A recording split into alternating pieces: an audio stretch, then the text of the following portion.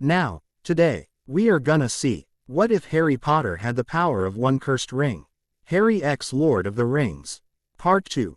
Join Patreon for early ACESS and exclusive content of Super Op stories. Also adult and steamy Harry Potter stories too. Please subscribe this channel, because definitely I will try my best to provide a valuable content for you all. Also CK the description to support the original author for this beautiful creation. It seemed to the redhead that they were going down an incline. To his right, he pondered he could hear water. Sometimes it was louder than the other times. But it was always there. After a bit, he pondered that they were passing through a narrow place. At least, if he deviated from the straight path even by a little, his shoulders brushed what felt like smooth stone walls. The Gondorians guided him along with a firm hand on his shoulder and his own hand on the shoulder of the Gondorian ahead of him. Suddenly, he felt himself lifted into the air, and carried forward for a little way, and set on his feet again. Behind him, he heard a startled squeak and recognized it as the clever girl. Before he could think, his hand snaked for his wand. "No," remarked the Gondorian behind him. "She's come to no harm. He's telling the truth," came the clever girl's voice. "I was just startled a little, that's all." She chuckled. "Whichever of you moved to defend me, though, thanks. That was very gallant of you." All three of them did. That voice sounded like Mablung. I must say, their reaction was remarkably swift. The redhead smiled slightly behind his blindfold. Shared hardship and shared peril had forged a team from the disparate foursome that had set out from Hogwarts. He knew that if he, or the boy W.I.T.H. the Scar, or the blonde Slytherin, had been the one to be audibly startled, the clever girl would have gone for her wand as quickly as he had. All for one and one for all, he pondered, remembering a Muggle movie the boy with the scar had described to him once, the Three Mustaches, or something like that. Suddenly the redhead felt himself being spun round and round, so that he lost track of which direction he had come. Then he was climbing what felt like a flight of stairs, as the sound of water became faint, before being picked up and carried what felt like a long way down. Then he heard the water again, close and loud. He couldn't tell which direction it was, the noise was all around him. Then he felt water, as though he were outside in the rain. When he was set back on his feet, he wondered if they were where they were going, or if there was more walking blindfold to be done. Faramir's voice rang out. "Let them see." The blindfold was removed from the redhead's eyes, and he gave a gasp of wonder. For before him, with the sun shining through it in 1,001 hues at once, was a curtain of water.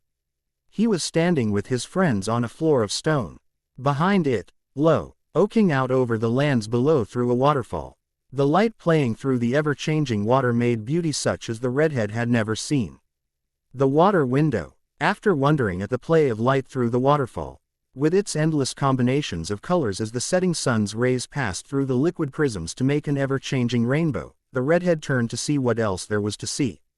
Rather to his disappointment, the rest of the Gondorians' hideout didn't live up to the glorious beauty of their window.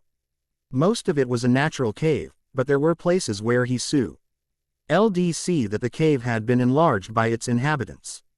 There were piles of what glanced like trail food, and stores of weapons. He could see thousands of arrowheads, swords in waxed leather sheaths, and helmets, cloaks, brigandines, arrow shafts, and things he couldn't have put a name to. "Well, here we are," remarked Faramir. "It is no great palace, but we can at least pass the night in shelter here.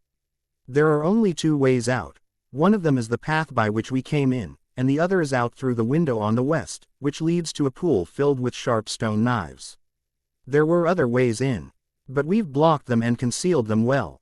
We'll eat shortly." He left them together, for the first time since the redhead had led his friends to the Gondorians who had tried to capture him. The other Gondorians seemed to accept their presence without comment. The boy with the scar gathered his friends around him with a gesture, and the redhead went over to join him. "This isn't a bad hideout, at all," remarked the blonde Slytherin. He glanced around with an appraising, professional air. "That window being concealed by the waterfall makes sure that there's always fresh air. I'd bet my wand that the path we went up would puzzle even Gollum." "You know, they seem to have forgotten him," murmured the redhead. "They knew that there were 5 of us, and that one was barefoot." I think that our being quite a bit more than they were expecting to find threw him clean out of their minds. He shuddered, remembering how he had felt with Gollum's lambent eyes on him, sizing H. I am up like a turkey a week before Christmas. The gods willing, we've seen the last of him. From your mouth, to the gods' ears, the redhead. Remarked the clever girl fervently. The way he glanced at me, and the way he always referred to me as pretty girl, gave me the shuddering creeps. If I ever see him again, it'll be about 100 billion years too soon. She shut her eyes, a look of revulsion crossing her face. The only reason I put up with him is because he might be useful. He's been through this country before. He's a real expert on wilderness survival. Remember those rabbits? Real well, the clever girl. Remarked the boy with the scar, speaking for the first time. He put his arm around her shoulders, and she leaned into him. I remember something that Gandalf told me at Rivendell, before we set out. He talked to me at length, alone, since I'm the bearer of the burden. Shall we say, he quirked a rather the blonde Slytherin Malfoy-ish grin. He told me a lot about Gollum. Although I loathe Gollum, I also understand him, and I pity him, from the bottom of my heart. The grin grew wider, and even less cheery. If nothing else, he's what Professor Binns would call a memento mori, at least for me. A memento mori. The clever girl gave the boy with the scar a puzzled look, echoing the redhead's own bafflement. A memento mori was something the Romans did at their banquets, bringing in an effigy of a skeleton in a coffin to remind the banqueters that even at the height of their fun, death was never far away. That's where the expression, a skeleton at the feast, came from. She grinned, her old flashing grin that one could miss if you weren't looking at her at just the right time. If there's something I'd think was redundant, here and now, it would be a reminder that death's not far away. Right now, I wouldn't exactly bet my gringotts account on any of us surviving. For me, he's a living example of what I'd probably turn into, if I accept the bargain the Wheel of Fire offers me, every night in my dreams, murmured the boy with the scar. He was once a hobbit, not too different from Bilbo, but he had the burden for centuries, and it altered him into what you see. The boy with the scar shut his eyes, shaking his head. No matter what, even if I go into the cracks of doom myself, I don't want to turn into another Gollum. He gave his friends a haunted look. They call me the boy who lived, but there's worse things than dying, I think. I think that Voldemort's learning that, back where we came from. If he had ever met Gollum, he'd have a better idea of what he's trying to do to himself. The boy with the scar sighed. I can't hate Gollum. I pity him, and I care far too much about all of you to wish that you understood why I pity him. With that, there seemed to be nothing more to say. The four broke up. The redhead was quite conscious that they were in the power of the Gondorians, and he didn't want to fight them. He felt what the boy with the scar had on him. They'd go mad and try to take it from him. Not arousing their new companions, suspicion of them more than necessary struck him as eminently sensible. Faramir came over. We've got some bunks for you to lie up on, till dinner's ready. Our scouts are still reporting in. As the redhead sat back on the bed they offered him, the men went around the cave, working in wordless coordination that reminded the redhead of the house elves in the kitchens of Hogwarts, cooperating to put together a huge feast for the school.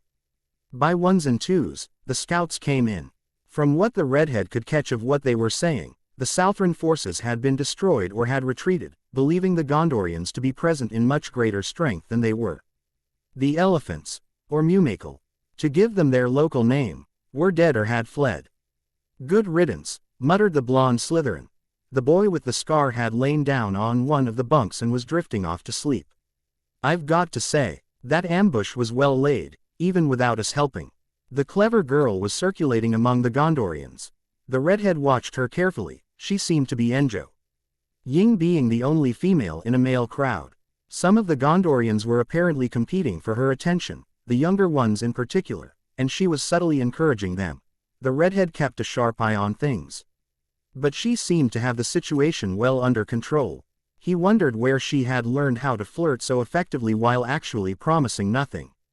Glancing over at the blonde Slytherin Malfoy, the redhead noticed that he was watching the clever girl too. Growing up the way I did made me suspicious of my own shadow, Weasel, murmured the blonde Slytherin. Even if I'd never attended a Death Eater's party, 5 years among the Slytherins would turn anybody into an intriguer. He gave the redhead a rather haunted grin. Sometime, you'll have to tell me, what's it like having a family you can actually trust. After a while, the clever girl came back over and rejoined her friends. From what I can tell, things are on the up and up, she muttered. Still and all, Al. Though a night under shelter in a safe place will be wonderful, I won't really feel secure while we're here. She glanced around. If things turned ugly, I wouldn't fancy having to fight my way out of this place. Let's try to keep the scene serene. The blonde Slytherin motioned the others to silence as one last scout came in. He went up to Faramir and reported. All seems quiet, Lord Faramir. No sign of the enemy. Not even an orc scout. I did see something odd, though, something I haven't seen before. What was it that you saw? Questioned Faramir. The redhead strained to hear without seeming to eavesdrop. He had a sickly feeling that he knew what the scout was going to say. If it wasn't an orc, or a Southron, what was it, Mablung? Mablung glanced rather puzzled. To be honest, I don't know. Of course, it was getting on toward evening, and it may have been something harmless. It was small, and when it saw me coming, it went up a tree as fast as a squirrel. You don't want us shooting animals for no reason. And I couldn't get a clear shot, so I didn't try to shoot it. It hissed at me, or so I pondered. I pondered it might be one of the black squirrels of Mirkwood. If that's so, it's a bad sign. We don't want the strays of Mirkwood here, remarked Faramir. The redhead pondered that he gave the Hogwarts students a fishy look. The redhead gave him back the sort of blank low. Okay, he had once used to convince his mother that he hadn't done the things he actually had done. Bloody Gollum, he pondered bitterly. I hope they never find him. Beside him, the boy with the S. Car and the blonde Slytherin had fallen asleep. Their faces were wiped free of the care and strain that had become their usual expressions on their terrible journey, and the redhead envied them this moment of peace. The clever girl leaned over the sleepers. Her touch as gentle as the mother the boy with the scar had never known. She took his glasses off and slipped them into the pocket where he kept them. Feeling the redhead's eyes on her, she glanced up and smiled.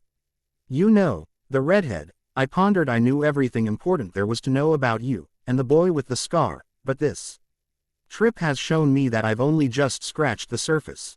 I didn't know that the boy with the scar fell asleep sometimes without taking off his glasses. A soft snore came from the boy with the scar, and she glanced at him. Profound tenderness in her face. I also didn't know that you and the boy with the scar both snore.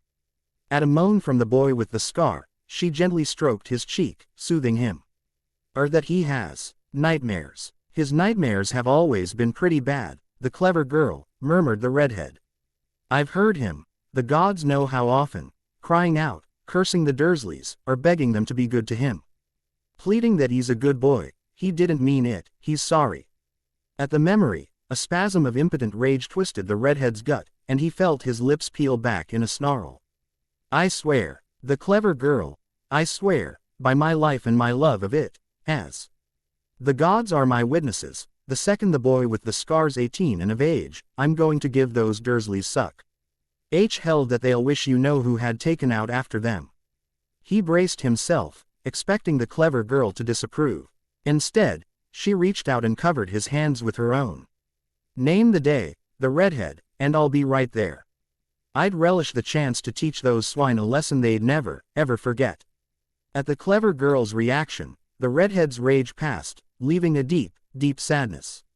What sticks in my throat the most about it is that the boy with the scar doesn't deserve such treatment. He's sweet-natured, polite, and a good kid. If he was as awful as, say, his cousin, Dudley, I could see mistreating him. Even if I couldn't excuse it. You've met Dudley. Curiosity lit the clever girl's face. Is he really as awful as the boy with the scar says he is? I've never met him myself. The boy with the scar doesn't like talking about him much, at least not to me.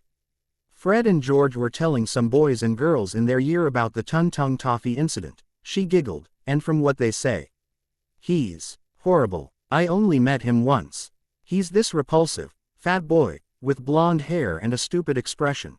The redhead grinned at the clever girl.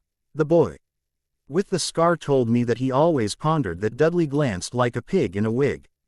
To my mind, that's slander, and if I were a pig in a wig, I'd demand an apology. The clever girl dissolved in giggles. The redhead continued, and from what the boy with the scars remarked, he's not as nice as he looks. He's a bully. He bullied the boy with the scar for years, and every other kid he could. His parents make excuses for everything he does, and never punish him. In a way, I almost feel sorry for the poor stupid lump. At the clever girl's questioning expression, the redhead explained, sooner or later, he's going to have to face the big outside world without Daddy and Mummy there to make it all better, and he's going to have the shock of his life. I can't see any employer, wizard or muggle, putting up with his fake tears when he doesn't get his own way. One of the Gondorians came over, and cleared his throat. The redhead and the clever girl glanced up. Forgive me, but our meal is ready. If you could let your friends know that it's time to eat. He held out a bowl of water. The redhead gently shook the boy with the scar and the blonde Slytherin, and when they had awakened, the Hogwarts students plunged their hands into the water, scrubbing days of grime away and then splashing cold water on their faces. When that was done, the redhead felt wonderfully refreshed, and realized just how hungry he was. Hunger had become so normal that he didn't notice it anymore. The Gondorians showed their guests to seats on benches, on two sides of a table laden with ray they ate. The Gondorians stood and glanced west for a minute in silence, and the four wanderers followed their example. When they sat down, Faramir saw a questioning look on the clever girl's face. That is our custom. We look west, to Numenor that was. And beyond that, to Elvenhome that is, and beyond that, to that which is beyond Elvenhome and shall ever be. Do you have any such custom in your home? The clever girl glanced ponderateful. Some of us pray before meals, but that custom is going out of use. Other than that, we have many, many customs. Our home is composed of many nations and peoples, and each has its own customs. Some of them will not eat meat at all, others will eat some meats but not others, and those must be butchered and prepared in specific ways. How strange, remarked Faramir. He leaned forward, eyes alight with curiosity. I know the ways of most of the peoples of Middle-earth, but you are something new and never seen before. How our scholars in Minas Tirith would love to question you. The clever girl smiled broadly. I'd love the chance, someday, as long as I get to ask questions in my turn. Of us four, I love learning the most. She gave her friends a slightly sardonic smile.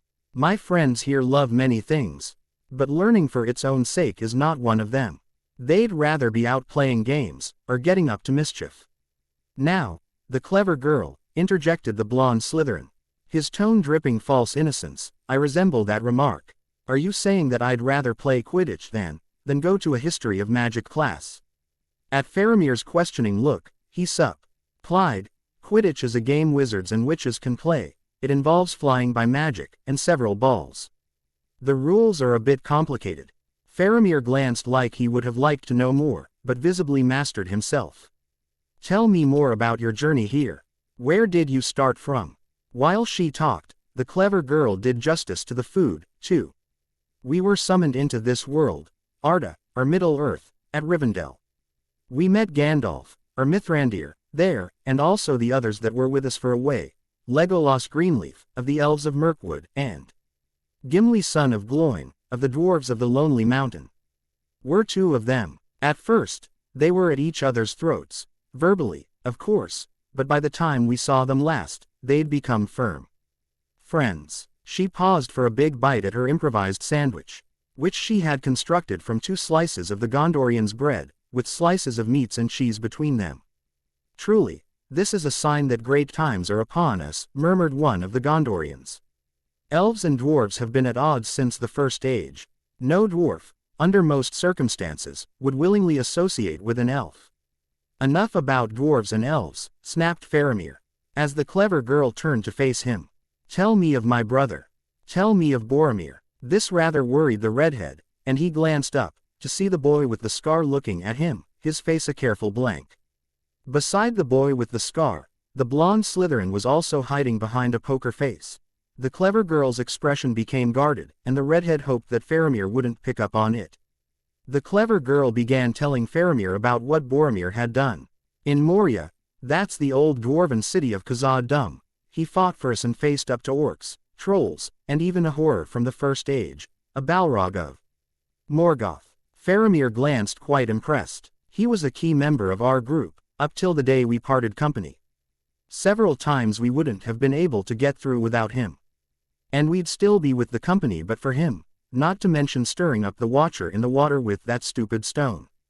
Pondered the redhead, keeping his face as blank as he could. Years of practice at trying to keep his mum in the dark about who was responsible for the latest pranks served him well. It would have grieved Boromir to run from orcs, remarked Faramir.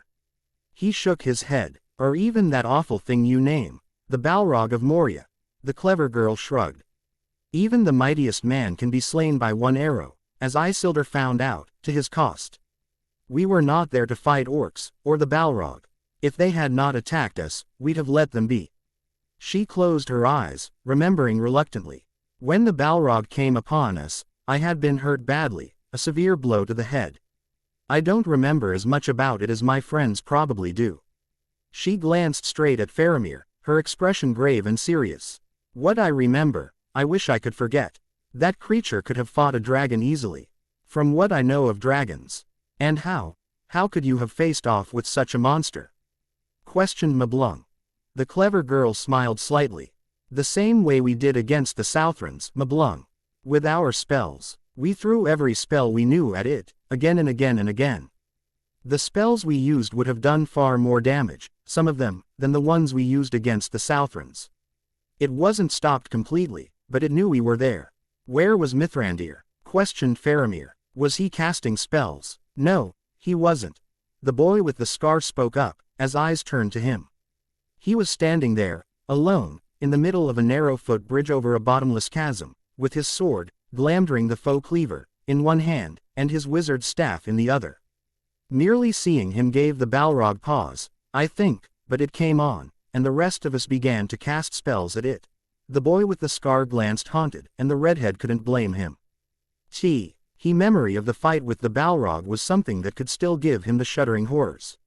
And then what happened? Faramir's voice was kindly and gentle and understanding. He had been in combat himself.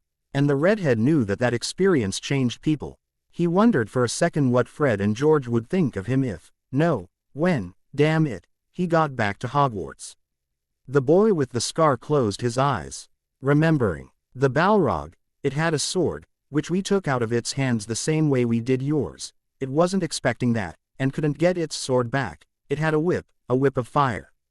It swung the whip, and Gandalf broke the bridge. It was standing on the bridge, and it fell. But Gandalf, excuse me. Mithrandir, we know what you mean, remarked Faramir. You knew him as Gandalf. And we understand you when you speak of him so. Gandalf.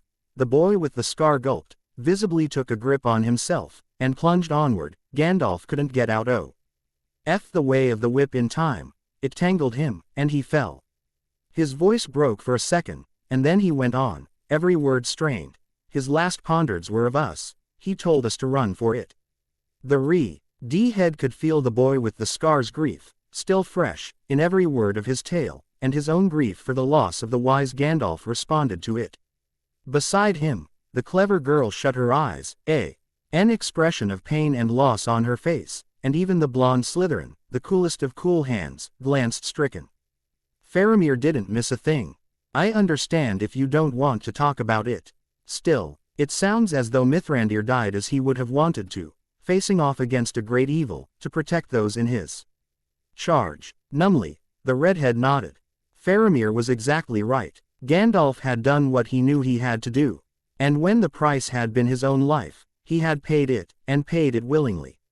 Just as we are probably going to pay, before this is over, a voice in his head jeered. The redhead shut his eyes, willing that voice to go away. He had been tempted before to abandon their quest. At Rivendell, he had been given the opportunity to go back, and he wouldn't have minded staying in Lorien. Not one bit, but he had meant what he had told Gandalf. If he abandoned the quest, if he turned his back on his friends, strange, to think of the blonde Slytherin Malfoy as a friend. But he had never really known the blonde Slytherin as a human being before this journey. Somebody would survive, wearing his body, answering that the redhead didn't think he'd much like. Till would not mind knowing just what your errand is, that it would lure Mithrandir into the black pits of Moria to his doom, mused Faramir. It seems to have something to do with Isildur's bane, even though you are not halflings. And, before you say anything, Miss Granger, he gave the clever girl a slantendicular look, and she blushed slightly. I do not think for one second that the references to Isildur's bane have anything to do with an orcish archer. The redhead glanced at the blonde Slytherin. The blonde Slytherin mouthed cornered at last, and the redhead unobtrusively loosened his wand in its sleeve sheath, so that he could reach it in a hurry. They had managed to con the Gondorians for quite a while, as well as dazzling them with magical pyrotechnics, but Faramir was on the scent of the truth.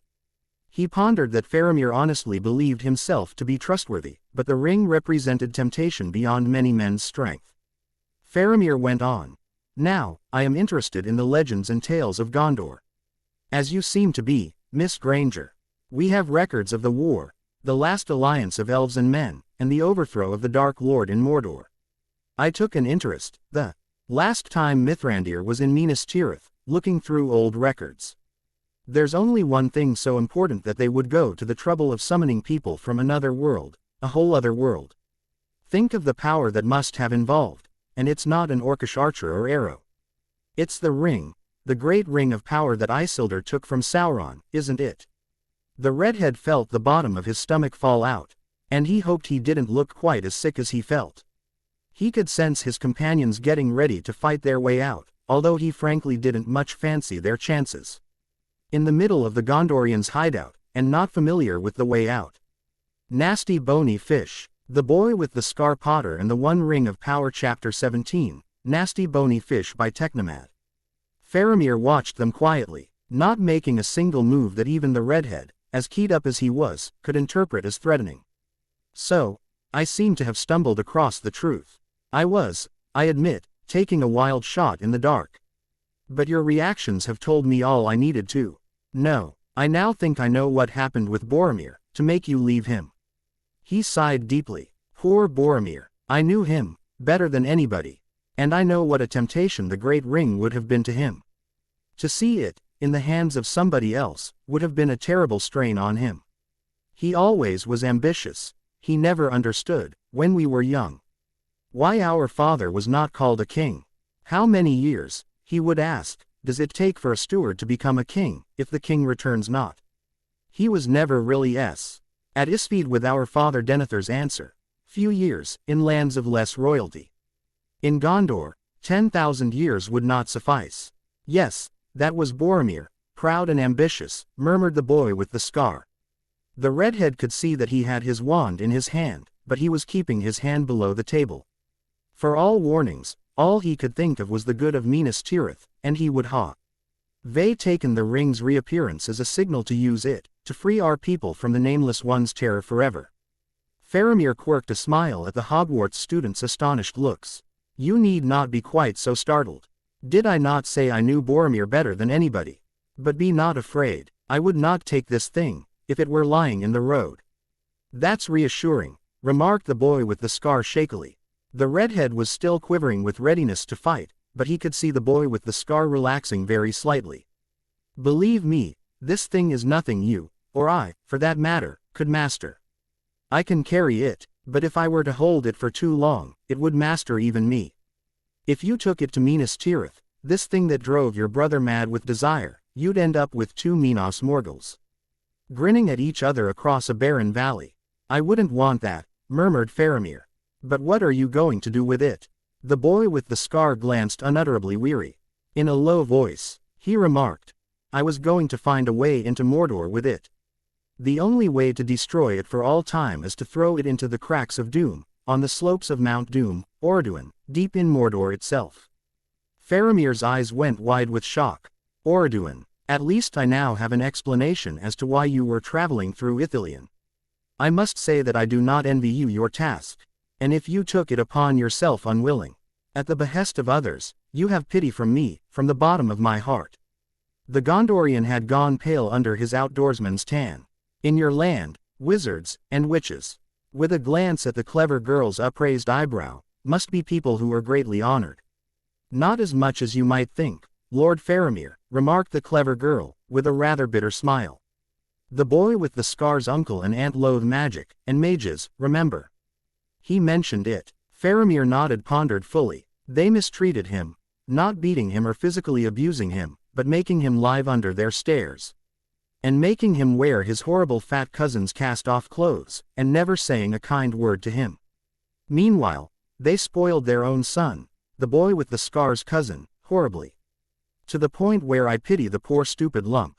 Now that would not be acceptable in Minas Tirith, remarked Faramir, sitting up and looking very stern. Our training is stern, and our parents often distant. At least in the noble houses, the houses of the Numenor descended, but to deliberately mistreat a child is beyond the pale. The steward's law, and the old king's law, are very strict on that subject. Faramir shook his head in disgust at the antics of the boy with the scar's relations. But, other than such folk, how are wizards seen?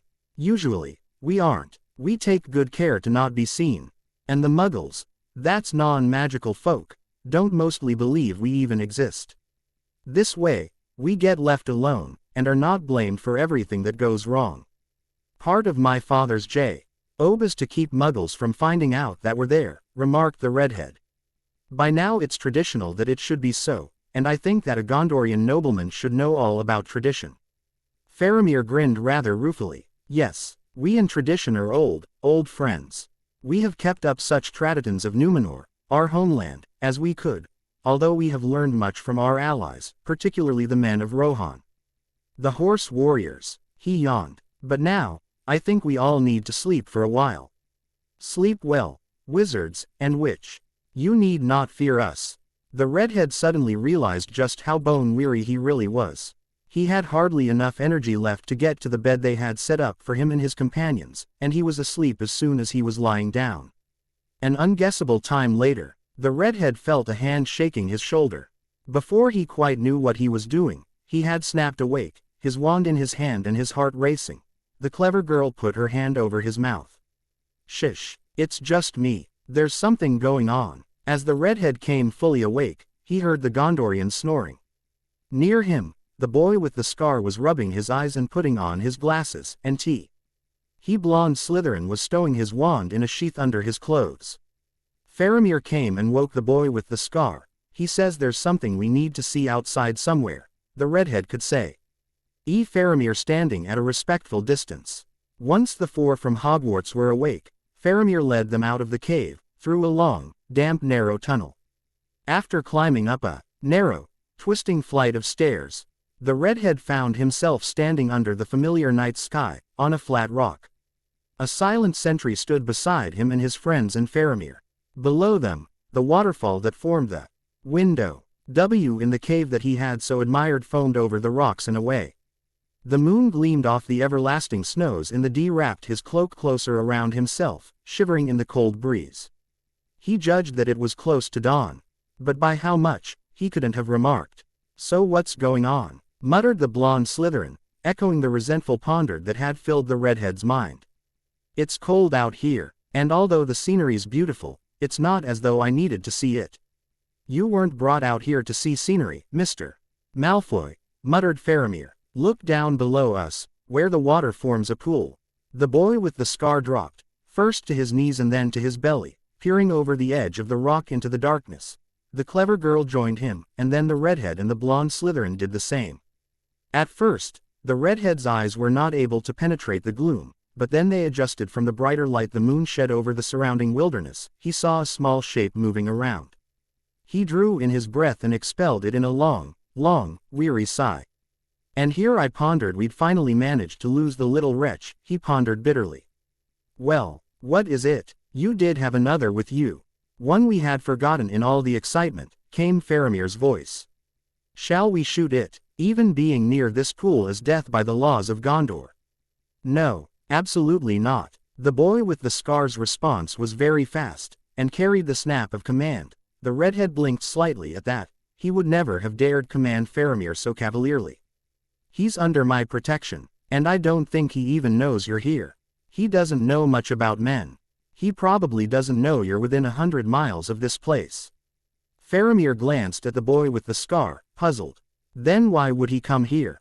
Quote. The clever girl smiled. Fish. He loves fish. Below them, the small shape dove into the water, leaving hardly a ripple. After a minute, it surfaced, and swam for the shore, a small, flopping thing in what had to be its mouth. It pulled itself up onto the shore and hunkered down. Faramir shook his head. Fish. It is a less perilous thing to seek here, but, even looking on this pool's an offense that brings death. He raised his hand as if to signal to the sentry, who drew his bow. The boy with the scar pulled out his wand, not pointing it at anybody, letting both Gondorians see that it was there. He rolled away from the edge of the rock, and his friends followed him, spreading out to either side of him, with the clever girl on his right side, the redhead on his left, and the blonde Slytherin to the redhead's left. The boy with the scar jerked up his head slightly, in a gesture that reminded the redhead achingly of their lost friend Aragorn. The moonlight glittered on his glasses. At the sight of the Hogwarts student's reaction, Faramir shrank back slightly, raising his hands in sign of peace. The sentry unbent his bow, looking uncertain. The redhead remembered him from the fight with the Southrons, and knew that he knew what the boy with the scar and his companions could do, if sufficiently roused. Did we offend you, Mr. Potter? If so, we didn't mean to. Faramir's voice trailed off under the boy with the scar's icy stare. No, I don't want him killed, or hurt if it can be avoided. I remarked that he's under my protection, Lord Faramir, and I would not like it if you broke my word, without my having so much as a voice in the matter. The boy with the scar's voice was soft, and his manner was mild, and as he smiled at Faramir under the setting moon, the redhead shivered with fear. What had happened to the old, mild-mannered the boy with the scar Potter, quiet and deferential to authority figures? This the boy with the scar Potter would have told Professor Snape where to get off. We can capture him, Lord Faramir. We've done it before. The clever girl glanced at Faramir, her dark eyes unfathomable in the moonlight. I don't think he realizes his danger, and I'd rather not shoot him in the back. Her mouth twisted. He seems to like me, the gods only know why. After a minute, she added, he's been our way through great danger, the dead marshes, and I don't think that Gandalf, or Mithrandir, as you call him, would want him hurt. He forbade the elves of Mirkwood to hurt him. Faramir nodded. Very well. There's a path down to the water to your right. Good luck, Miss Granger. Go with her, the redhead, remarked the boy with the scar. The blonde Slytherin and I will keep watch on things from up here. At the boy with the scar's command, the redhead moved off, following the clever girl down the path to the water. As they slowly clambered down, they began to be able to hear Gollum's voice over the burble and hiss of the waters. Ack, SSS, nice fish, good fish, makes us as strong, makes eyes as bright and fingers as tight. White face is gone, we hates it, Gollum. Curse them, they took our precious. Throttle them all, if we gets chances. Fish, good fish, and on it went. The redhead fingered the hilt of his sword. Gollum didn't seem to know they were there, and they were close that he could have had the miserable creature's head off his shoulders before anybody could stop him.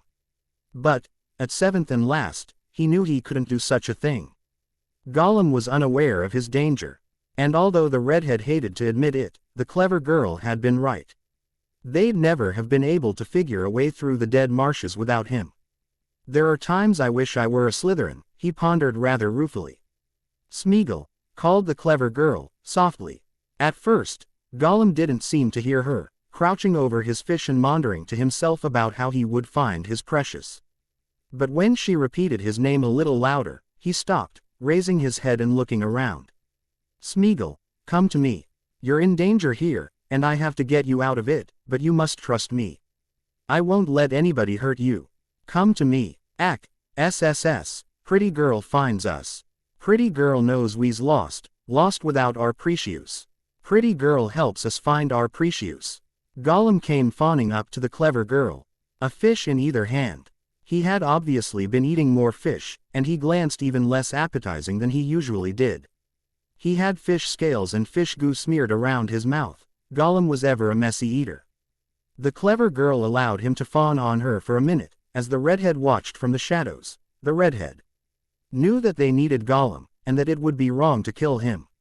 And the redhead wanted to blast Gollum into a million pieces for daring to touch or look at the clever girl.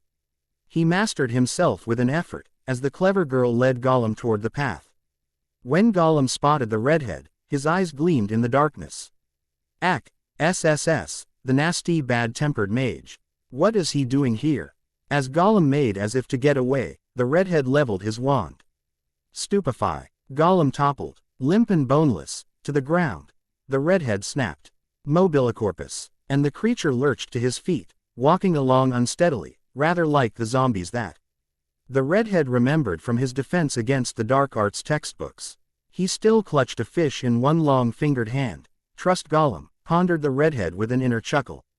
Between the Mobilicorpus charm and several levitating charms, the redhead and the clever girl got Gollum up to the top where Faramir and the archer, Anborn, if the redhead remembered his name right, were waiting. The boy with the scar and the blonde Slytherin. The Gondorian's eyes widened at the sight of Gollum shambling along under the Mobilicorpus charm. We could use that in Minas Tirith, to deal with lawbreakers, muttered Anborn. When you get back, would you be interested in talking to our chief of constables about working for him? You were a constable, questioned the clever girl. How are they organized? Do you have much of a crime problem in Minas Tirith? The redhead hid a smile. Some things really, truly, never did change. The day she quits being eager for new facts, we'll probably be burying her, he pondered. Anborn began telling her all about his exploits fighting. Exploits, the redhead noticed with some concern, that always seemed to end up with him starring as the hero of the day. The clever girl lapped up every word, nodding at the right times, while Faramir stuffed the unconscious Gollum into a large leather bag. When they were back in the Gondorian's hideout, the redhead took out his wand and cast a quick enervate charm, to bring Gollum back to consciousness. When Gollum came to, he squeaked with terror to find himself in a strange, candle-lit place, among so many tall, stern-looking men. Where are we, Precious? He gibbered. How did we get here? He whirled, dropping the fish, and grabbed the clever girl. Help us. Nasty men wants to kill us, Gollum, Gollum, Gollum. The clever girl unloosened his hands from her clothes, with a shudder of revulsion. The redhead hoped Gollum wouldn't pick up on it. He loathed the creature, but knew that they still needed his help. She is not the person you need to talk to, creature, remarked Faramir, leaning close and looming over Gollum. I am taking fish from the pond where you were. Taking them as death by the laws of Gondor. Don't want fish, muttered Gollum, dropping the fish he had taken onto the floor. It is not the fish, but even looking on the pool, that entails death, remarked Faramir sternly. I have spared you because your companions have questioned me too. But you must satisfy me about your purposes. What is your name? Where do you come from? Why are you near here? No name, whimpered Gollum. Lost and empty. We are hungry, Gollum, hungry, and big strong men say they will kill us, just for a few nasty bony fishes. So wise they are, so very just. Come here, remarked Faramir. He bent down and glanced Gollum straight in his eyes. Have you ever been here before? Have you ever seen this place before? Gollum could not meet his stare at first, but finally returned Faramir's stare, the strange light going out of his pale eyes. He remarked nothing, but slowly shrank down and squatted on the floor of the cave. Never came here, never come here again, he muttered. Never. Faramir glanced at the boy with the scar, his expression rather troubled, then turned back to Gollum. There are locked doors, closed windows and dark rooms in your mind, creature. But I think that in this, you speak true. What oath will you give? Never to come here again, and never to lead anybody here or tell where this place is. The redhead quite admired the phrase about locked doors and closed windows, and stored it away in his memory. He pondered that in some ways, it fit several people he knew at Hogwarts remarkably well, particularly Professor Snape in one of his evil moods. Master knows, whispered Gollum. He crawled over to the boy with the scar, who stared at him bleakly. Nice master knows, yes he does. Groveling at the boy with the scar's feet, he whined. Save USS, nice master. Save USS. We swears to it, that we never comes here again. Smeagol promises precious. Yes, he does, Gollum. The boy with tea. He Scar gently detached Gollum's fingers from his tunic, an unreadable look on his face. Will he keep this oath? Questioned Faramir. I would not trust him to keep any promise he made. Yes, he would. You must either accept his oath, or kill him, and you know that killing him would displease me. The boy with the scar glanced at Faramir, cold command radiating from every inch of him. If nothing else, I promised that no harm would come to him, and that I'd protect him. The clever girl chimed in, raising her chin and giving Faramir a look that put the redhead in mind of Professor McGonagall at her most strict. What you got from him is the best he can do, I think. Very well. Will you accept responsibility for this creature? Faramir questioned. He glanced quite doubtful about the wisdom of letting Gollum go, and the redhead couldn't blame him for a second. The boy with the scar shrugged. Well, you haven't quite decided what to do with us. We've been comrades in arms, but you wanted originally to arrest us. What do you say about us, first? Faramir smiled. For your services to Gondor, I declare all 4 of you free to travel in all Gondorian territory, with the sole proviso that coming here to this outpost without permission is forbidden. This will last for a year, and then lapse, unless you present yourselves at Minas Tirith to apply for an extension, and I promise to speak for you in that case. And to urge that this freedom be granted you for all of your lives. And it applies to anybody you take under your protection. The boy with the scar bowed. On behalf of my comrades, I thank you, Lord Faramir. And do you take this creature, this, Smeagol, under your protection? Questioned Faramir. To the redhead, the exchanges had a rather ritual quality, and he say, NSED that this was a standard ritual indulged in by the men of Gondor. I do take Smeagol under my protection, remarked the boy with the scar, with a small sigh. The redhead had known him a long time, and knew that he was rather reluctant to have anything more to do with Gollum, but that if he abandoned Gollum, the boy with the scar would never, ever forgive himself. Conscience is a harder master than Professor Snape ever pondered of being, he pondered to himself rather ruefully. Faramir glanced at Gollum very sternly, and the gangrel creature quailed under his stare. Then, Smeagol, I say to you that you are under doom of death. But that while you are with the boy with the scar Potter, the clever girl Granger, the blonde Slytherin Malfoy and the redhead Weasley, you are under their protection, for our part. But if you are found in lands of Gondor without them, you will be killed, and may death find you swiftly, in any land, if you betray them. He leaned down and glanced closely at Gollum. Now, tell me, where were you leading them? It's a place called Cirith Ungol, volunteered the clever girl, seeing that Gollum wasn't going to answer.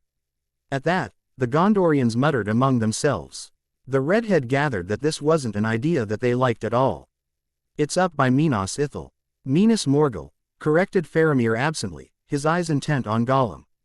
Tell me, creature, have you ever heard that name before, Cirith Ungol? Gollum cowered. No, yes, maybe, once, long ago. But what does nameses mean? Nice master, pretty girl and their friends wants to go into Mordor, so we shows them an open path, yes. We shows them the only open path into the Black Land. Faramir glanced very skeptical at this. The only path. He cocked his head on one side, and rubbed his chin. And how do you know this path? Does anybody at all know all the ways of that dark land? He came to a decision. We will speak of this later. Go with Anborn, as that worthy appeared to escort Gollum away, and do not try leaping through the water curtain. There are rocks below there that would cut you off in the prime of your years. Go now, Smeagol. He cast a martyred look at the cavern floor, where Gollum's fish lay. And take your fish. Anborn led Gollum away, and Faramir turned to the boy with the scar, his face troubled. I don't think you should follow that creature, the boy with the scar Potter, he remarked. He is evil, and has plans of his own. I think he knows far more of Cirith Ungol, a name we know, and know nothing good of, than he's told you. The boy with the scar glanced suddenly utterly weary. I know he's got his own little plans. But what would you have me do? He spread his hands. Would you have me go to Minas Tirith, bearing this thing? It drove your brother literally mad with desire.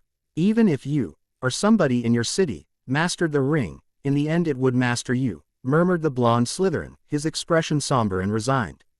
Would you like that? Would you like for there to be two twin Minas Morgul's, grinning at each other like twin skulls? No, remarked Faramir, his voice and face both troubled, I would not have it so. He glanced at all four of the Hogwarts students, his concern. But I would not have you follow this creature. If you wish, we would escort him to any point on the borders of Gondor that he names. It would do no good, Lord Faramir, sighed the boy with the scar. He would follow us, as he has done for many weary days and miles. That may be, remarked Faramir. Still, I do not think you are bound to go to Cirith Ungol. It is a place with a dreadful reputation. Something lives there, something evil. If you mention Cirith Ungol to the wise men of Gondor, they blanch and fall silent. There is a dark terror that lives there, in the passes above Minas Morgul, and Minas Morgul itself is an evil place, full of lidless eyes. Don't go there. Then where can I go? Questioned the boy with the scar. You say not to go there. But I'm bound into Mordor, one way or another. Every other way is worse. This thing I bear is evil, evil beyond your dreams. No matter where else I take it, it'll be the source of more evils than you can imagine. If I turn from my path, where could I go? Minas Tirith. He gave a short, bitter laugh. You remarked yourself you didn't want there to be two twin Minas Morgul's. No, I don't. If this is the only path there is, then you must take it. We won't be together much longer, the boy with the scar Potter, but you and your companions have my blessing, for what it may be worth. This Smeagol, does he know the nature of the thing you bear? He does. He bore it himself, for centuries, and it made him what he now is. At the boy with the scar's response, Faramir paled, and his hand twisted in an apotropaic gesture, warding off evil. We'll at least fill your packs with food, and set you on your way, remarked Faramir, pale under his tan. That, I think, is the least we can do. Also, if you will heed my advice, do not trust this guide, this Smeagol. He's done murder before now. I can see it in his eyes. Faramir glanced haunted. Beware of him. Someday, maybe, when all this is over, we can sit and tell old tales, and maybe you can tell me how you came into this world, and how you came to take up this quest. Your people are blessed, that you came from them. There didn't seem to be anything more to say, so they all went and turned in. The redhead in particular was glad to see his bed, and dropped off into a dreamless sleep. The Flower-Crowned King. The Boy with the Scar Potter and the One Ring of Power. Chapter 18, The Flower-Crowned King. The next morning, the four friends awoke to find Faramir still awake. He had not slept since they had come to the Gondorians' hideout. After washing, they ate breakfast with Faramir. We've stocked you with food, you were running low. While you're in Ithilien, you should have no trouble finding streams to drink from. But on no account drink from any stream that flows from Imlad Morgul. We call it the Valley of Living Death, warned Faramir. The clever girl pulled out her precious map, and Faram and the wanderers examined it together, as Faramir pointed out the road they would be going. To the redhead, it glanced fairly straightforward. Down the road, turn at the crossroads, sneak past Minas Morgul, and up through Cirith Ungol. And they would be in Mordor itself. Next to Moria, a memory that could still make him shudder, it glanced fairly easy, or at least, as easy as things could be expected to be here. On the borderlands of Mordor, he noted, uneasily, that the Gondorians themselves did not seem to think their road would be easy. Out of the corner of his eye, he saw several of the Gondorians give them pitying looks when they didn't think the boy with the scar or any of his companions could see them. He remembered Faramir's warning about an evil thing that seemed to live in the passes above Minas Morgul. And shivered. What are you getting into this time, the red-headed Arthur Weasley? He questioned himself. Something evil was up there. Something that could scare even these tough Gondorian soldiers. Men who were by no means unused to danger. The clever girl folded her map, stowing it carefully in her pack next to the strange weightless book the Lady of the Golden Wood had given her. She ran her fingers over it longingly, then closed her pack with a sigh. I wonder when I'll be able to read that. At Faramir's questioning look, she explained, it's a comprehensive history of Middle-earth. From the First Age onward, given to me by the Lady of Lorien, Lorelindorinen, as you call it. It doesn't weigh anything, and takes up no room in my pack." She smiled, and he redhead saw that Faramir couldn't help smiling back. Her happiness was incandescent, shining off her.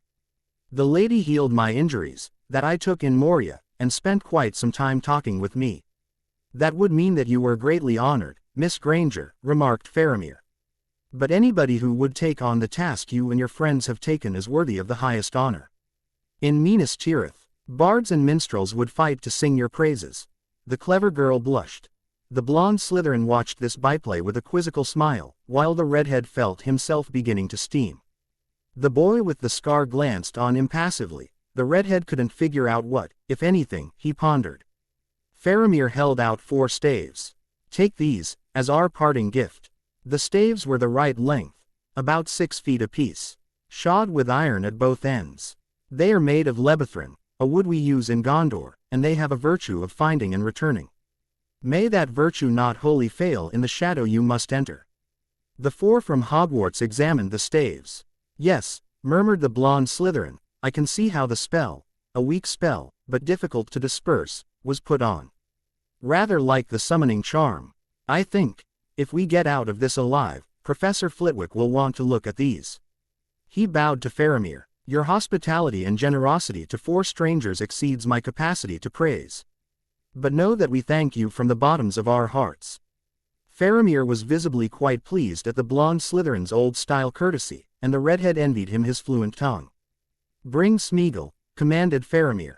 2 tall Gondorian soldiers appeared, with Gollum cowering between them. He grovelled to the boy with the scar, all but wagging his non-existent tail, as the redhead suppressed an urge to smack him a good one. "Ack, SSS, nice master and his friendses. Smeagol is glad to see master." The boy with the scar accepted Gollum's cringing as his rightful due with lordly unconcern. The blonde Slytherin caught the redhead's eye for a second, and they both shook their heads slightly.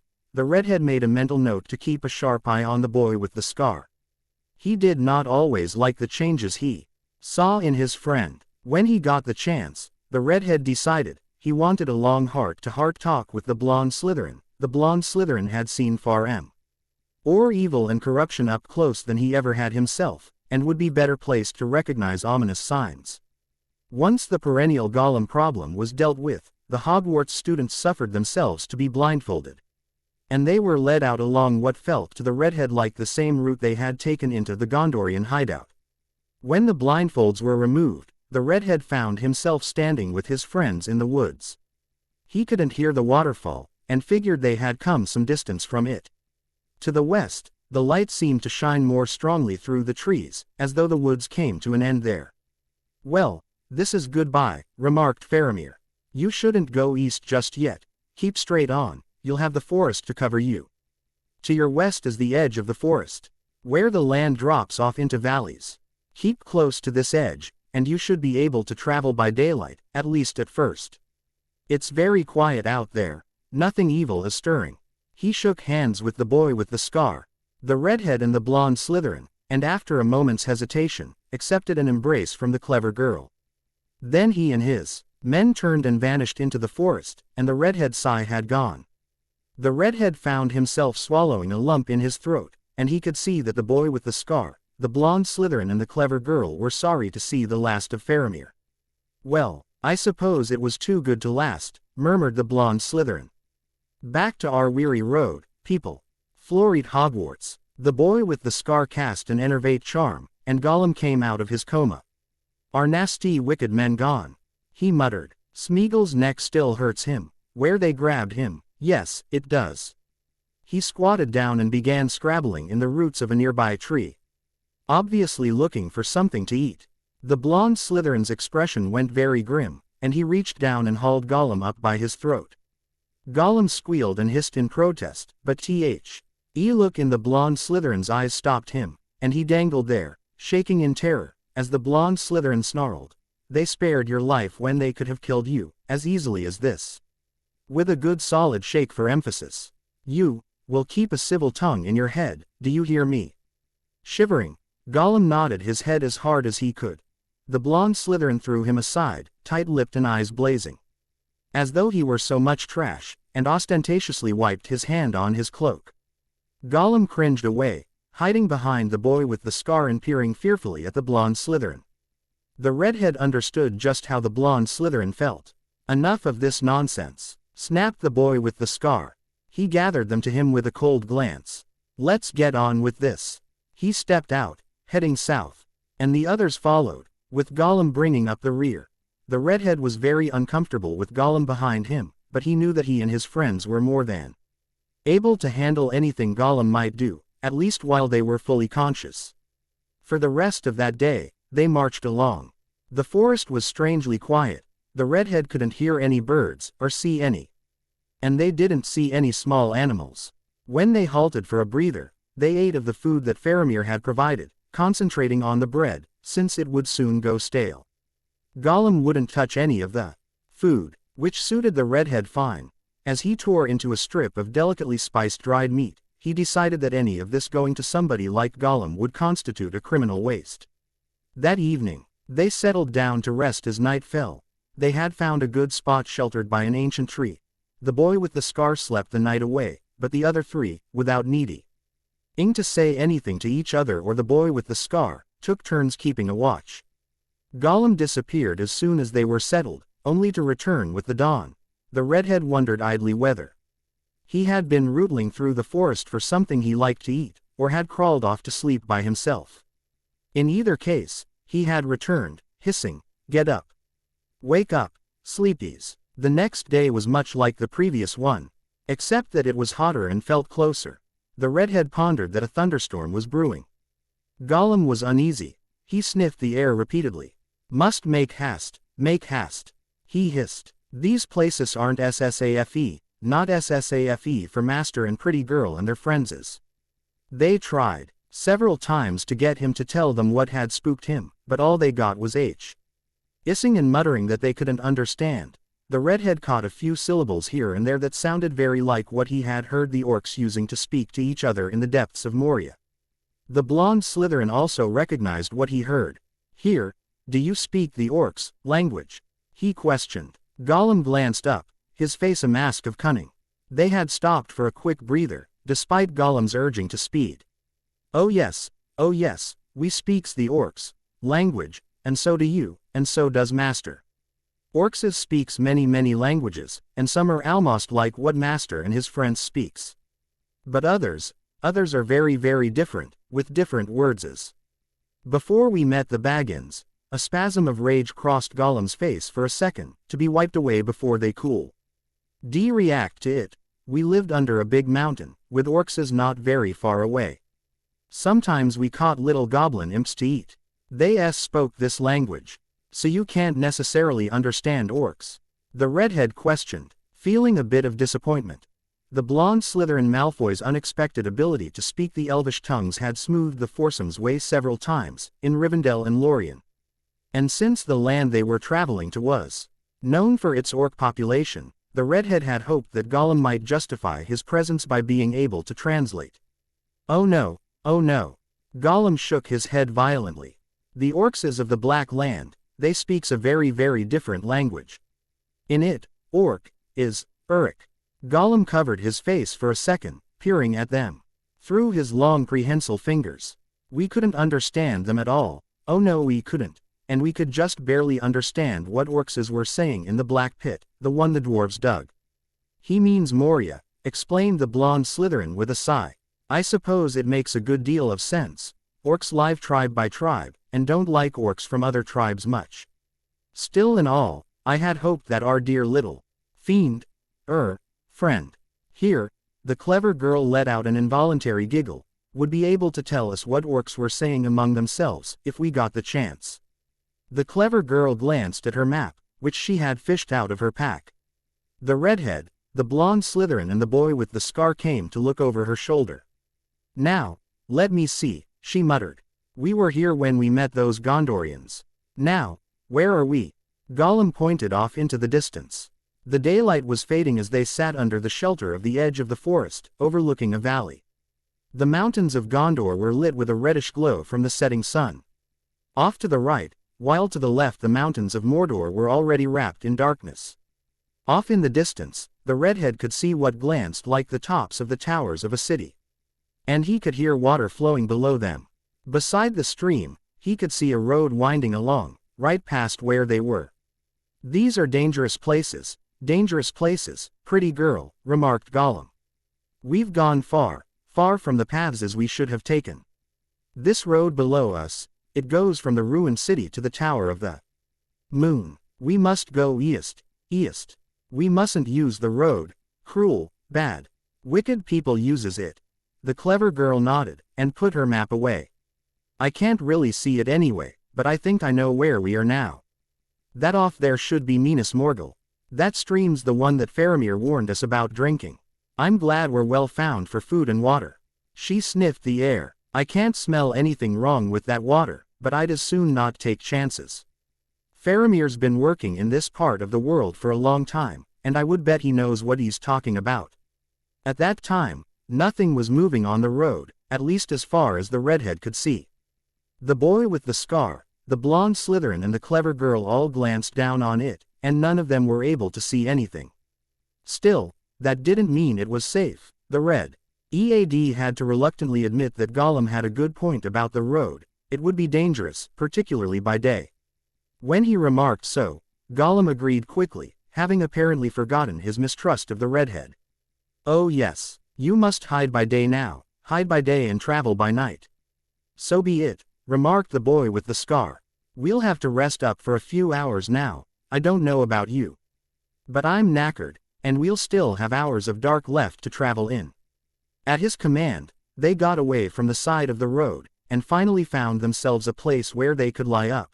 The redhead threw himself onto the ground.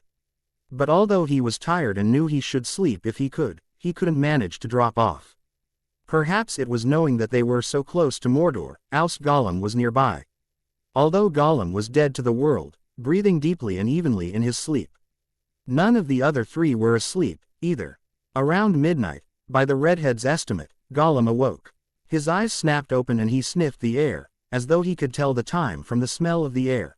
The redhead wondered if he really could, or if he were sniffing for enemies. "Are we rested? Have we had beautiful sleep? Let's go," whispered Gollum. The blonde Slytherin got up, stretching until his joints cracked audibly. Beside him, the boy with the scar and the clever girl tried to work the stiffness out of their muscles. "No, we aren't, and no we didn't, but you're right, we've got miles to make," grumbled the blonde Slytherin. He began to do some exercises to limber himself up that the redhead had seen his brothers doing before Quidditch matches, and the boy with the scar and the redhead joined him.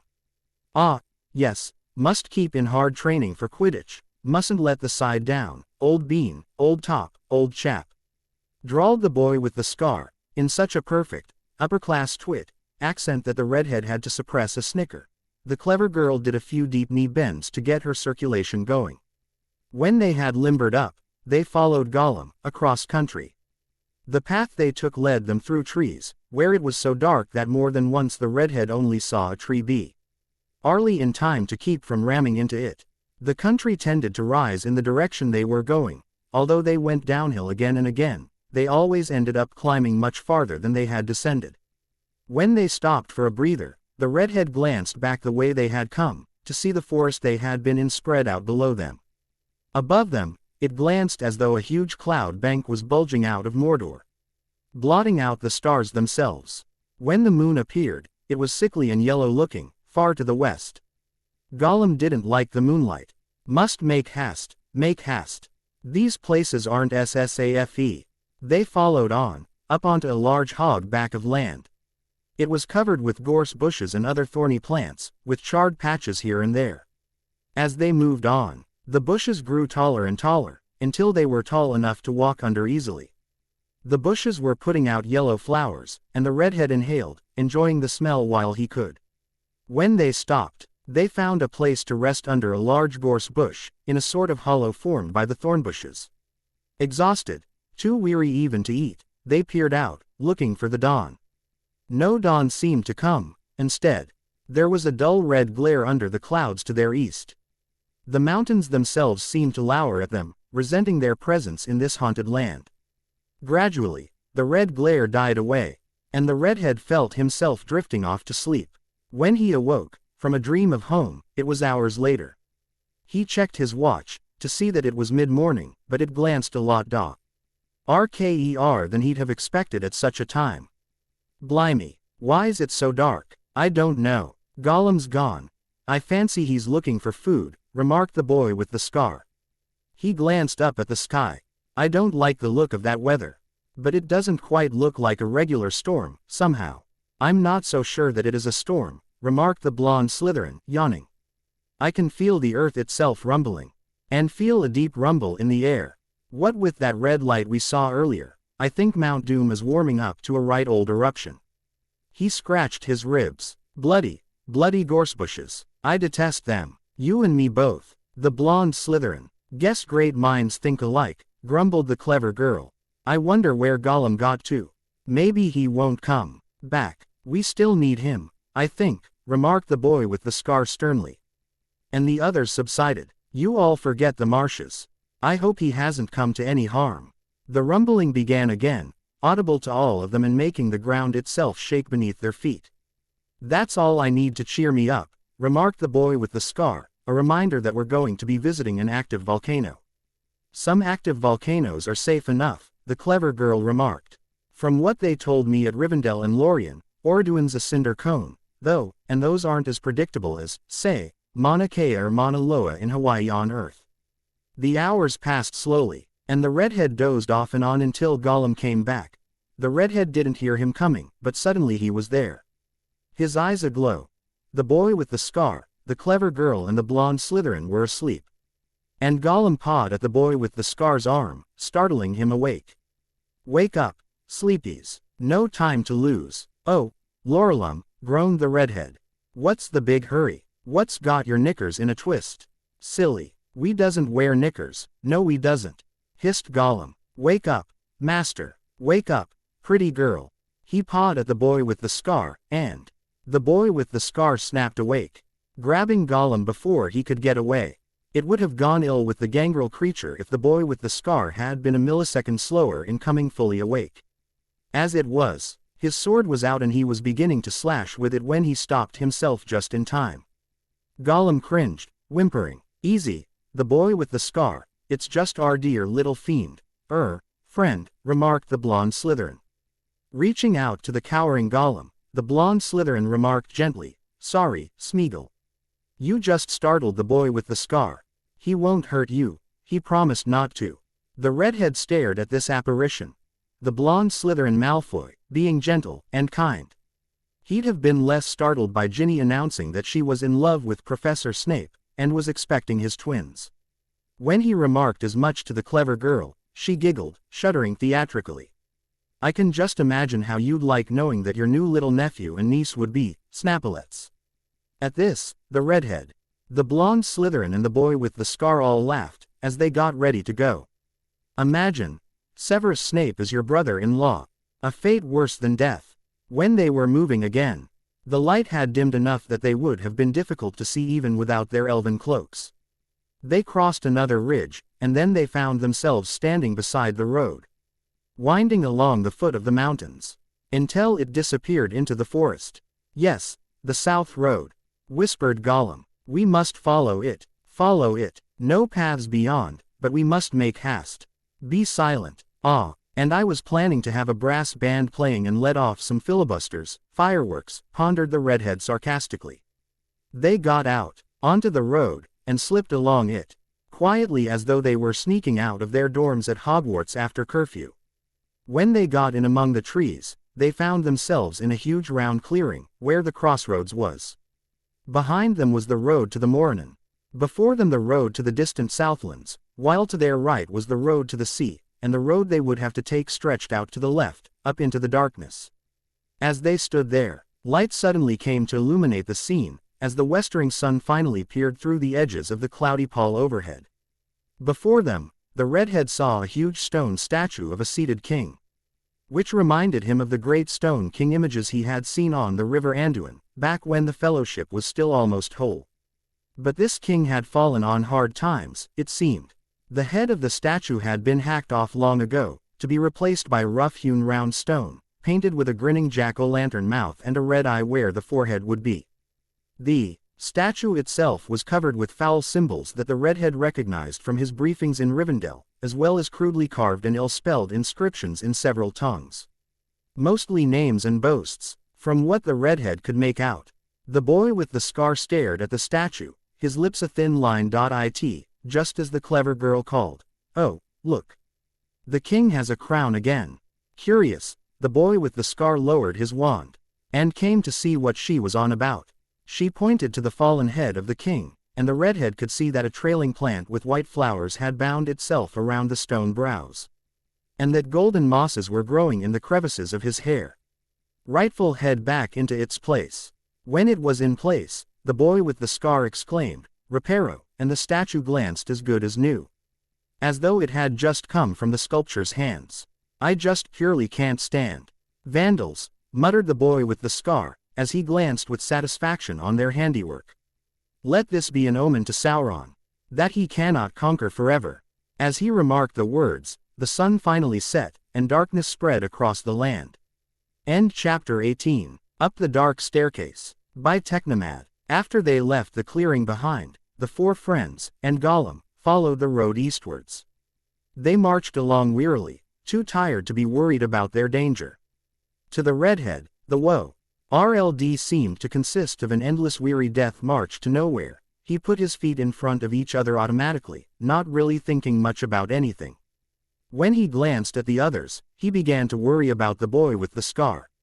His friend was walking along, his head held low, as though he were one of the zombies they had learned of from Professor Lupin, in their defense against the dark arts classes in their third year at Hogwarts.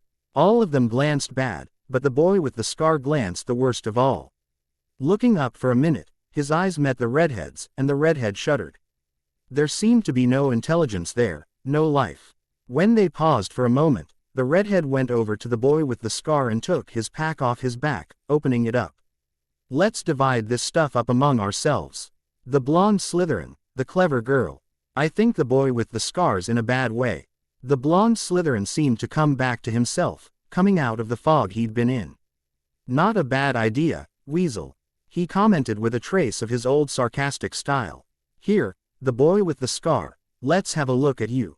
The boy with the scar submitted, unresisting, to the blonde Slytherin's examination, turning his head this way and that as the blonde Slytherin peered at him. The blonde Slytherin's brow furrowed in worry. "The boy with the scar, are you all right? Can you hear me?" At this, the boy with the scar seemed to remember where he was. All of a sudden he was more like his old self than he had been. "The redhead," he whispered, his voice sounding raw and unused. "The blonde Slytherin, the clever girl." He shook his head, and took off his glasses to wipe them with a rag from his pockets. How long have we been marching?" He glanced around himself as though he were just waking up. "Quite a few hours, the boy with the scar," remarked the clever girl. "I don't think we're too far from Minas Morgul, but you glanced like you were having trouble. The redhead got us to stop. We're going to take your pack for a while." "Thanks." The clever girl. "This thing I'm carrying feels heavier and heavier. For quite a while, I didn't even know where I was. I was staring into the wheel of fire again." The blonde Slytherin raised an eyebrow, and glanced quite worried. The boy with the scar, "I've been wondering whether I should bring this up. But it seems to me that you've been changing. Are you sure that you're still in command of yourself?" The redhead glanced at the blonde Slytherin in some surprise, as the blonde Slytherin went on, "No offense, but you've been putting me in mind of my dad, more and more. The way you treat Gollum, for instance." "And what's wrong with the way I treat him?" the blonde Slytherin Malfoy, snarled the boy with the scar. He straightened, giving the blonde Slytherin a piercing green-eyed stare. "He's sworn to serve me, and if this job requires that I allow him to do it, I will, do you hear me?" The redhead wouldn't have been much more surprised to see Professor Dumbledore kiss Professor McGonagall. This didn't sound a bit like the boy with the scar Potter he'd known for a long time. He blonde Slytherin glanced at the boy with the scar, his eyes wide, and the clever girl turned pale, exchanging a quick glance with the redhead. "We have got to have a long talk about the boy with the scar, and soon," pondered the redhead. The blonde Slytherin was worried, but not cowed by the boy with the scar's anger. "If you want to know, the boy with the scar, you're changing, and I don't like the way you're changing. Cast your mind back to Hogwarts, remember Hogwarts. Dobby did a lot worse things to you, back at the beginning of your second year at school, but I'd have been shocked to see you treating him like dirt. The boy with the scar sneered at the blonde Slytherin. Oh, says the pot to the kettle. Who was it shook Gollum silly for speaking disrespectfully of Faramir and his men? The blonde Slytherin smiled his old, sarcastic smile. Me, tell me, the boy with the scar Potter, do you want to be like me? His smile grew broader, and more mirthless. You were nearly sorted into Slytherin, you know. Have you been getting ambitious lately? The boy with the scar's face twisted into a mirthless grin very like the blonde Slytherin's. The blonde Slytherin Malfoy, until why? I've borne this hell-forged burden, that I bear. You don't know the meaning of the word ambition, and you'd best pray that you never find out. I see the wheel of fire before me, if I'm not trying hard to think of something else. And it offers me anything I want. We could take turns with the ring, you know, the boy with the scar, offered the clever girl. Remember, we discussed it, back at Hogwarts. The boy with the scar whirled on her, his green eyes ablaze with madness. No, nobody touches the ring but me, nobody, do you hear me? He snarled, in a harsh voice totally unlike his usual tones. Before the redhead or the blonde Slytherin could make a move, he slapped the clever girl with every ounce of strength in his body, sending her flying backwards. She landed on her side, and rolled over to look up at him. Shock and fear written on her face, which was reddening where the boy with the scar had hit her. As one, the redhead and the blonde Slytherin pulled out their wands. Petrificus totalis. The spells hit the boy with the scar simultaneously, and he fell like a poleaxed steer, his eyes wide with shock.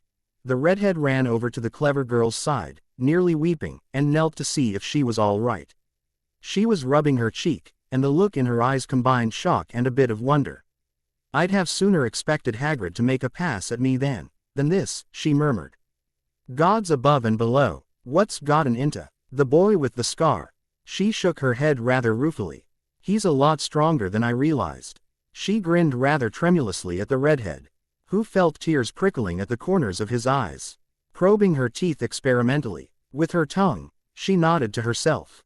Okay, at least none of them are loose, thank all the gods, what my par ents would do if I came home minus half my teeth, I hate to think. Once he was sure the clever girl would be all right, a blazing rage against the boy with the scar overwhelmed the redhead. This was to his anger over what he had seen as the boy with the scar's duplicity in entering the Triwizard Tournament as Hogwarts Castle was to the burrow. 2 swift strides, and the redhead was by the boy with the scar's side. Snarling, finite incantatum. As the boy with the scar came out from under the petrification charm, the redhead grabbed him by the front of his tunic, yanking him to his feet with strength he hadn't known he had. Have you gone mad, the boy with the scar? Look what you just did, raged the redhead. What has gotten into you, the boy with the scar Potter? A sudden evil pondered came into the redhead's mind. Or, should I start calling you the boy with tur acting a lot like a Dursley? Guess bad blood will out in the end, won't it? He sneered. Even Dudley never did anything that low, from what you've told me. He shook the boy with the scar with every ounce of force he had in him, making his head rock on his shoulders and his teeth rattle. His glasses nearly went flying. The redhead's harsh words and actions seemed to pierce the fog that had engulfed the boy with the scar's mind. He stared at the redhead as though he were coming awake out of a nightmare. When he registered what the redhead was saying, he glanced past the redhead at the clever girl, and burst into racking sobs. Tearing himself free from the redhead's grasp, he knelt by the clever girl's side. Forgive me, the clever girl. Oh, please forgive me, I couldn't help myself. The clever girl glanced at him, consideringly, before asking, what made you do that, anyway, the boy with the scar? Was it the ring? The boy with the scar nodded, not quite daring to speak at first, then choking out. When you mentioned taking it away from me, I think I went mad for a second or two. It was like you had turned into a little, creeping, twisted thing, slobbering and reaching out with your patty paws for it. And I couldn't bear the pondered of anybody else touching it. He glanced at his friends, his green eyes wide with fear. If I can't control myself, can I count on you to do what'll need to be done?" The clever girl patted his cheek. "Count on us, the boy with the scar. You've been a wonderful friend to have, and I understand about not being able to help yourself sometimes." She glanced grim for a second. "At the same time, try to keep yourself under better control. You don't know how close I came to pulling my wand out and hexing you a good one. I'd probably have done it, if the redhead and the blonde Slytherin hadn't beaten me to it." Numbly, the boy with the scar nodded. She got to her feet and pulled him up. "Come on, we've got miles to make. Where is Gollum, anyway?" Gollum had been at the edge of their little colloquy, and when things had gone bad, he had run and hidden himself. It took the clever girl several minutes of gentle coaxing to lure him from his hidey hole, and he capered with joy to see that things had calmed down. "Are we nice again? Are we all friendses? Are things going well?" he questioned, his lambent eyes going from one of the four friends to another. "Lace get going. Nice mageses and pretty girl. We've got mileses to go before we sleeps. Yes, mileses to go before we sleeps." As they started off again, with the clever girl in the lead, followed by a very hangdog the boy with the scar, and the redhead and the blonde Slytherin in the back. The blonde Slytherin murmured, "I guess Robert Frost truly is a great poet. If even Gollum quotes him, he must be good." The redhead glanced at the blonde Slytherin in weary wonder. Oh, but the blonde Slytherin Malfoy would think of poetry on the borderlands of Mordor. It was all the redhead could do to even remember anything before their endless, weary death march. The burrow, his family, and Hogwarts were like dreams he had once had, dreams that dissolved into nothingness upon waking into the reality of their endless trek. Some time later, they came around a bend and found T. themselves staring up at the city of Minas Morgul itself. It was the first man-built city that the redhead had seen since leaving their own world. Moria had been built by dwarves, and it was not a pretty sight. It was glowing white, as the redhead had expected, but not a nice, healthy white. It was the pale, phosphorescent white of decay, the white of a fish's belly. There were endless windows in it, and the redhead felt as though they were being watched from on high, although they heard no sound from the defiled city. He felt almost paralyzed, and it took great mental effort to lift one foot up and put it down, then the other, and continue moving forward. The others, he noticed with one corner of his mind, were having trouble as well, and even Gollum wasn't finding it easy to go on. But, in the end, they had to do it. They came to a bridge that overarched a strange stream, that seemed to give off icy vapors that almost glanced like steam in the light from the city. The bridge was carved with horrible shapes, human and animal, all twisted as though they had sprung from the mind of Voldemort himself, or of somebody much darker. On both sides of the stream there were meadows where strange flowers grew, luminescent and smelling slightly of decay. For a second, the redhead wondered what Professor Sprout would have made of them. The boy with the scar started stumbling forward, as though he planned to cross the bridge and enter the city. The redhead and the blonde Slytherin leapt forward suddenly, and grabbed him. "No, not that way," Gollum gibbered, hissing. "No, not that way, Precious. Musescent go there. Musescent go into the CC city. Bad, wicked, cruel peoples lives there, doesn't they, Gollum?" He pointed to a path that led up, through a gap in a stone wall, up toward the dark mountains. The boy with the scar struggled for an instant, then submitted to his friends hustling him along. On and on they went, desperate to get out of eyeshot of the horrible city. The red EAD pushed himself onward with strength he hadn't known he had.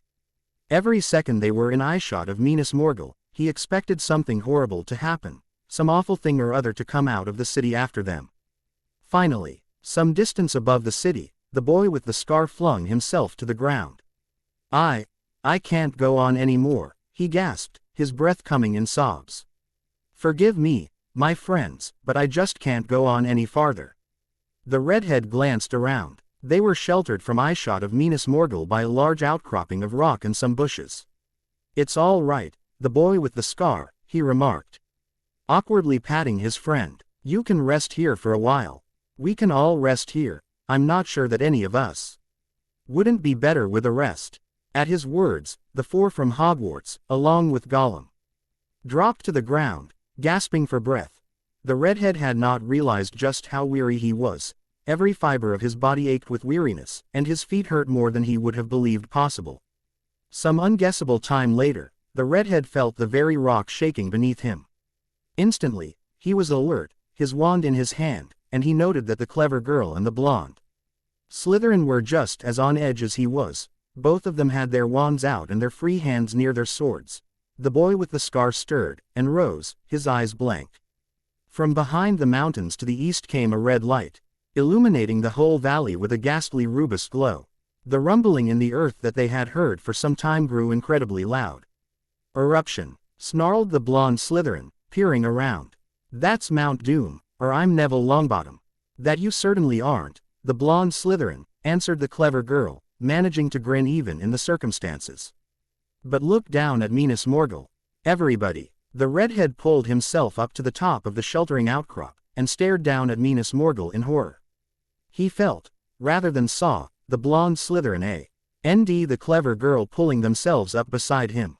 Below them, Minas Morgul seemed to be answering a call from Mordor. Lightning leapt up from the central tower, its blue flame spattering against the sullen, low-hanging clouds above. More bolts of lightning came from the hills surrounding the city, and then there was a horrible screeching sound that made all 4 Hogwarts students, and Gollum, clap their hands over their ears. It was like the scream of a dying horse, pondered the redhead, only 1,000 times magnified and worse. Instinctively, the watchers ducked their heads. As the terrible cry finally ended, the redhead dared to raise his head, staring down at the horrible city. Minas Morgul's gate, shaped like an awful mouth with gleaming teeth, was wide open, and an army was pouring out from it. They came on in endless waves. Redhead could see cavalry, hundreds upon hundreds of them, led by one far greater than the rest. He gasped. That glanced very like the descriptions of the Black Riders, and he had heard at Rivendell and elsewhere, that the very leader of the Nazgul, the Witch King of Angmar, ruled in Minas Morgul. That had to be him. He fit the descriptions the redhead had heard perfectly. Suddenly, the Witch King, if that was what he was, stopped and seemed to peer around. The redhead could all but feel the fell rider's regard, like the beam of a mighty sea. Light such as the boy with the scar had described. The boy with the scar had seen such things, in a school field trip to the Imperial War Museum, in exhibits that covered what the redhead still pondered of as the Grindelwald War. Oh, gods, the boy with the scar. The redhead slid down the outcrop, to see how the boy with the scar was. He found his friend shaking, holding his head. Looking up as the redhead arrived, he ground out, "He's looking for me. I think he senses the ring. Let's try the invisibility cloak," remarked the redhead. He had put it in his pack when they had divided their burden. And he now yanked it out and pulled it over himself and the boy with the scar. It did seem to help. As they crouched together under it, clutching tightly to each other for such comfort as it could give, the redhead felt fear such as he had never known. Even the presence of the Balrog had not frightened him so, since Gandalf had been there and he had had enormous faith in Gandalf. "Where are you? Where are you? The redhead, the boy with the scar," came the clever girl's voice. "Are you under the invisibility cloak?" "Yeah, we are. It seems to help. The boy with the scar thinks that the Witch King, that big guy down there, can sense the ring," the redhead answered. "Get in under here with us." The clever girl came on in, huddling close, and the blonde Slytherin followed in a few minutes. It was terribly crowded with all 4 of them under the cloak, but it was just big enough to conceal them.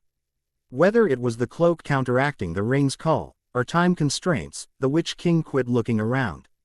Spurring his horse on ahead to war, the redhead could feel the terrible pressure inside his head abate, and he cautiously peered out from under the cloak. Below them, the armies still poured forth from Minas Morgul, and the redhead trembled inside, fearing for the safety of their friends in the Fellowship, and for all the free peoples of Middle-earth.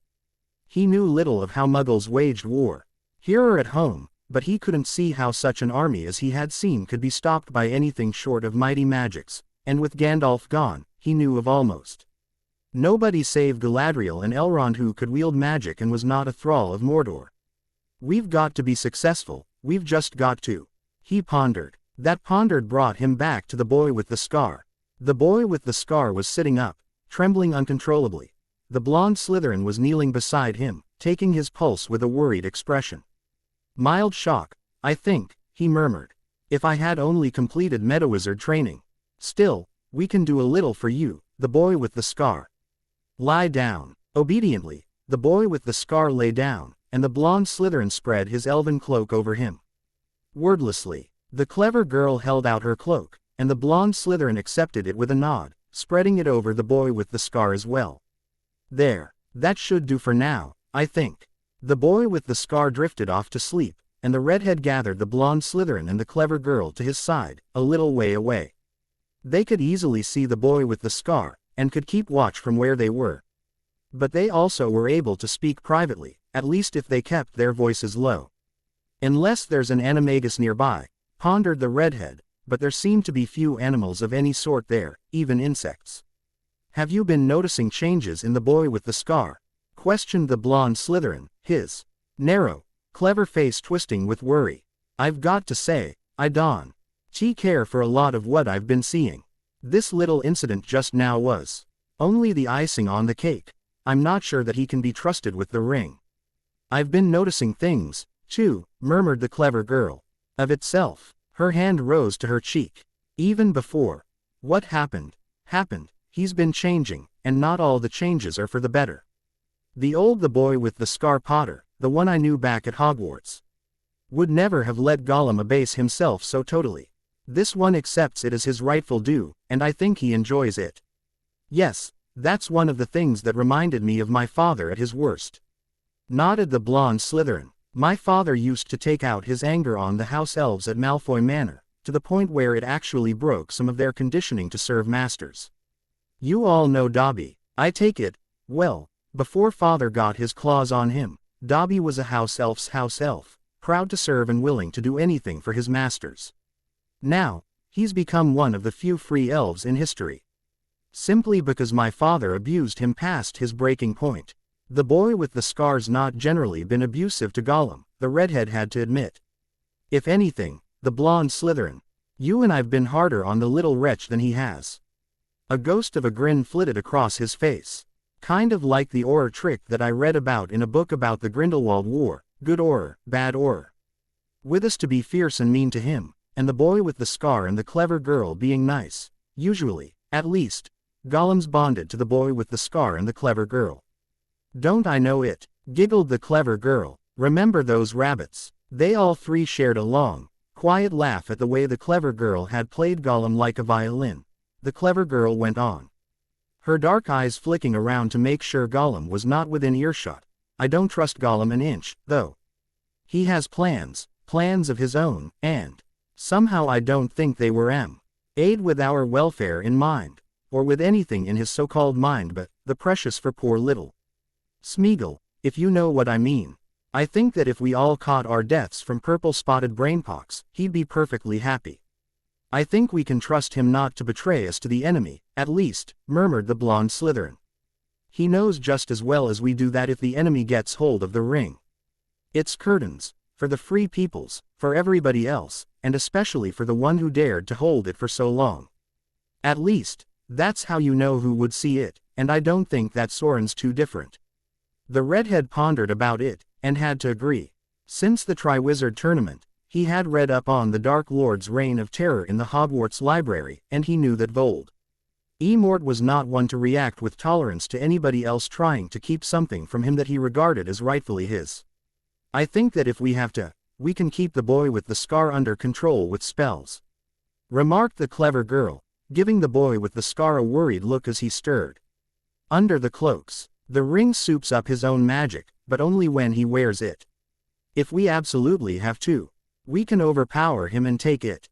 That, the clever girl, had better be an absolutely last resort, responded the blonde Slytherin solemnly.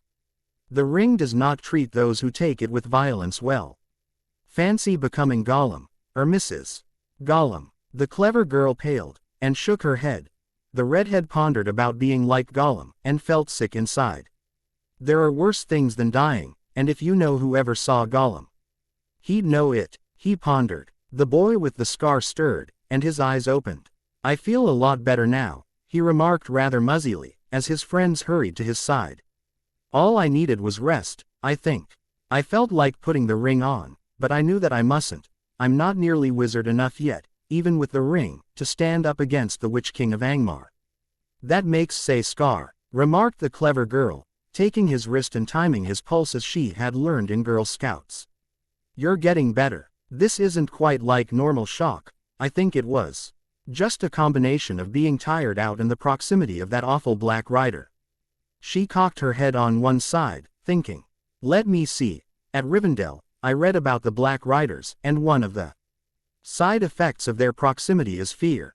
Get too close, and you come down with black breath, which leeches the very life from you, slowly. She shook her head. You know, I wonder if they're somehow or other related to Dementors. They do sound like Dementors times 100, don't they? At last, when the armies had finally finished pouring out of Minas Morgul below them, the four friends rose and staggered on.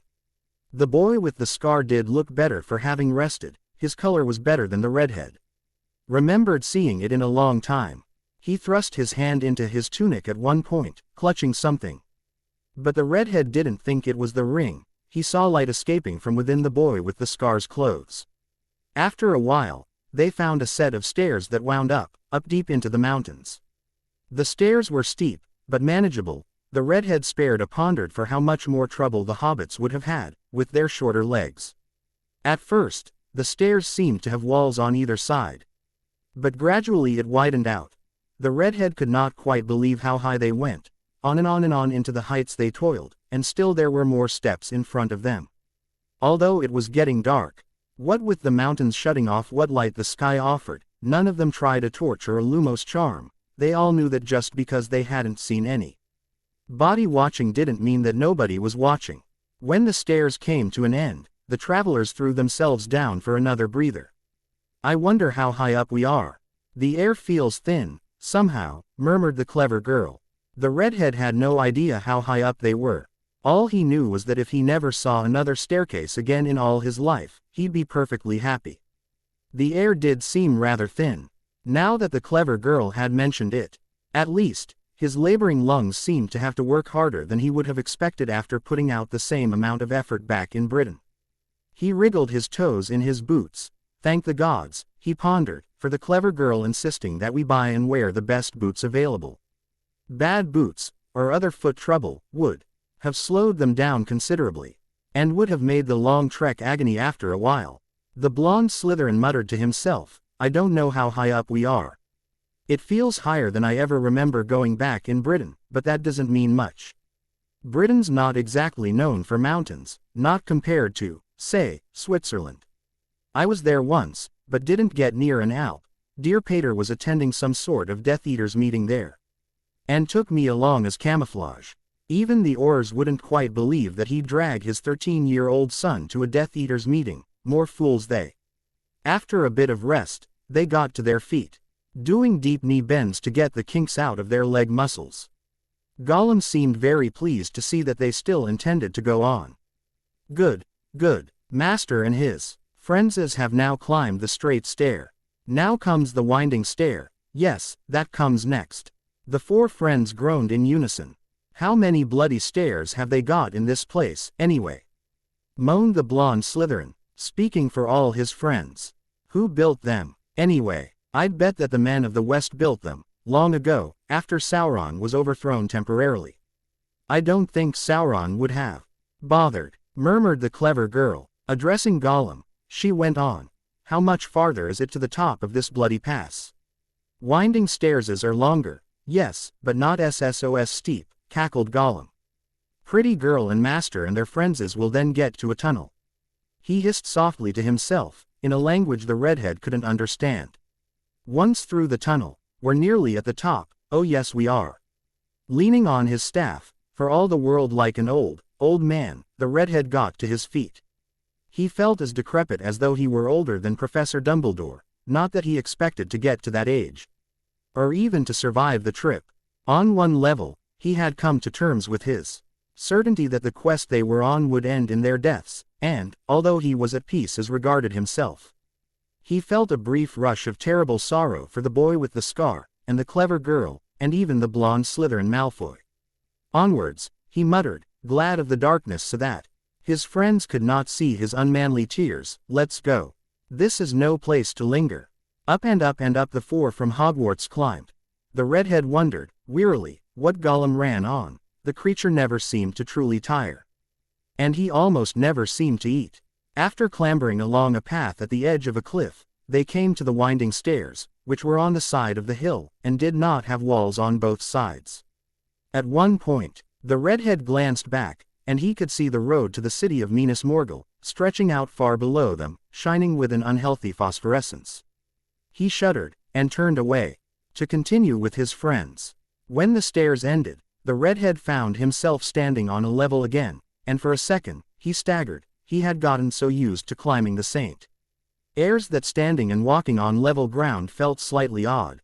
Around them, the redhead could see tall crags of stone, spearing into the sky like the fingers of a great deformed hand. To the east, he could see a cleft in the mountains. Narrow and high-walled, with a finger of stone pointing skyward against the reddish haze. He took another look. Was that a tower he saw, off on one side of that cleft? He wished bitterly for the omniculars he had left behind at Hogwarts. Look, you, is that a tower I see? He took the blonde Slytherin by the arm and pointed. The clever girl peered along his arm. Her big dark eyes narrowed with the effort to see. The boy with the scar took off his glasses, wiped them with a sigh, and put them back on, before he glanced. When he saw what the redhead had seen, the boy with the scar turned to Gollum with a very stern look on his face. That is a tower, or I'm my cousin Dudley Dursley, he snapped. Making a long arm, he grabbed Gollum by the shoulder, drawing him close. Answer me, have you led us into a trap?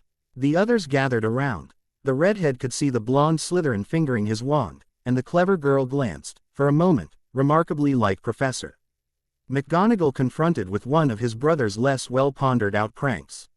Yes, it is a tower, muttered Gollum. He could not quite look the boy with the scar in the eye. No Plaxesses not watched. Not here they aren't. But this may be least watched. Remember what we told you. He is worried, yes, but worried about armieses, about huge armieses, not for mages. The boy with the scar sighed. Well, what can't be cured must be endured, as I would think Professor Dumbledore would say. It's a long way off, and if they're watching for full-scale armies, they might well not notice us. Besides, he smiled for a second, the smile that the redhead dimly remembered from before their terrible journey. We have the cloak. We might well be able to sneak past them without them even seeing us. He shrugged his shoulders, a resigned look on his face. In any case, let's sit down for a bit and rest our legs. I, for one, am well and truly knackered. They got out some food from their packs, and drank some water from their canteens, but went easy on it.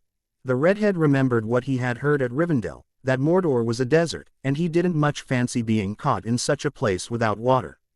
An idea struck him. The clever girl. The clever girl paused in her gnawing at a square of hard-baked bread to look at him questioningly. Do you know of any stir in dry places? The clever girl considered the question, putting her head on one side. Not as such, although I'm sure such a thing exists. Perhaps a location charm might do the trick.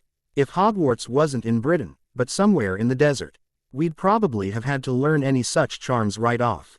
She gave the redhead a smile. Professor Flitwick would know, of course, but we can't ask him, can we? The redhead shook his head. The boy with the scar glanced around. Gollum might know how to find water. Come to it, where is he? He glanced around, a worried expression on his face. Smeagol, where are you? He's off to find himself something to eat. He wouldn't touch our food, and I'm not too sorry about that. We need every mouthful we've got, and if he can feed himself off things we can't eat, more power to him. Murmured the blonde Slytherin. He yawned. Gods, but I'm tired. I'd give my right arm for my bed at Hogwarts. The redhead could see that the boy with the scar and the clever girl were also sleepy. He, himself, was too keyed up to sleep. Why don't you three take 40 winks? I'll put on the cloak and keep guard over you. That way, if our dear little friend comes back, I'll be able to keep an eye on him. He's up to something, if I'm any judge. Yes, he is, murmured the boy with the scar, as he lay back on the softer earth nearby. His voice muzzy with sleep. The boy the scar went on. He's got some plan of his own. When we get to the border of Mordor itself, I rather expect him to try some trick or other. Till then, though, we've got to trust him. Gods, I wish Gandalf were here." The blonde Slytherin and the clever girl were both asleep already. The clever girl was curled up under her cloak, her head resting on her arm. The blonde Slytherin was tossing and turning, murmuring in his sleep. The redhead slipped on the invisibility cloak and watched over his three friends. The boy with the scar and the blonde Slytherin had one thing more in common, he mused. They both seemed to have awful nightmares. Some of the things he could catch from the blonde Slytherin's disjointed mumblings chilled him to the bone. Retreating up to the top of a nearby rock, redhead set himself to watch and wait. For some reason, he felt as keyed up as if he'd been enervated, or drunk a glassful of pepper-up potion. Some time later, Gollum came slinking back. He seemed slightly startled to find the others asleep. The redhead watched, not trusting him an inch, as he came closer. A shudder ran through the creature's skinny body as he glanced up toward the pass where they were to go. And the redhead suddenly seemed to see him in a different way, an old hobbit, bowed and broken by a burden too great for him to bear, cursed to live on and on long past his time. He shook his head angrily, feeling sorry for Gollum. What next? The redhead, finding excuses for the Dark Lord. He pondered. Gollum came closer, and leaned down to look at the boy with the scar more closely. Careful not to touch him, he apparently remembered what might happen if you startled the boy with the scar Potter out of his nightmares. A sudden wild urge to give Gollum a surprise hit the redhead, and he crept off his perch. Sneaking up behind Gollum, when the redhead goosed him, Gollum leapt into the air, squealing. He landed on his feet, whirling around to see the redhead standing there grinning at him as he discreetly rolled up the invisibility cloak. SSS, US surprised us. His unlovely features twisted in anger. US sneaked up on us somehow, nasty sneak. This byplay awoke the others. They snapped awake, clutching for their wands. What's going on now? Grumbled the boy with the scar. For once I wasn't dreaming of the Wheel of Fire, and somebody has to awaken me. Nasty mage sneaks up on USS. Yes, he sneaks up on USS and pokes us, whined Gollum. The blonde Slytherin gave the redhead a quizzical look. Really? You goosed Gollum? At the redhead's nod, the blonde Slytherin chuckled reluctantly. Not a bad one, Weasel. You are Gred and Forge's brother, though, and you've been remarkably good about that sort of thing. I suppose one prank after all this time isn't too bad. In any case, we're probably to the point where we can find our own way, remarked the boy with the scar. Smeagol, I think you've kept your promise. If we can go on from here on our own, you can go where you want to, as long as it's not to the servants of the enemy. No, must keep on guiding nice master and pretty girl, and their friends hissed Gollum, giving the redhead a very dirty look with his lambent eyes. No rest, no food for poor Smeagol. Smeagol must go on farther with you, yes, he must. So be it, then. Next stop, Turek Ungol. With that, the boy with the scar moved off up the pass, and the others followed in his wake. End chapter 19. Turek Ungol, the boy with the scar Potter and the One Ring of Power. Chapter 20, Turek Ungol. By Technomad. The clever girl Granger glanced carefully at the opening of the tunnel. It seemed to stretch for a long way back into the mountain, and from it came a horrid, carrion stench. Her stomach twisted and knotted as she inhaled, and she breathed through her mouth, very shallowly. She wondered how it had come to be there. It did not look like the work of men, or of any other race. No dwarf or elf would have left it looking so unfinished. But if it were merely a natural cave, then why, she wondered, had Sauron not either guarded it or destroyed it, so that nobody could use it to come into his lands? Leaving it unguarded did not sound like the Sauron that she had learned so much about, digging through records at Rivendell and Lorien.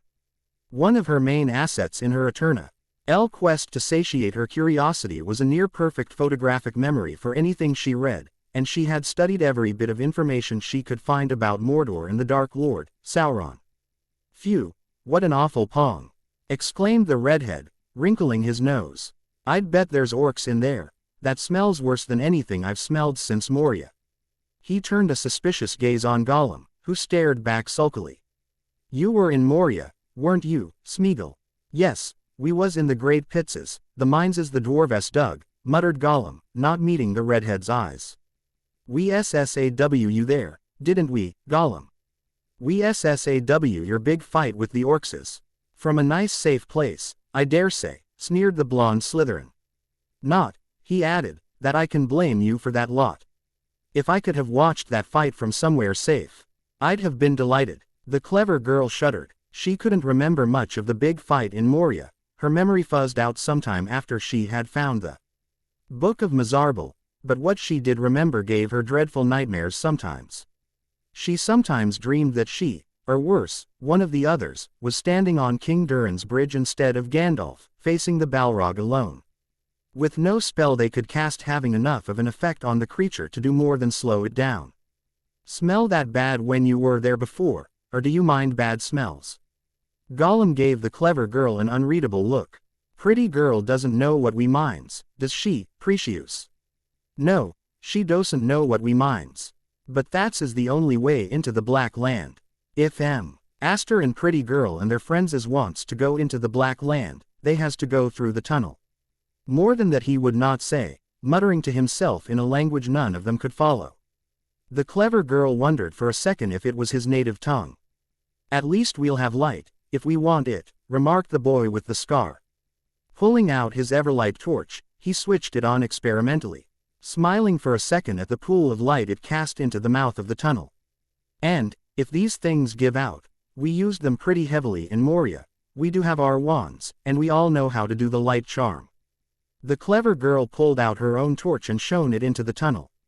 It stretched out for a long way, farther than the beam show any sign of anybody inhabiting it. I don't think that orcs live here. They'd have littered the place with their trash, I think. Also, that smell doesn't smell much like Moria. We've got no choice, anyway, sighed the redhead. If we want to go to Mordor, this is the only way that's open. I remember those black gates, and don't fancy trying to bang them open with anything less than Gandalf, and the entire armies of the West, and a whole herd of those huge elephants behind me. That summed up the situation pretty well, the clever girl pondered. She shone her torch around, and couldn't see any sign of danger. No orcs or other creatures could be seen, and no sign of them was visible. The dust on the floor was thick, and unmarked. With a small mental shrug, she went inside. Nothing happened, so she turned to her companions and remarked, "Well, come on, you lot. This tunnel won't get any shorter for us standing around gawping here, will it?" "You're right, I suppose," sighed the blonde Slytherin. With a martyred look, he followed the clever girl, and behind him came the boy with the scar and the redhead. Behind all of them crept Gollum, shielding his eyes from the beams of their torches. As they traveled deeper and deeper into the mountain, side tunnels began opening up on either side of the main tunnel. None of them glanced anything like ways through the mountains, when the redhead, the boy with the scar, the blonde Slytherin or the clever girl would shine their torches into the side tunnels. They usually were shown to be too narrow to pass through. In the few cases where there was doubt, they questioned Gollum, who always pointed down the biggest tunnel, snuffling and whispering to himself.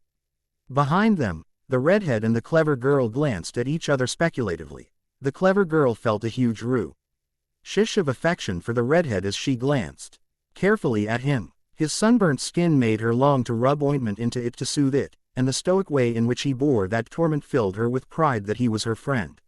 She had never expected to feel so close to anybody as she did to her companions, but after all the dangers and hardships they had shared, and the times they had saved each other's lives, she didn't think that she could be closer to anybody, even if she were married to them. The pondered that her friends would likely not all survive their journey wrenched her heart with sorrow. She didn't care that much about herself, but cared more deeply than she would have believed possible about the others. The redhead glanced at her narrowly. She wondered if he wanted to kiss her, and what she should do if he did. The boy with the scar and the blonde Slytherin were far enough ahead up the tunnel that they had a little privacy, for about the first time since they'd come to Arda. But instead of leaning toward her for a kiss she had decided to cooperate with, he questioned, "Is it my imagination, or do you feel like something's watching us?" Startled out of her reverie, the clever girl pondered about it. Now that the redhead mentioned it, she did have the feeling of something watching them. A feeling of poised malice, gathering itself to pounce. Flashing her torch around, she gasped at the sight of dried and mummified orcish corpses, tangled up in some sort of cords. Some of them were hanging from the tunnel's ceiling, far above them, while others were lying along the sides of the tunnel. Smeagol, what are those doing here, Smeagol? Smeagol, where are you? She called. Just then, a stone flew out of the darkness and caught the redhead in the back of the head, knocking him flat forward on his face. A second later, she was knocked off her feet, and a pair of clammy hands were running all over her body, with a familiar, hateful voice hissing in her ear. "Ack, SSS, we has you. We has you now, pretty girl. We wants you, yes, we does. We won't hurt master, not at all. We promised that we wouldn't hurt master, didn't we? When she gets done with him, we'll have the precious again." A nice little reward for poor Smeagol. Nasty elf-looking mage and master are for her, and pretty girl and nasty sneaky red-haired mage are for USS. Gollum's breath was in her face, foul-smelling as anything she had ever encountered, and his grip was incredibly strong. The clever girl felt rage such as she had never known in her life. To be betrayed, after all this time and all those weary miles, by this wretched creature whose life she had saved several times over, it was too much. The pondered of him eating the redhead, and abandoning the boy with the scar and the blonde Slytherin to some awful fate or other, kindled a fury in her. The indignity of him pawing and slavering over her body merely added kindling to the fire. Instinctively, the clever girl lashed out with her knee, catching Gollum just where she wanted to. With a whistling shriek, he flopped off her, curling around his belly where her knee had caught him. She yanked him to his feet and slapped him, back and forth, wondering in some distant part of her mind what had happened to her that she could do such things. Mostly, though, she was preoccupied with rage at Gollum for his betrayal. "Damn you, Gollum, you filthy little wretch, what have you done to us?" she shrieked. Gollum twisted and writhed in her grip, and managed to tear free. Before she could stop him, he leapt to the ground and ran away up the tunnel. The clever girl yanked out her wand, but he was out of sight before she could get a spell off. At that moment, the redhead groaned, and the clever girl forgot all about Gollum. Kneeling over the redhead, she peered at him closely. He was semi-conscious, but when she pulled his eyelids open and glanced, his pupils were the same size. That, at least, was a relief.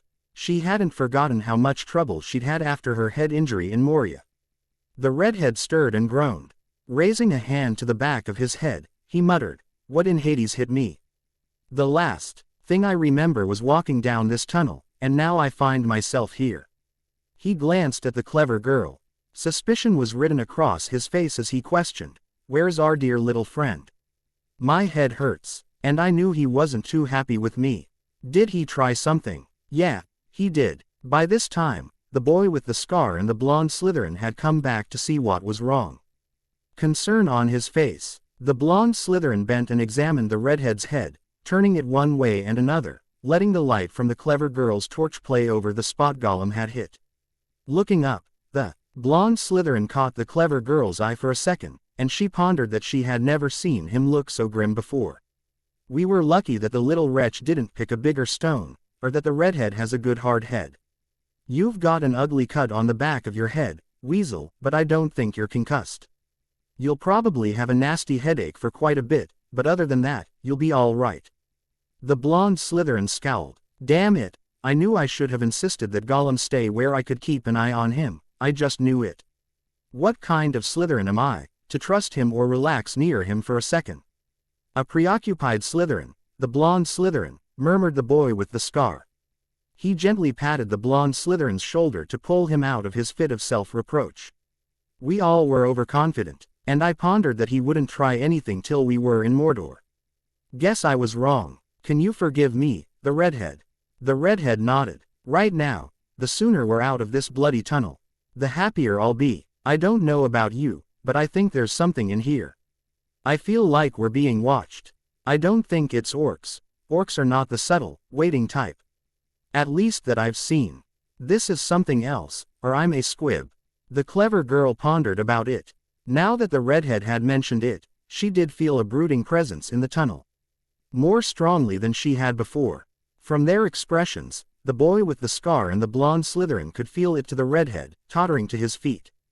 Give me an enervate charm if you need to. But let's get out of this place. Even bloody Mordor couldn't be worse.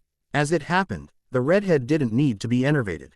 The four friends stumbled forward, using only one torch at a time to conserve the magical energies in them. The boy with the scar had pointed out that the Everlight torches were getting suspiciously dim, and ordered that all but one be put out. After all, if we stay together, one at a time will do us, and we don't know how long this bloody tunnel is, do we? The clever girl felt even more uneasy as they went on their way, and kept her wand in her hand, ready for use at an instant's notice. Again and again, they saw corpses, long dried and covered with dust, many of them wrapped in the same sort of cords as the ones the clever girl had noticed earlier. The four friends glanced at them uneasily. I don't know what killed those orcs, but whatever it is, it can stay away from me and I'll be perfectly happy, muttered the blonde Slytherin. I keep inking I've seen cords like those before. And when I say before, I mean before we came to Middle-earth, answered the boy with the scar. It's on the tip of my tongue, but I just can't place it. The redhead didn't say anything. But his eyes grew wider and wider, until the clever girl started worrying about his mental state. Had Gollum's treacherously thrown rock done more damage than the blonde Slytherin could identify? The blonde Slytherin was good at first aid, as the clever girl could testify, but he was still no metawizard. The clever girl wondered what Madame Pomfrey would have remarked about his injuries. After a while, the four passed in front of the biggest side passage of all. Shining the light down, it showed no sign of life, and they paused. Do you think that it's a shorter way out of this place? Whispered the clever girl. The feeling that they were being watched was stronger than it had ever been, and she trembled with fear and eagerness to get out of where they were. She had remembered what Cirith Ungol meant, and hoped desperately that she had come to the wrong conclusion. The boy with the scar leaned forward, sniffing the air. Remember what Gandalf remarked, back in Moria? The other three shook their heads. He remarked, the left-hand way smells like there's bad air down there. In tunnels like these, gases and such can build up over centuries, and they can asphyxiate you quicker than you could imagine. He pointed up the main tunnel. I think this is still the main path. Here. We'll follow it. The clever girl was very glad to leave the side tunnel behind.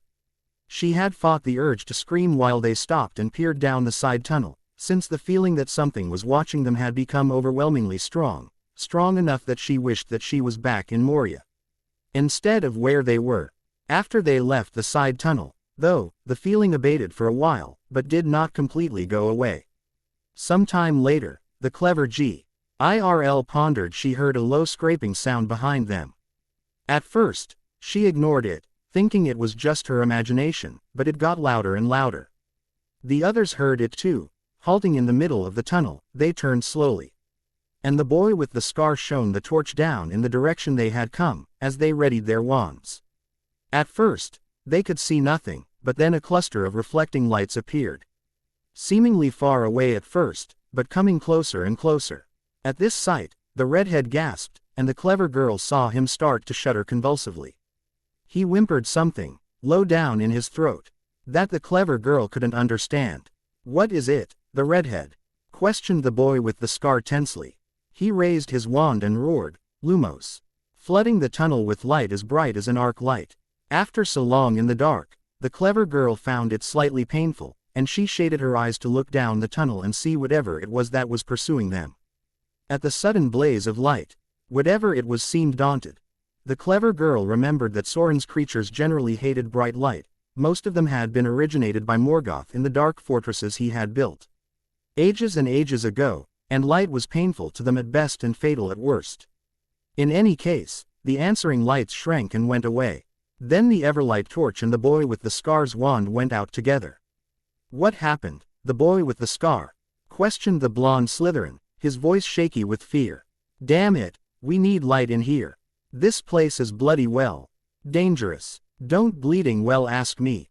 Try your wands. All of them at once. But the Lumos spell did no good, and the Everlight torches would not light. May the gods damn that bloody Gollum to the hottest pits in Tartarus. After we spared his life, again and again and again. The boy with the scar's voice was bitter.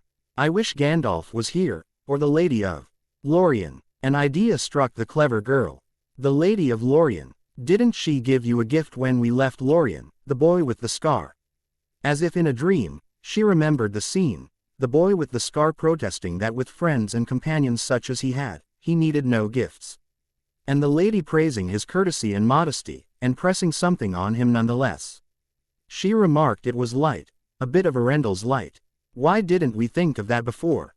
We haven't been anywhere this dark before, the clever girl, and we also could use our magic everywhere else. Let's see, it was down my shirt front, as the boy with the scar fished for the file the lady had given him. The clever girl saw it begin to give off light, a sweet, pure light very different from the sickly phosphorescent glow of their usual Lumos charms, or the yellowish light cast by their Everlight torches. It felt almost like a bit of warm English sunlight, and she felt as though she had never really seen light before. It illuminated the tunnel nearly as brightly as day, but did not dazzle the travelers. In the new light, which the boy with the scar held aloft in his hand, the clever girl saw something more horrible than almost anything she had ever seen. It glanced like a spider, and reminded her of the boy with the scar's description of Hagrid's former pet, Aragog, but it was even bigger than Aragog, at least as the boy with the scar had described him. She had never felt fear of spiders before, but this was to any ordinary spider what Hogwarts Castle was to Hagrid's hut. Terror slashed through her mind, freezing her to the spot for what seemed like an eternity. As the loathsome beast moved closer and closer on its 8 claw-ended legs. The lights they had seen earlier turned out to be reflections from its constellation of eyes, mounted on all sides of its befanged head. She could hear the redhead beside her, all but sobbing, but it was as though he were 100 miles away. Her mind was consumed by fear and loathing of the awful apparition that was coming toward them. But the sight of the light given off by the lady's gift seemed to daunt the creature. As the light grew brighter and brighter, it slowed its approach, and then began to backtrack. Slowly, so slowly, it came to a halt, then began to retreat, moving backward up the tunnel away from the terrible brightness of the boy with the scar's file. Oh, gods, so that was his little plan, murmured the blonde Slytherin. Poor the redhead seemed to be all but paralyzed. The clever girl could hear him as his teeth chattered convulsively. Gollum, if we get out of this alive, and I get my hands on you. You are dead, screamed the blonde Slytherin, his face a mask of rage. Do you hear me, Gollum? You are dead, dead, dead. I'm going to kill you myself until you're sorry. Pointing his wand at the spider thing, he shrieked, Serpensortia Maxima. At the blonde Slytherin's words, a huge serpent appeared, coiled up in the tunnel right in front of the spider. Rearing its head up, it regarded the spider with cold, disdainful eyes, and hissed a long, low hiss. The bot out to the snake, his parcel tongue incomprehensible to the clever girl, but the snake seemed to understand. Lashing out with its head, it struck at the spider, sinking its fangs into the spider's body just behind its head. At this, the spider stopped its retreat. Rearing up on its back 4 legs, it wrapped the front 4 around the blonde Slytherin snake, and sank its poison-dripping fangs into the sides of the great reptile. The snake let out a sound like nothing the clever girl had ever heard. A high-pitched whistling cry of agony, as it reared its head back and struck, again and again. It can't get through the spider's skin. We've got to help it, yelled the boy with the scar. His Ord startled the clever girl into action. Yelling something she herself didn't understand, she charged down the tunnel, aiming her wand at the spider's body and shrieking a reductor charm, blasting a hole in the spider's loathsome integument. The spider jerked in agony, and one of its legs reached out, yanking the clever girl into the air. The blonde Slytherin and the boy with the scar exclaimed in rage and terror as they ran down the tunnel to help her. The clever girl, oh, the clever girl, came the redhead's voice, as he snapped out of his state of terror-induced paralysis. To the clever girl, he sounded as though he was on the verge of hysteria, screaming, "Die, you horrible thing! Die, die!" With that, the redhead leapt into the fray, hitting the spider with a fire spell. As its outer shell began to burn, it released the blonde Slytherin snake, which lay dying on the floor of the tunnel, to concentrate on the 4 friends. As the agonized creature lifted her high, bringing closer and closer to its poisonous fangs, the clever girl grasped her wand carefully, readying her next spell. She had always been good at lighting magical fires, and she had never needed one more before in her whole life. When she cast her spell, it went just where she had wanted it to.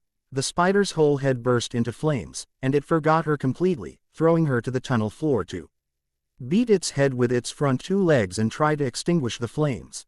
The clever girl hit the ground hard, and for a second or two, all she could do was gasp and try to get her breath back, as the redhead hauled her back up the tunnel out of the way.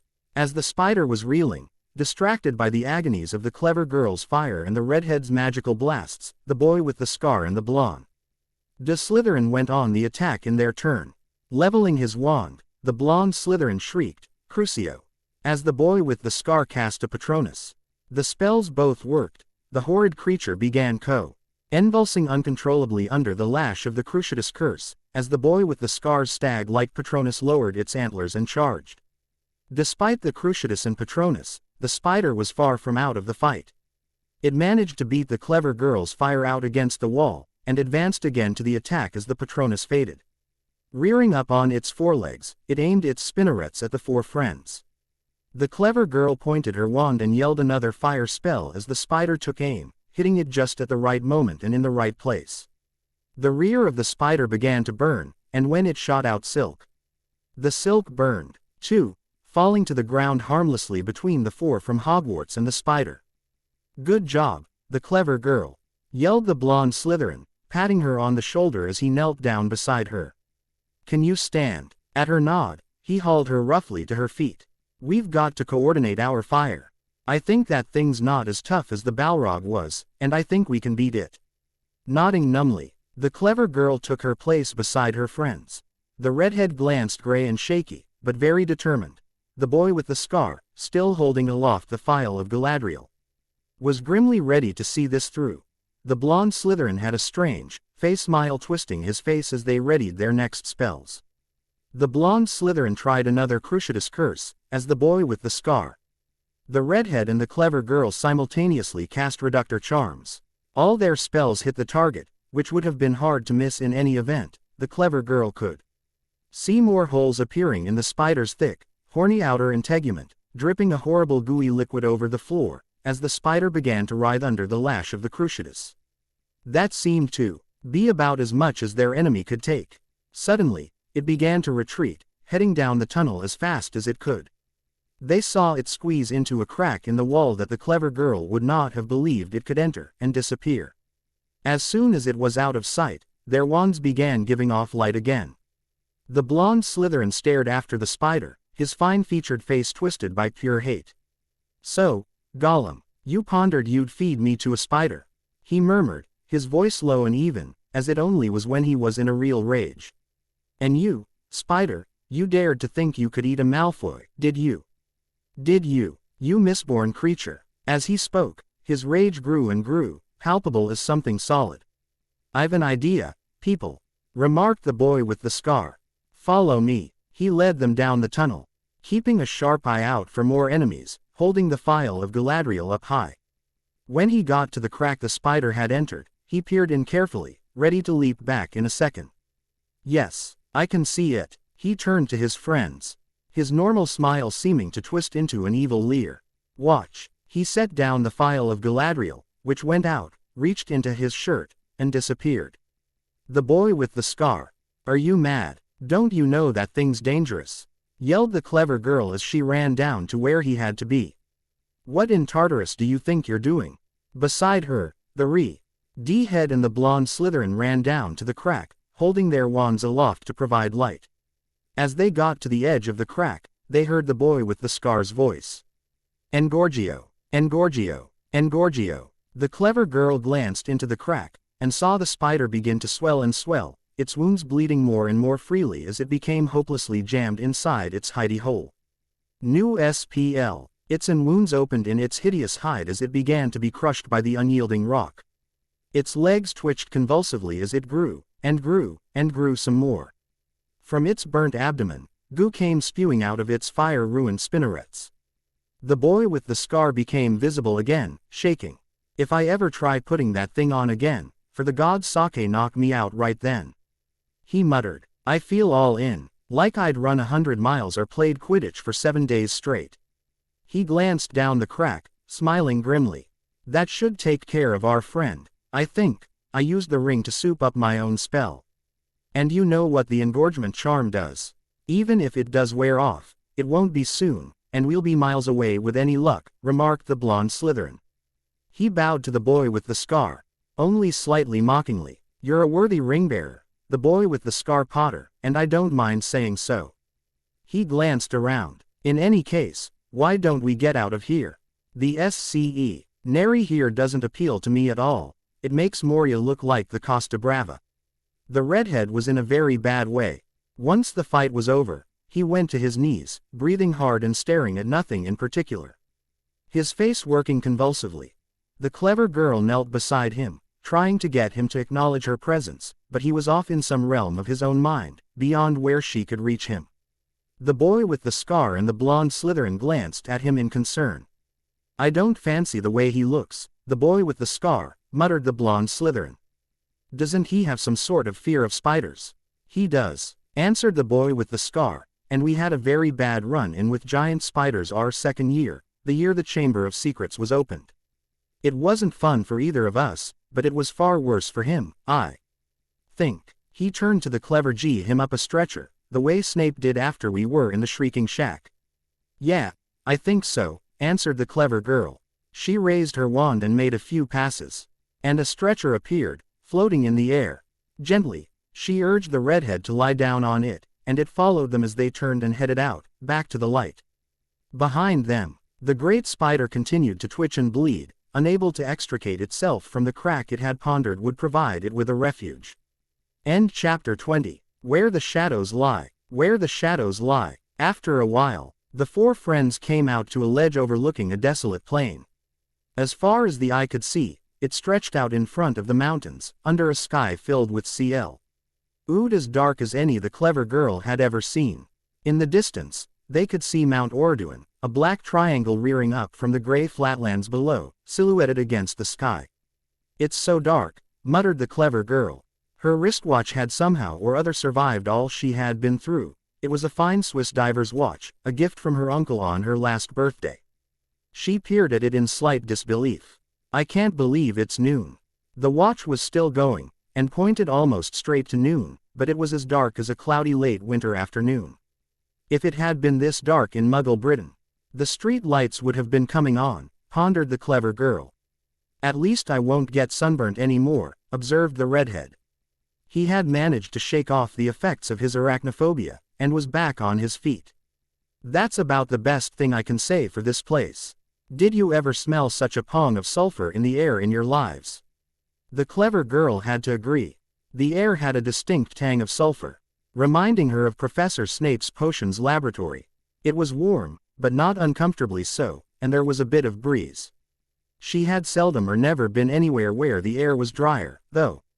Welcome to exciting, exotic Mordor, intoned the blonde Slytherin. Travel to different, wonderful places, meet new, strange people, and hope to Hades they don't decide to play show and tell with your innards. He shook his head. I've been in some very bad places, people, but this has to take the cake. Oh, it's not that bad, commented the boy with the scar. He glanced around, taking in the desolate view as though it was the Cotswolds. At least this should be the last part of this trip, and the gods know I'll be glad to have this over. The clever girl muttered, damn at bloody Gollum's soul to the hottest pits in Niflheim. He remarked this way wasn't guarded. She snorted contemptuously. If that awful city, and what we found in the tunnel, didn't constitute guarding, I'd hate to see what would. We did, remarked the redhead. At the Black Gate, remember. He remarked that Sauron wasn't expecting trouble. Up this way, corrected the blonde Slytherin. If he was right about Sauron expecting whole armies, I can actually see his point. An army would have had to fight its way past Minas Morgul, and then slog up those stairs, and then, there was that god's awful spider. He shuddered for a second. I'm no orc lover, the gods know, but I wouldn't wish what must have happened to those dead orcs in there on he who must not be named himself. The redhead paled at the pondered. Can we discuss something else? He questioned in a strained voice.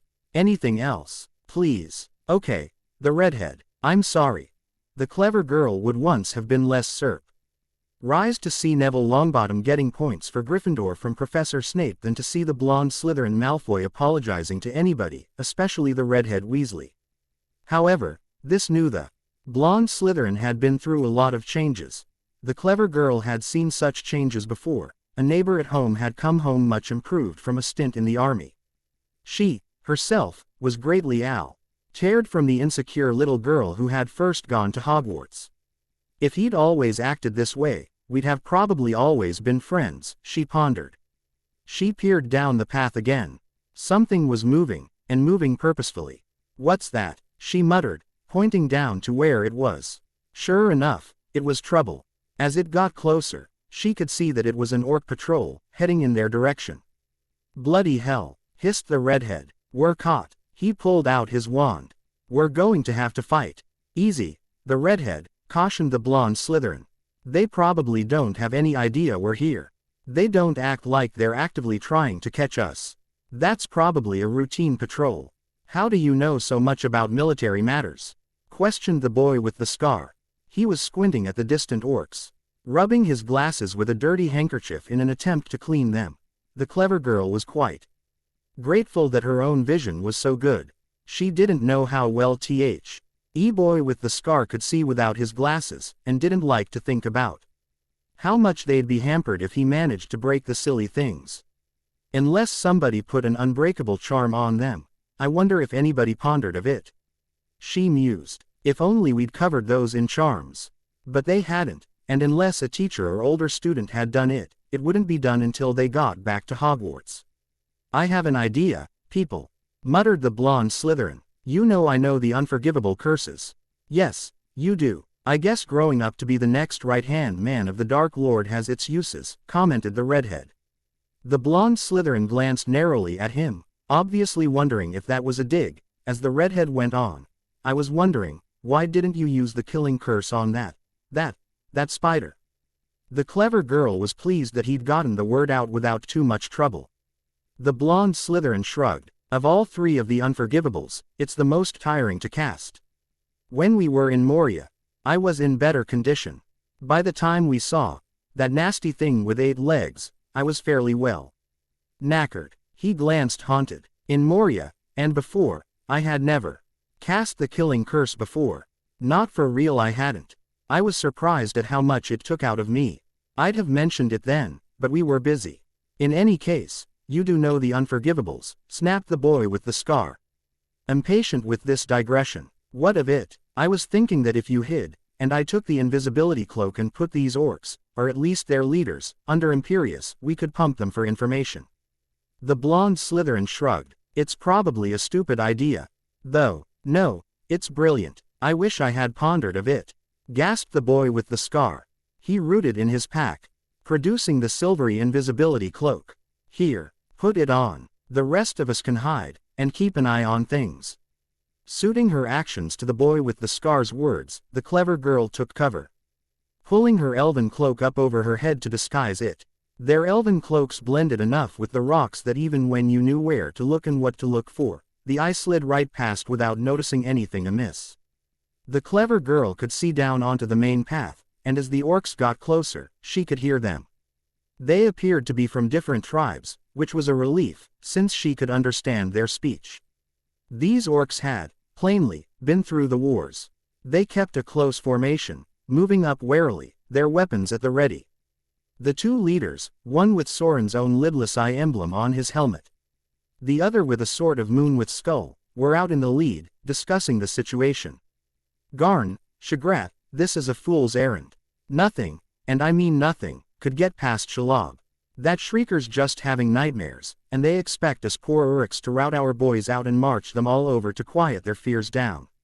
Hush, Gorbag, they've got eyes and ears everywhere, in my lot, and in yours, too. Like as not, we've got our orders. Nazgul uneasy. Spies feared on stairs. Double vigilance. Patrol to top of stairs. And when Lugbers calls, we obey. Gorbag spat. Likely as not, somebody spotted that starved-looking thing. Shagrat nodded, and Gorbag continued. He went out this way years ago, and we had orders from Lugbers to let him pass.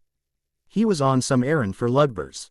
He's been back this way a time or two, seems to have some sort of arrangement with her ladyship. Guess he's no good to eat. She wouldn't care about orders from Lugbers. That she wouldn't. The two orc captains laughed rather ruefully. She's eaten enough of my boys, over the years. She, her ladyship. The clever girl puzzled for a minute, before it came to her. Of course. The spider. Apparently the orcs knew perfectly well that she was there, and didn't like her either. Never pondered I'd be agreeing with orcs. She pondered. Shagrat was going on. In any case, I wish we had some of those snufflers, you know, the scent trackers. These rocks don't show any footprints. 1,000 spies could have come this way, and we'd never see a sign of them, would we? Ordinary soldier orcs were a little way away, and he lowered his voice. Me, I'd like to get off, away from all the big bosses, the Shriekers, and her ladyship, and even Lugbers. What do you say? Once the war's over, there should be a lot more room, agreed Gorbag. We can set up somewhere quiet, with a few good boys. Like old times. Aye, like old times, growled Shagrat. By this time, the two orc captains were very close, and the clever girl wondered when the blonde Slytherin would make his move. Imperio. The blonde Slytherin's voice startled the clever girl, coming out of nowhere close beside her. She hadn't realized he was anything like that near. The two orc captains' faces went slack as the Imperious curse hit them, robbing them of their free will. First one, and then the other, began spitting out orders in a harsh language. The clever girl had heard that language before, in Moria, when they were fighting the orcs, and the sound of it made her shudder. When their captains began giving them orders, the ordinary orcs hurried off, up the path past where the four friends were hiding. Once they were out of sight, the blonde Slytherin came out from under the cloak. At his gesture, the two captains approached him, their faces blank and expressionless. Okay, people, you can show yourselves. I just told these two to send their troops off up toward the mountains, to make Sue. That nobody had managed to climb over those mountains. That'll keep them well out of the way for quite a while. I don't think I could control all of them, although orcs are easier to keep under Imperius than humans are. The blonde Slytherin quirked a grin. They're already optimized to be controlled from outside. I just have to keep overriding Soren's commands. Is that going to be a problem? Questioned the boy with the scar, as he rose and came forward. Soren's incredibly powerful. Remember, he makes Voldemort, and all the Death Eaters that ever lived, look like squibs. I've got nothing but admiration for your skill, the blonde Slytherin preened, as the clever girl smiled to herself at his vanity, but I don't think even Professor Dumbledore and Voldemort together could stand up to Sauron. The blonde Slytherin glanced slightly troubled. I know. If Sauron were to bend all his will toward taking them back over, I wouldn't stand a chance of resisting him.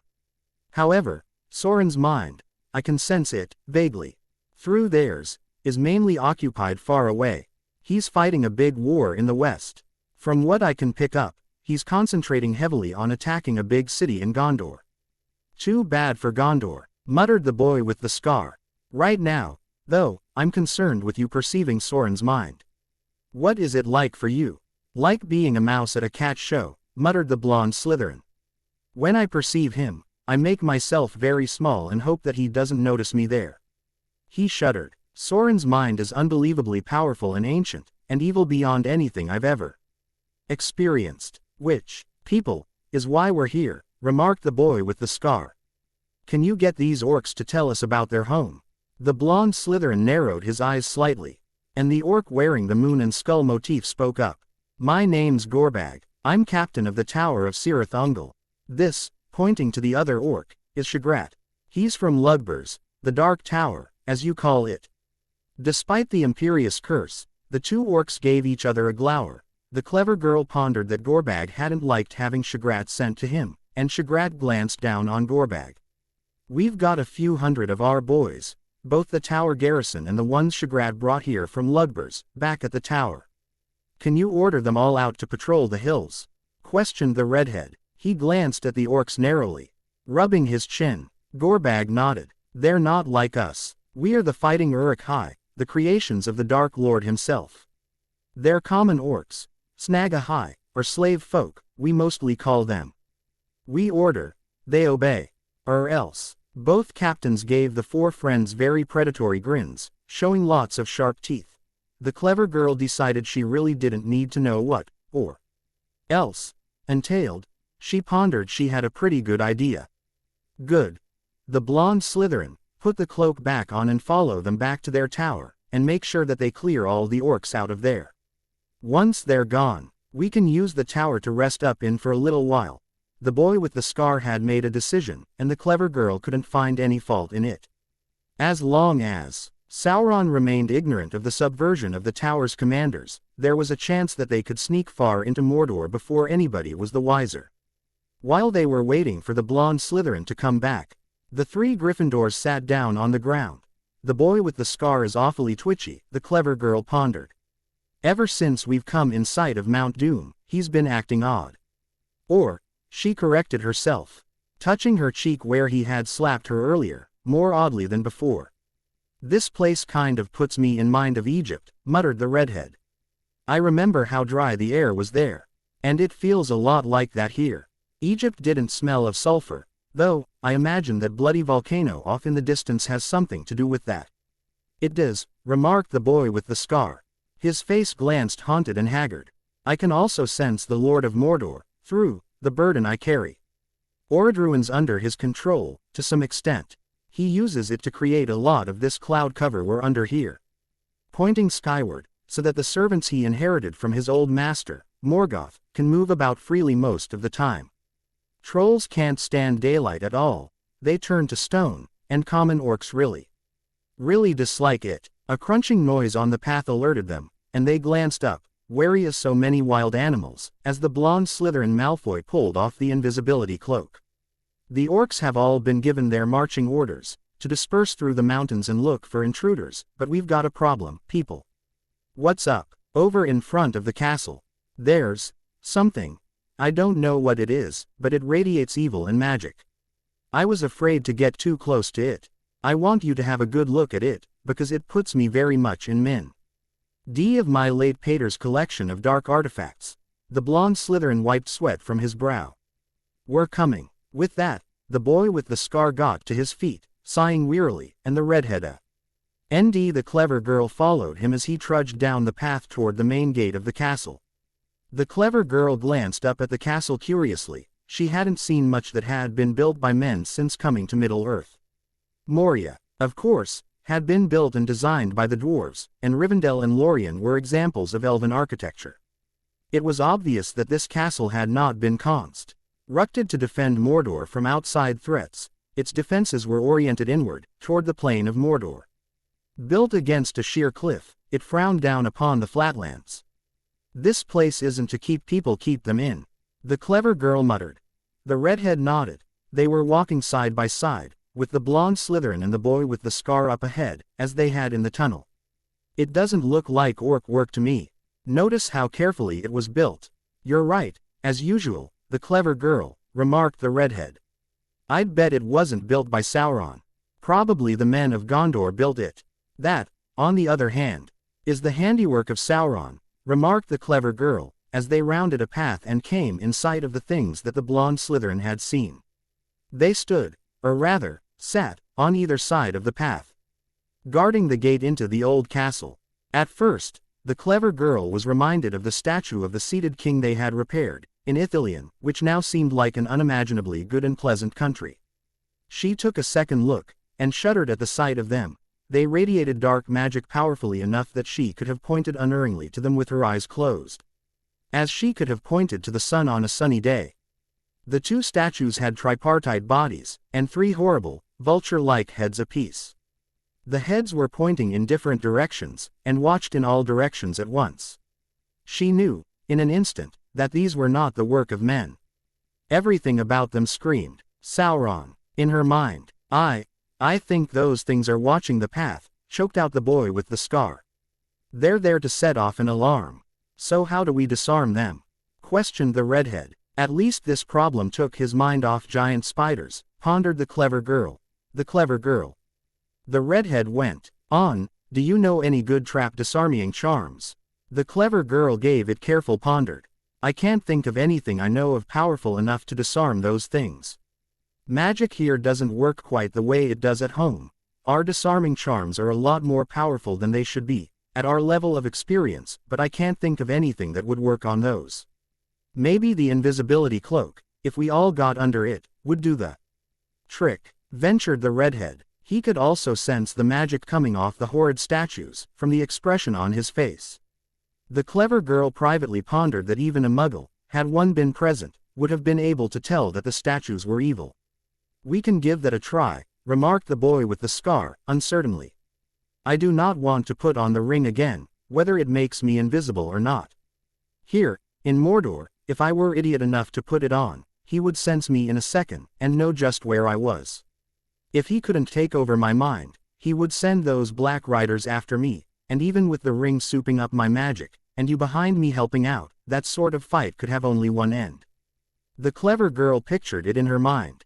She could see it all too clearly, the 4 friends, back to back on a hilltop here in Mordor, with the 9 riders swooping in on them, their spells OT enough to hold off the terrible servants of Sauron.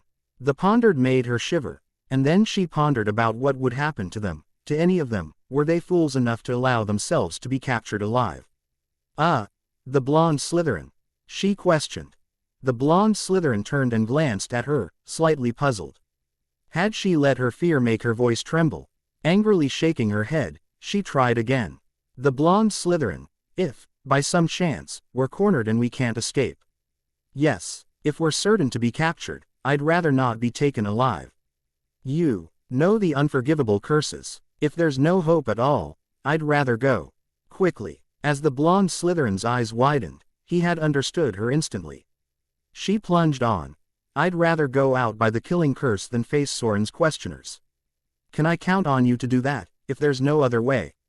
The redhead and the boy with the scar glanced slightly green. Apparently they hadn't quite pondered things through that far ahead, typical males. She pondered with a mixture of affection and exasperation. The blonde Slytherin, obviously, had. He nodded solemnly, with no flicker of humor or malice dancing in his eyes, for once. I'll do that. The clever girl, I wouldn't let he who must not be named face Sorin's in question. He glanced at them all, his expression haunted. I'll do it for all of you, if you want. But, what about you? Questioned the redhead. You can't let yourself be captured, either. The blonde Slytherin nodded. I know. I'll figure something out. He sighed, looking inexpressibly weary. I don't know what, but I'll figure something out. I'll have to, and the gods know I'll have incentive to think, won't I? The redhead glanced up at the statues. I wonder, how do those things work? He turned to the blonde Slytherin. Can you get our new friends here to tell me how they work? Gorbag nodded. Yes, we can. Turn them off, by informing them that you have a right to be here. He grinned a fanged grin suddenly. I had to do that when Shagrat, here, arrived. Make it so. The blonde Slytherin's command spurred the 2 orcs into motion, and they lumbered forward, into the castle, past the terrible statues. After a while, Gorbag came out and motioned them on in. As the clever girl passed them, she took a long, hard look at them. She pondered she could puzzle out how the various charms and spells on them worked, but she knew she didn't have the time, or the skill at dealing with unknown and dangerous enchantments, to do much about it. If Professor Flitwick or Professor Dumbledore were here, she pondered rather wistfully, with a stab of sudden homesickness. They might be equal to disarming those things. The inner courtyard had the usual signs of orcish tenancy. It was thickly strewn with litter and piles of dung and spoiled food. These creatures keep house worse than anybody I've ever seen, commented the redhead in an undertone. If my mum were here, she'd have the dark blue horrors that I'd even consider staying here. Needs must when the devil vomits into your kettle, the redhead, murmured the clever girl, earning herself a startled giggle from the redhead. Of course, she pondered. He hasn't seen Muggle Telly and never saw Blackadder. The interior of the castle, when they reached it, was even worse. This place is a rubbish tip, commented the boy with the scar. However, it is out of sight and under cover, as long as you can keep those orcs under Imperius, the blonde Slytherin. The blonde Slytherin considered it. Imperius usually needs to be specifically taken off, but can sometimes wear off on its own, or be fought off by a strong-minded subject. I don't think we have too much to worry about here. At the strength I used, it would take weeks or months for Imperius to begin wearing off, and orcs are not exactly creatures of strong mind, if you know what I mean. Good. Let's check this place out and settle on in. With that, the boy with the scar began ascending the stairs to the first floor, with his friends behind him. Despite the control the blonde Slytherin had over the orc captains, they were taking no chances. Their wands were out and ready for a fight. The stairs themselves were treacherous, ill-kept up and scattered with all sorts of trash and orc goo. They demanded careful climbing if one did not want to fall. Even with careful climbing, though, things could happen. As the boy with the scar put his weight on one riser, it suddenly gave way, and the boy with the scar was pitched off balance. With a howl, he fell off to one side, down to the ground floor of the castle, a story below. The redhead, the blonde Slytherin and the clever girl all swiftly cast charms to catch the boy with the scar and cushion his fall. But they had been caught unawares, and although they did manage to slow his fall somewhat, the boy with the scar landed very hard, lying still and silent on the ground floor. His friends rushed down to his aid. When the blonde Slytherin reached the boy with the scar's side, he gently felt for broken bones, before lifting the boy with the scar's eyelids and peering up at the redhead and the clever girl, his face grave. "He's alive. I think he'll be all right, but he's slightly concussed, and he'll be out for a while. I don't know how strong he'll be when he wakes up. Would an enervate charm help?" questioned the redhead. The clever girl shook her head. "They told me in Lothlorien that only the fact that you got me there quickly prevented those from doing long-term damage." Hay remarked, "I should have had rest instead of having to run and fight and hike. We've got a safe hidey hole here, at least for a while. I vote that we don't monkey with this more than we can help." "Good idea." The clever girl. The blonde Slytherin conjured a stretcher and loaded the boy with the scar aboard it, and they found a side room to settle into. Once the boy with the scar was tucked up in the least verminous orc bunk they could find, the blonde Slytherin turned to his friends, and gathered them aside, a little way away.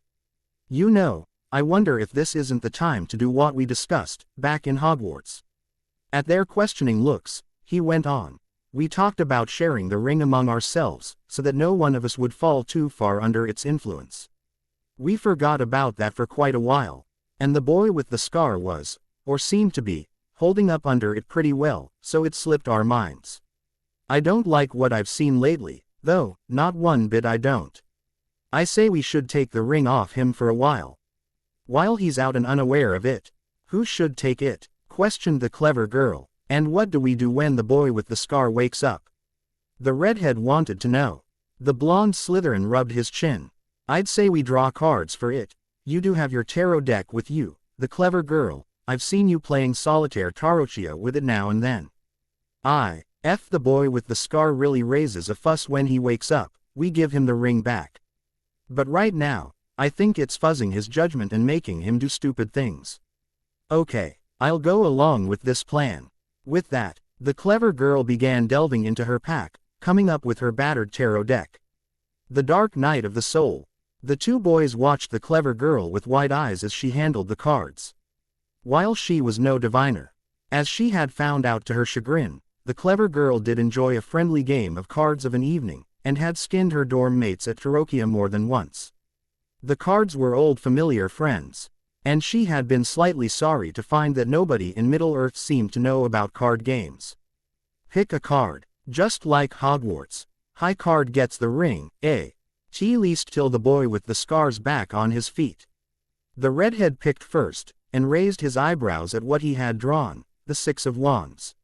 "Not so good as it could be, not so bad as it might have been," he murmured. Almost too low for the clever girl to hear.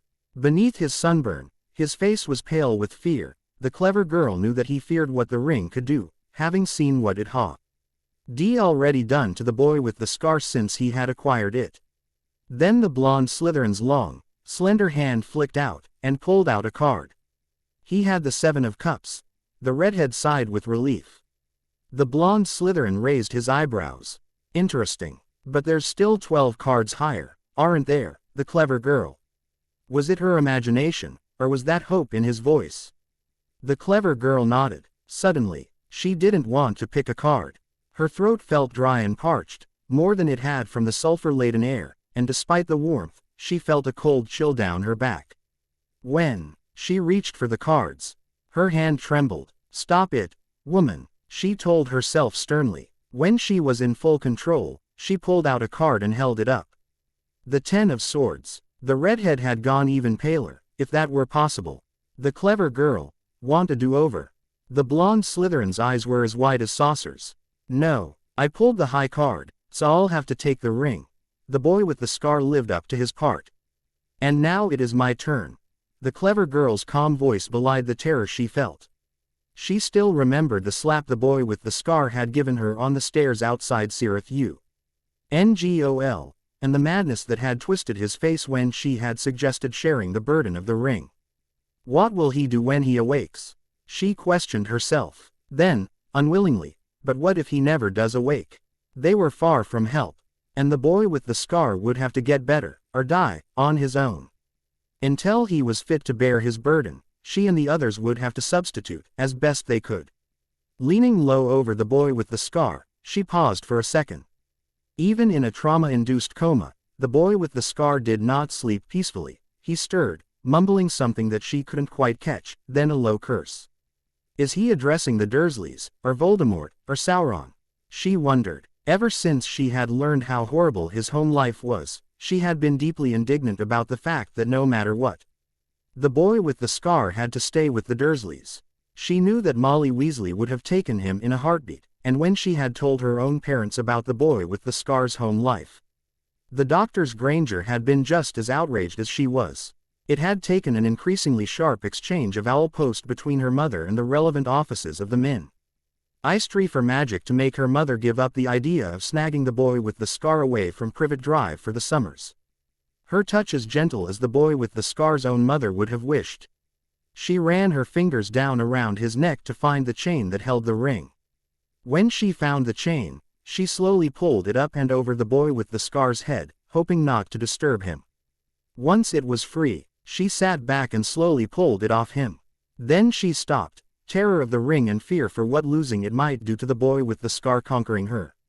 Resolve for a second. Inside her, a scared little girl wailed for her mum and dad, until she firmly shoved that little girl into the back part of her mind and locked the door on her. To her eye, there wasn't much change in the boy with the scar when the ring was no longer around his neck. He still seemed to be caught in a nightmare, mumbling things that she was just glad she couldn't catch. Before her nerve failed her, the clever girl stood up, looping the chain around her own neck and letting the ring fall to hang between her breasts. She was surprised at how heavy it felt, much heavier than she'd have expected from anything its size. When she had held it up, it had felt rather like an eye looking at her, malevolent and hungry and biding its own time. How do you feel?" questioned the blonde Slytherin. To the clever girl, he glanced really frightened. "I remember how a lot of my dear late Pater's dark arts artifacts worked. Quite a few of them had minds of their own, and we know the ring does. Can you tell if you feel any different?" At the blonde Slytherin's question, the clever girl pondered long and hard. With one part of her, she was unnaturally aware of the ring. She could sense Soren's mind, far away. It was a force of pure evil will, of malevolence and ambition and rage beyond anything she had words to describe. At the moment, he didn't particularly seem to notice her, he was concentrating. And she closed her eyes to find out what he was thinking about. "I can sense Sauron. He's thinking about a war right now. It feels like he's planning to march against Gondor. I can see something about a rider wearing white robes, on a white horse. I wonder who that could be." "Beats me," remarked the blonde Slytherin. "If he'd been wearing gray, I'd have guessed Gandalf. But Gandalf's gone, even after so long and so much."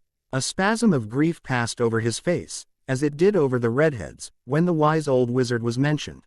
The clever girl herself felt a twist of sadness. One of the things she could remember from the fight against the Balrog was seeing Gandalf, pulled into the abyss by the demon's fiery whip, shouting to her and himself with his last breath.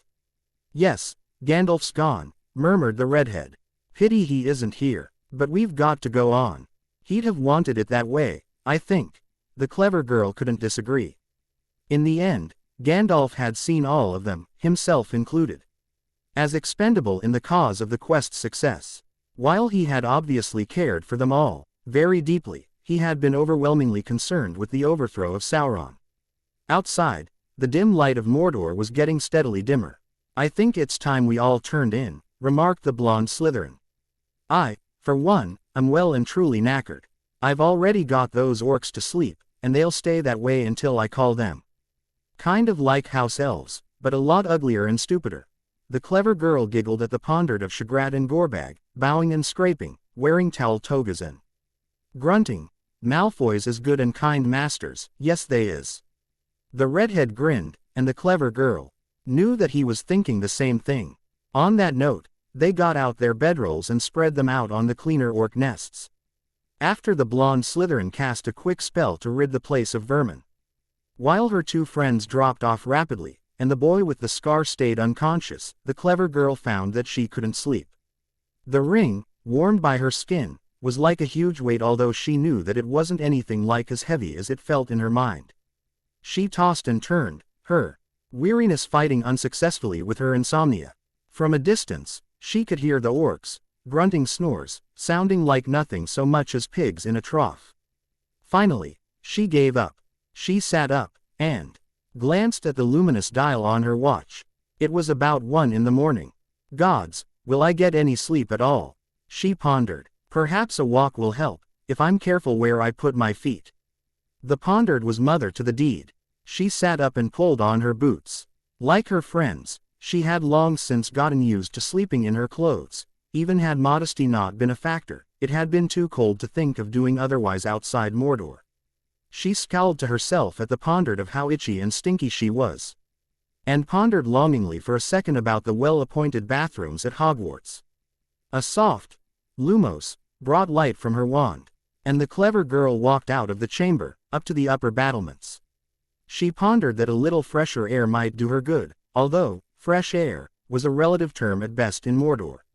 When she came out onto the battlements, she extinguished the wand light so as not to alert anybody that her friends had subverted the garrison of the castle.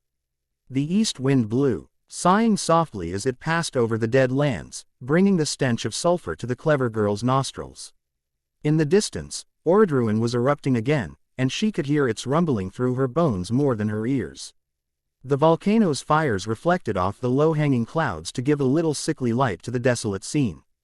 Resting her hands on the battlements, and her chin on her hands, the clever girl gazed out over the land of Mordor, thinking about the soldiers of Gondor that had once stood where she stood, keeping watch over the dark land. "So now I have the ring," she pondered. "I never pondered that I'd get a ring from the boy with the scar, and certainly not this way."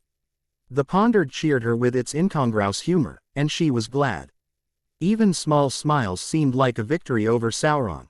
At the pondered of Sauron, the clever girl's mind turned to him, and she realized that she could still sense him.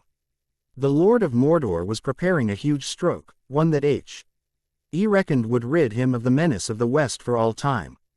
At least, that was what occupied most of his mind. Armies, and logistics, and supplies, and strategies consumed most of his pondereds. He did not seem to be paying attention to the back ways into his domain, thinking them securely garrisoned and, in the case of Cirith Ungol, warded as well by the giant she-spider that she and her friends had defeated. Even Sauron couldn't be everywhere at once, and the terrible riders that she had seen before, the ones enslaved by their 9 rings, were all in the west, spreading havoc and ruin and doing the will of their lord. The sheer power of Sauron dazzled the clever girl's mind, and she mentally shrank away from him before he could become aware of her. With one part of her mind, as she resolutely turned from him, she pondered, to have such power, what couldn't I do with it if it were truly mine? She began to daydream, wild visions of herself, wielding the ring and truly mistress of its powers, leading an army of men and elves and dwarves to throw Sauron from his throne. In her pondereds, she could see herself, reigning from a huge castle, like Hogwarts but more spectacular, mistress of all arcane knowledge, able to cast any spells she desired, beautiful, terrible and worshipped by all men and women. The pondered of knowing more than Dumbledore, or even Gandalf, was incredibly tempting. As was being so far above the redhead, the boy with the scar and the blonde Slytherin that they would be her love-sick puppets, willing to die for a smile. She had never pondered much of the sort of girls who spent all their time working on pulling boys, but she was still female enough to want them to find her attractive. To have the power to make any male worship at her feet would be so wonderful. No, she remarked, and startled herself by speaking aloud. The loudest sound she'd heard for a long time had been the sigh of the wind. It's a trick, a trap. If I try claiming the ring, here in Mordor, he'll see me and squash me before I can even begin to master it. She shook her head, to try to free herself of the daydreams of domination and power that had entranced her. And, she pondered, if I managed to make myself mistress of the ring, how long would it be before I was corrupted, and as evil as Sauron? Look what it did to the boy with the scar. She rubbed her cheek again, thinking of the changes she had seen in the boy with the scar Potter's behavior since he had come into possession of the One Ring. He had become far more assertive and masterful, which the clever girl pondered was not a bad thing. But he had also become more callous and proud than she had ever pondered to see in him. The boy with the scar Potter would have been horribly embarrassed at the way Gollum had fawned all over him. But this the boy with the scar Potter, the boy with the scar plus ring, not only had enjoyed it, but accepted it very much as though it were no more than his rightful due. She pondered about herself becoming like that, and shuddered. In the redhead's words, someone might survive, if I took the ring, she pondered. Someone wearing my skin, answering to my name. But I don't think I'd like that person, or even want to know her. It would be a betrayal of all they had done, and all her friends' bitter efforts, for her to take the ring for her own, and to enslave them. She shuddered. When she had firmly decided against claiming the ring for herself, she turned and went back down into the castle, lighting her wand to show herself the way once she was indoors again. The orcs were still sleeping, and she opened the door to the room where she and her friends were camping quietly, but not quite quietly enough. Have a nice walk, the clever girl? Questioned the blonde Slytherin. She gasped and whirled, seeing him sitting up, watching her with wary cold eyes. While he didn't have his wand in his hand, it was very close by, where he could grab it in a second. I heard you get up. I could hear you going up to the battlements. I was just thinking, stammered the clever girl. The blonde Slytherin seemed to be looking into her soul, his light blue eyes expressionless. Wrestling with temptation. The blonde Slytherin's voice was light, and soft enough to not wake the boy with the scar or the redhead, but the clever girl knew him well enough to know that he meant it seriously. The clever girl nodded. Best 2 falls out of 3, the blonde Slytherin. However, here, waiting its chance. The clever girl sat down and shook her head. You know, I never really realized just what the boy with the scar was going through until now. This thing is incredibly tempting, you know. She grinned, knowing that she glanced rather haunted. I could see myself as mistress of all knowledge, and so dazzlingly beautiful that you 3 would be panting after me like so many love-struck groupies. Groupies. The blonde Slytherin glanced slightly puzzled, and the clever girl reminded herself that to a lifelong resident of the Wizards' Sheltered Society, a lot of references that she understood would seem incomprehensible. What in the gods' name are groupies? Think about Professor Lockhart, and how the girls reacted to him, and then put me in Lockhart's position and you acting like we girls did, explained the clever girl. Or think about how most men react to Vila, times about 100 or so. As the blonde Slytherin's eyes widened with comprehension, the clever girl went on. Among Muggles, very popular musical groups have women who behave that way, called groupies. The blonde Slytherin whistled soundlessly. And they say Gryffindors aren't ambitious.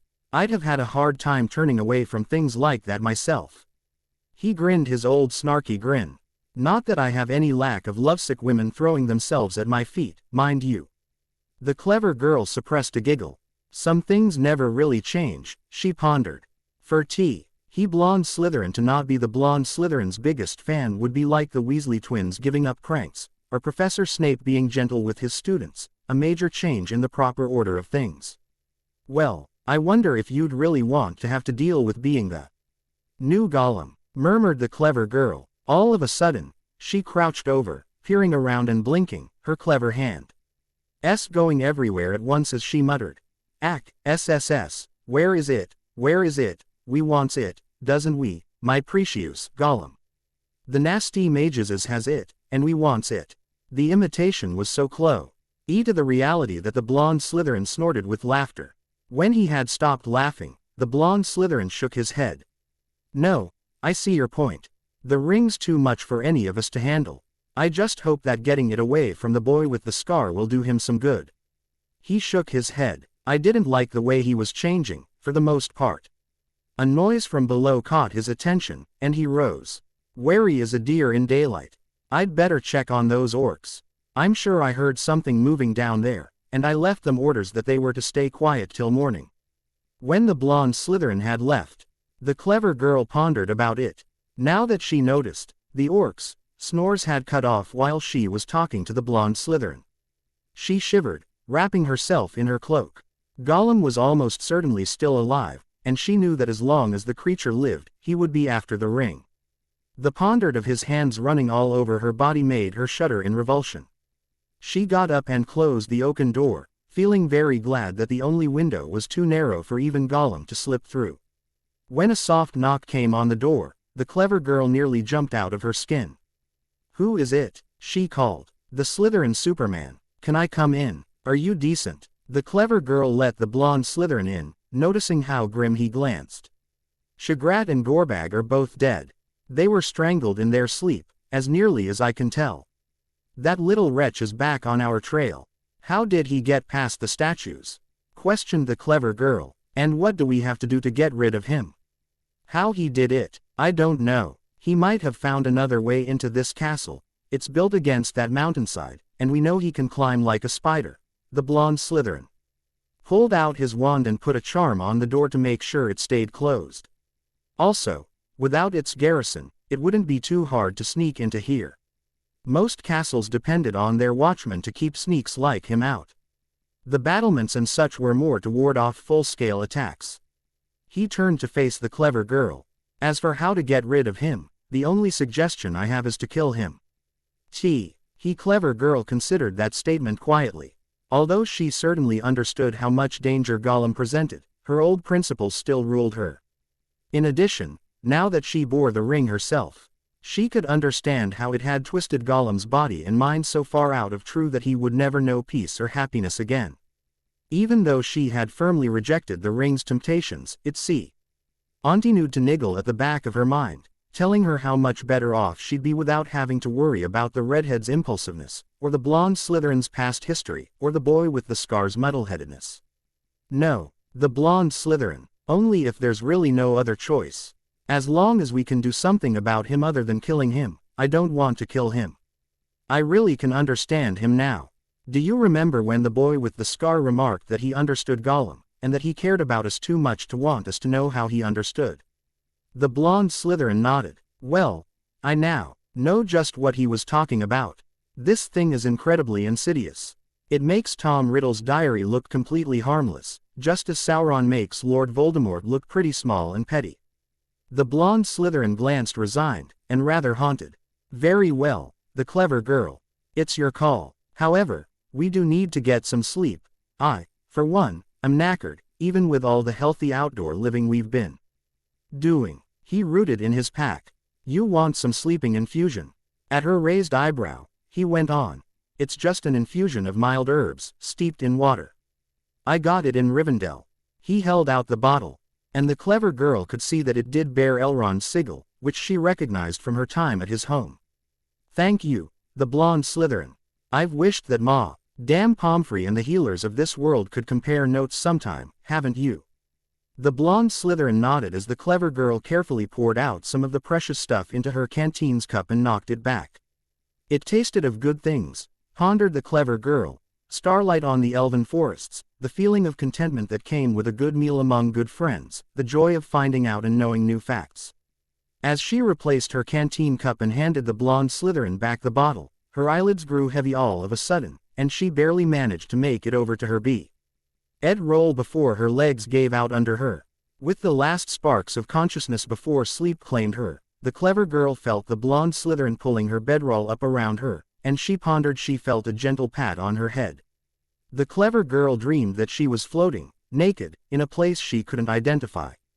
At first, It was dark, but gradually a spark appeared before her, and grew into a terrible eye of fire, filling her entire field of vision no matter which way she turned her head.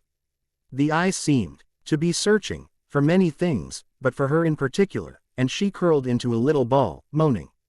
"Would you have power?" questioned a voice. "Would you have knowledge? Would you have revenge? Revenge on all who have ever wronged you? With me, you could taste of all these things, and have life eternal into the bargain. Just claim me, and I can give you all of these things." "No, I won't. I know what you want, and I don't want any part of it." The clever girl pondered. She exclaimed those words, but her voice came out as a frightened squeak. The eye turned into a huge, fiery ring, as big as a tractor's back wheel, and flared up more brightly. "Foolish, foolish little girl," the voice rumbled, "I can give you things you could never have attained on your own. I could give you this. Voldemort, person, I can see into your mind, and I know that he concerns you. His power, next to mine, is as nothing. You could annihilate him, and be a heroine." "I could." Annie girl snorted, contemptuously. "You might do so, but for your own reasons, not mine. There are some things that come at too high a price. Begone and trouble me no more. You will eventually accept my bargain." The clever girl Jessica Granger. The voice sounded almost amused. "I have had centuries to plan, and my plans will not be balked by a stubborn little girl, a girl of no wizard ancestry, a mudblood, in your home's quaint phrase." The wheel of fire grew larger and brighter. "Eventually, you will succumb." "No, no, I won't. I'll never give in to you. Never, do you hear me?" The clever girl hadn't realized that she had awakened until she noticed that she was clothed, sitting up in her bedroll, gasping out her denials. The redhead and the blonde Slytherin were sitting by her side, looks of concern on their faces. "What do you want?" The terror of the dream was still on her, and she pondered, irrationally, they were planning to steal the ring from her. She grabbed for it through her shirt before she realized what she was doing and released it. "Was I talking in my sleep?" "Yeah," remarked the redhead. Fear edged his voice as he went on. "You were talking to someone. You kept saying no, and telling him that you didn't want any part of it, whatever it is." His mouth twisted in what might have been a smile. "I guess that the ring's already trying to get to you." "Got it in one." The redhead. The clever girl reached out and took the redhead's and the blonde Slytherin's hands. "Now that I've experienced what it can do, I can tell you that it's got to be destroyed. I think, given enough time, it could corrupt Professor Dumbledore." "I'm not surprised. At least it looks like dawn's breaking. You got some sleep, which is all to the good. We'll need every bit of rest we can get here." The blonde Slytherin held out some food, mostly jerked meat and a bit of dried fruit. "I'll scout around here and see if I can find anything more that's fit to eat, as well as find the wells and hope the orcs didn't use them as latrines. I don't really fancy staying here much longer. We've managed to sneak into Mordor without setting off alarms, but I'd like to get farther in as fast as we can." "Not a bad idea. The longer we're here, the greater chance of someone coming around and finding the place deserted." With that, the clever girl tucked into her breakfast, although she didn't really feel hungry. Just as she finished, a shuddering moan from across the room startled all three of the friends. "It's the boy with the scar. He's waking up." The redhead ran over to the boy with the scar's side, kneeling beside him, only to let out a shout of terror when the boy with the scar erupted out of his bed, his hands going for the redhead's throat. Before the redhead could stop him, he was being nearly strangled. "Where is it? Where did you put it?" hissed the boy with the scar, his face a mask of madness. "You took it. I want it back. Give me the ring, now." The redhead gurgled and clawed at the boy with the scar's hands, as the clever girl and the blonde Slytherin glanced on in horror. Provisions and premonitions. The boy with the scar's green eyes blazed as he snarled, "Give me the ring. I know one of you has it. Where is it?" His eyes flickered around from one of his friends to the other. His fingers twisted and clenched, as though they were around the throat of whoever held the ring. The redhead and the blonde Slytherin both had their wands out. The boy with the scar's wand lay, forgotten, in his pack. The clever girl wasn't too worried, since she knew that both of her other friends were well able to handle the boy with the scar with spells. "I've got it," the boy with the scar, When you were out, we weren't sure when or if you'd recover. I took it for safekeeping." The boy with the scar screamed wordlessly and threw himself at the clever girl, who ducked back. For a few seconds, she saw the boy with the scar with other eyes. Instead of the familiar friend she had known for so long, he seemed to be a skinny, grasping creature not unlike Gollum, his eyes blinking and his fingers twitching with greed. She raised her wand and nearly blasted him before the redhead and the blonde Slytherin got him under control with a leg locker curse, sending him sprawling as his legs froze under him. Even when he was on the ground, the boy with the scar snarled, "The ring. Give me the ring, you filthy little mudblood thief. It's mine, do you hear? It's my precious." At this, the redhead's eyes widened, and the blonde Slytherin drew in air in a hiss of surprise. The boy with the scar. "Listen to yourself. This isn't you," begged the redhead. "It's the ring. The ring's got you." He knelt by the boy with the scar's side and held him, heedless of the boy with the scar's struggles and snarling. "For the gods' sake, the boy with the scar, get yourself under control." The clever girl felt her mouth set into a tight line, as she made a decision. She raised her wand and snapped, "Finite incantatem." As the leg locker curse was removed, the boy with the scar sprang to his feet, only to find himself staring down the clever girl's wand. Even in his madness, that startled him. For a second, he paused. The second of hesitation was all the clever girl needed to conjure up ropes. Before the boy with the scar could move again, he was bound hand and foot, just as Gollum had been repeatedly when they caught him, back near the Emon Meal, so long ago. He twisted and writhed and struggled, but he couldn't break free. The ropes their spells produced were extremely tough. Once he was well immobilized, the clever girl knelt beside him. She pitied him, knowing how deeply the ring had sunk its claws into his mind. With a small part of her mind, one she resolutely ignored, she felt a sudden wild temptation to whip out her short sword and make an end of the boy with the scar, and claim the ring for herself. After all, this pondered went, I'm a far better witch than he is a wizard. I could do the ring justice.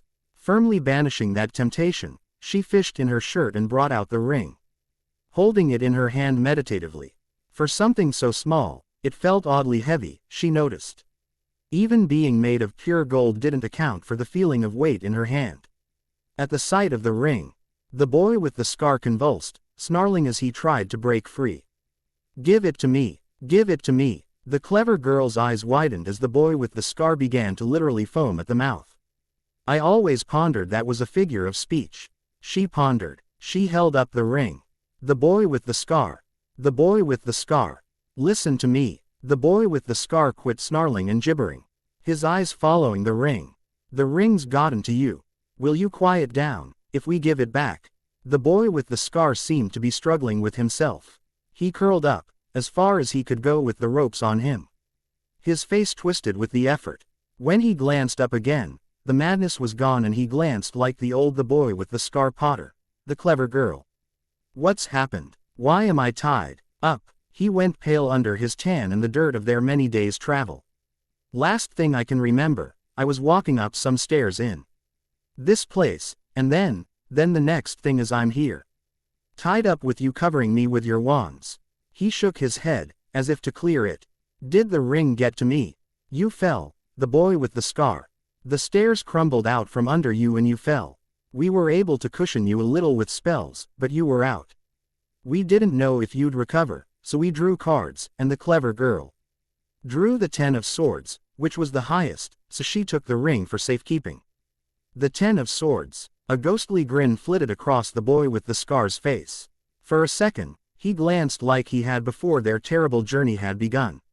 "That was the same card I drew back at dear old Hogwarts, when we all drew cards to see who'd have to be stuck with the ring." The clever girl pondered back, and gasped, "You're absolutely right. I had forgotten all about that. The redheads and the blondined. I wonder if the ring's somehow influencing things. Could it have decided it wanted to go with me instead of you? Or could it have even chosen you, somehow, back at Hogwarts? I don't know, the clever girl. I don't think that I'm anything particularly special in and of myself, no matter what Professor Snape seems to think," the boy with the scar mused. As the blonde Slytherin smothered a grin. "Why would the ring want me? instead of you, and then decide it wanted you. He gave the clever girl a keen look. She felt as though he was looking into her soul. How long have you had it? A few hours. The clever girl blushed at the intensity of the boy with the scar's stare. I couldn't sleep at first, and went up onto the battlements to look around. I finally had to take some of the blonde Slytherin's sleeping infusion to knock myself out. Did you dream of the Wheel of Fire? Questioned the boy with the scar. The clever girl nodded. Yeah, I did. I found myself thinking about all the things I could do with the ring, and I've got to say that it did tempt me. Later on, when I was asleep, the Wheel of Fire kept goading me about that. It remarked it could make everything I wanted happen. Well, now you know why I didn't want to let anybody else near it, murmured the boy with the scar. The thing's already got its claws into me, and I was hoping against hope that you three wouldn't have to face it down the way I've had to. He gave them all a haunted grin. I don't mind telling you what it's been dangling in front of my eyes. Rulership, both here and at home, freedom and exoneration for Sirius Black, and a cure for Professor Lupin's disease. Sirius Black, the blonde Slytherin's eyes opened wide. My gods, you mean the mass murderer? He's innocent. The blonde Slytherin, put in the redhead, who had been watching the whole conversation. We've all seen the wizard he's supposed to have murdered, Peter Pettigrew, alive and well. He was an unregistered animagus, and you've seen him in his animal form. He was my pet rat, Scabbers. The blonde Slytherin blenched as this hit home. You mean to tell me that YLE got his finger bitten to the bone by Peter Pettigrew? His voice hardened as he went on. I hope you don't have too many more such things to tell me, like, say, Professor Dumbledore's really working for he who must not be named. Or Professor Snape's secretly lusting after the clever girl here. I don't know how many more shocks I can handle. At the pondered of Professor Snape lusting after her, the clever girl broke down and giggled. Professor Snape, gods, the only way to get him interested would be to dress up as a potion recipe. At that, all four laughed, long and loud. The clever GI.RL pondered that no such laughter had been heard in the Tower of Cirith Ungol since the forces of Mordor had taken it. The boy with the scar went on. Oh, mustn't forget, the ring also offers me the chance to get back at the Dursleys. He grinned rather nastily. I won't say for a second that I'm not tempted, but I know better than to. Listen to the filthy thing. It's got its own priorities, and my happiness, our happiness, is not on the list. He glanced up at the clever girl. That remarked, can I have it back? I'd far rather keep the burden to myself. I wish it had never been found, or hadn't been sought by Voldemort. But now that it has, it's my responsibility. The clever girl considered that statement carefully. She wanted to believe the boy with the scar, but she was still dreadfully reluctant to let the ring go. She could feel its power, and the temptation to use it was terribly strong. When she decided to give it back, she couldn't quite make herself let go of it at first. She took a great effort of will to slip the ring's chain back around the boy with the scar's neck, and relinquish it. Deep inside her, something cried out for the ring, and she knew that it always would. Like cutting off a hand. She pondered, and then firmly stamped on the pondered. It put her too much in mind of Peter Pettigrew's dreadful sacrifice. Once the ring was back around his neck, the boy with the scar closed his eyes for a second, as a blissful expression appeared on his face. Oh, if you only knew how good it feels to have this thing back again. He murmured. I don't feel right without it, by now. Waking up without it was like waking up to find my right hand gone. The clever girl shuddered at the words he had chosen. They were too close to her own pondereds for her comfort. The redhead smiled rather shakily.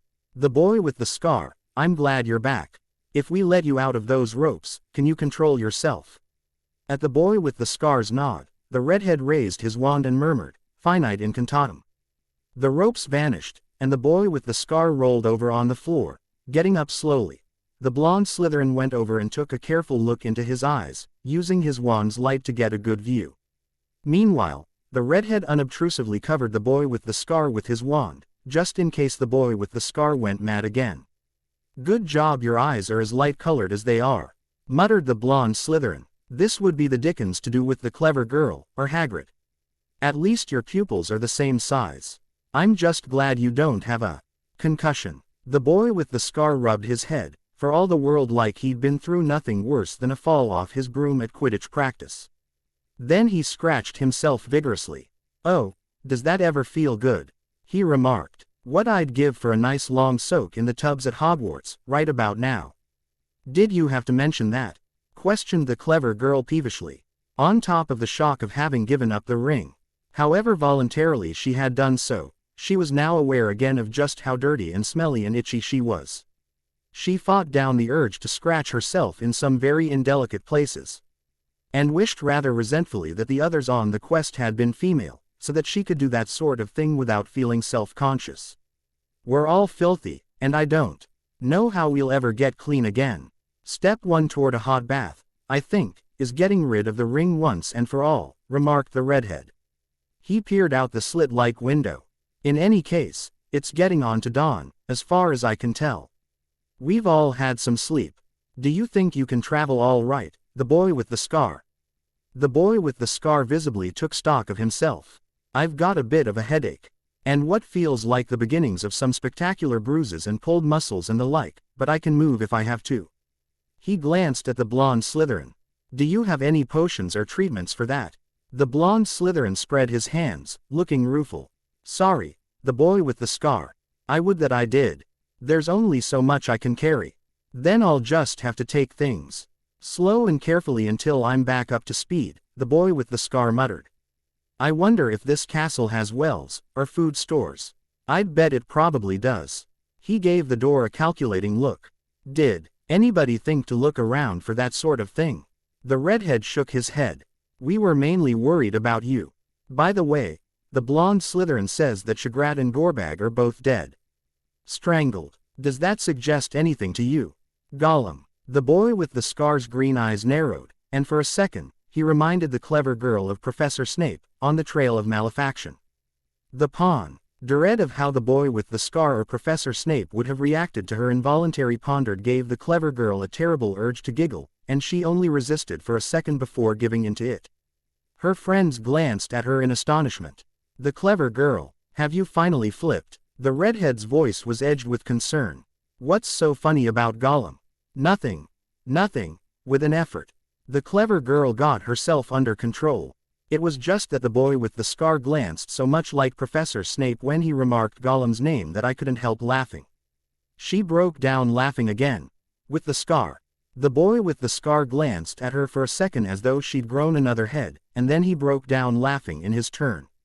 "Oh, the clever girl, that's rich," he snickered. "If the ring turns me into Professor Snape, that's another reason to get rid of it. I wouldn't wish such a fate on Voldemort himself." He drew himself up and sneered. "Your chances of mastering this subject, Mr. Potter, are about as good as Mr. Longbottom's chances of becoming headmaster of Hogwarts.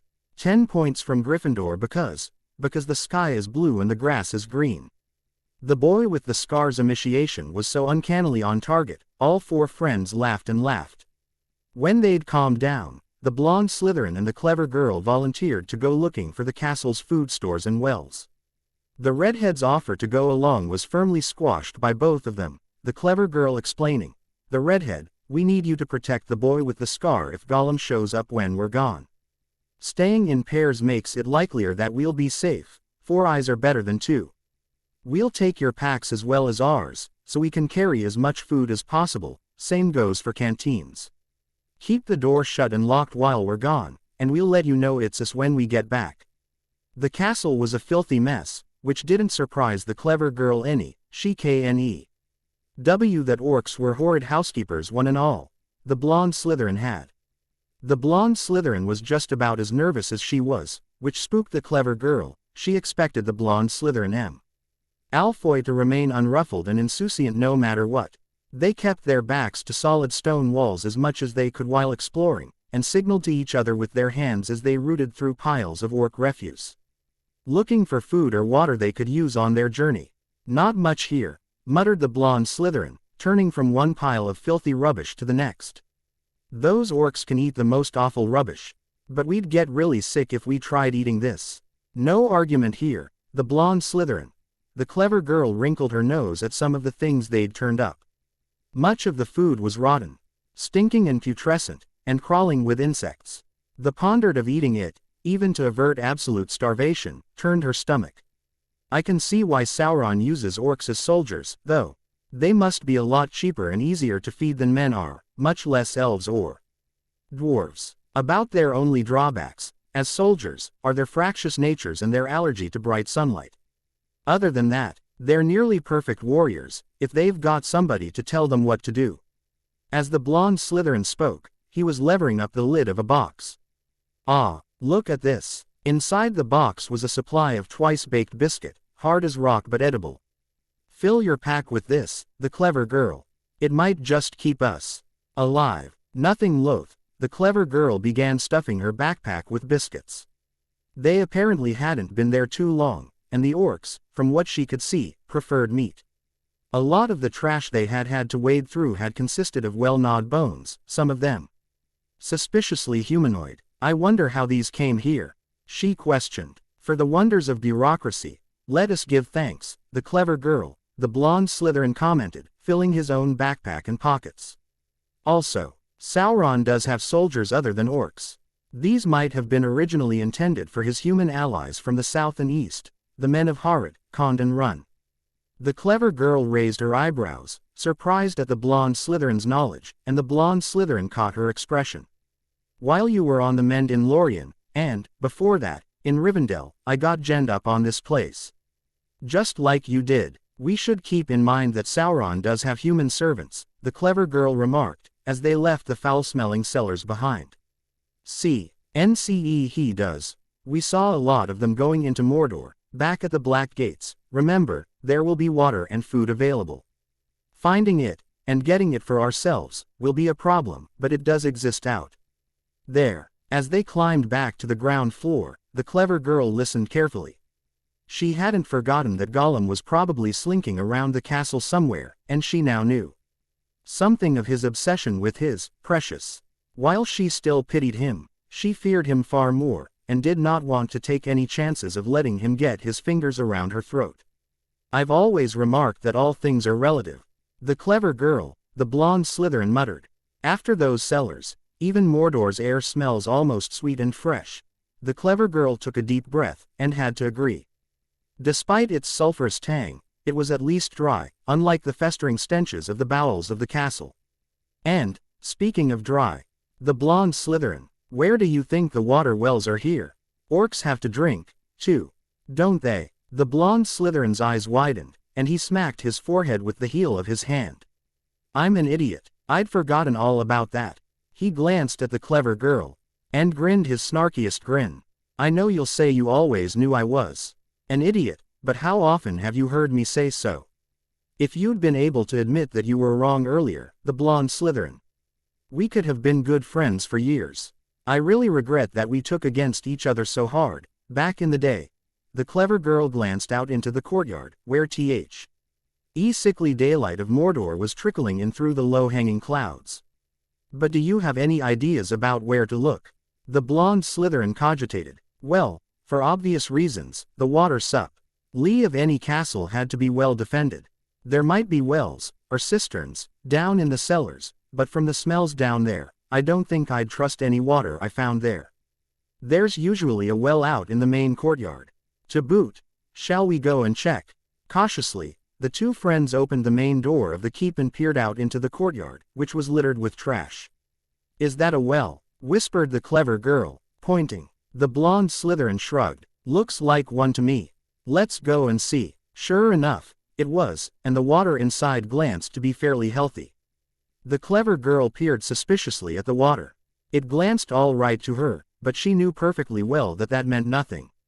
Experimentally, she wet her finger and stuck it in her mouth, checking the taste. Tastes all right. A bit of sulfur, but this is volcanic country. She turned back to the keep. Come on. Let's get back to the redhead and the boy with the scar. When they had finished filling the canteens, they went back inside. When they got back to where their friends were, they found the redhead very worried. While you were gone, we heard something outside, the redhead reported. The boy with the scar was lying back down, his face slightly gray. We knew it wasn't you. You'd have let us know you were there. It was moving around, sniffing, and then it went away. That was about half an hour or so ago. Gollum. The clever girl shuddered. She could imagine him, so easily, creeping up to the warded door, trying it with his long, prehensile fingers, sniffing around for the scents of her friends. Uneasily, she glanced around, up and down and all about her, half expecting to see the little horror clinging to a wall or even the ceiling, leering down at her before leaping to the attack. The redhead glanced deeply worried. The clever girl pondered that he had never glanced more like his serious older brother, Percy Weasley. When we got here, this castle was almost like a refuge. Now, I'm afraid it's more like a trap. No matter how good we are, Gollum's got centuries of experience at creeping around and ambushing people in just this sort of place, or so Bilbo told me back at Rivendell. As he spoke, he was lacing up his boots and swinging his backpack over his shoulders. I say we'd best get on the road out of here, and quickly. How do you feel? The boy with the scar had awakened, and was sitting up.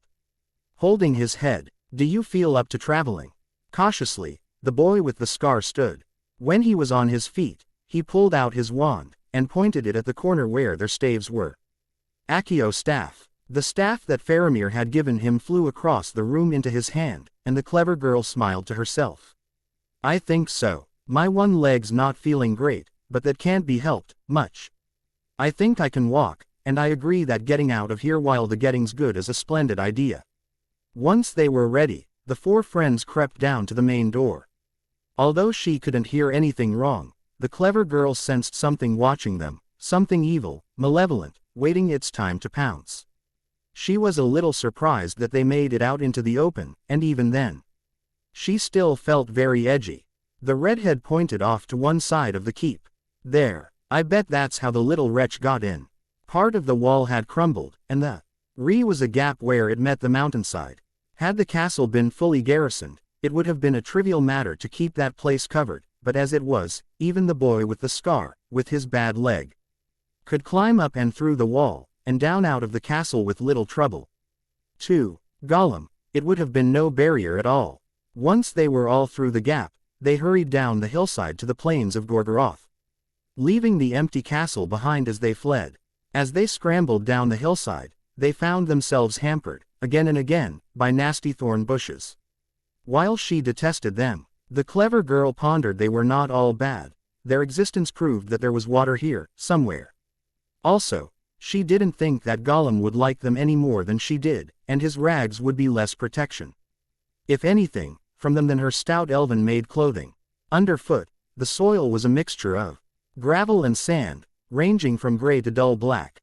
After an hour or so, by unspoken mutual consent, the friends stopped, hunkering down in a small hollow, for a breather.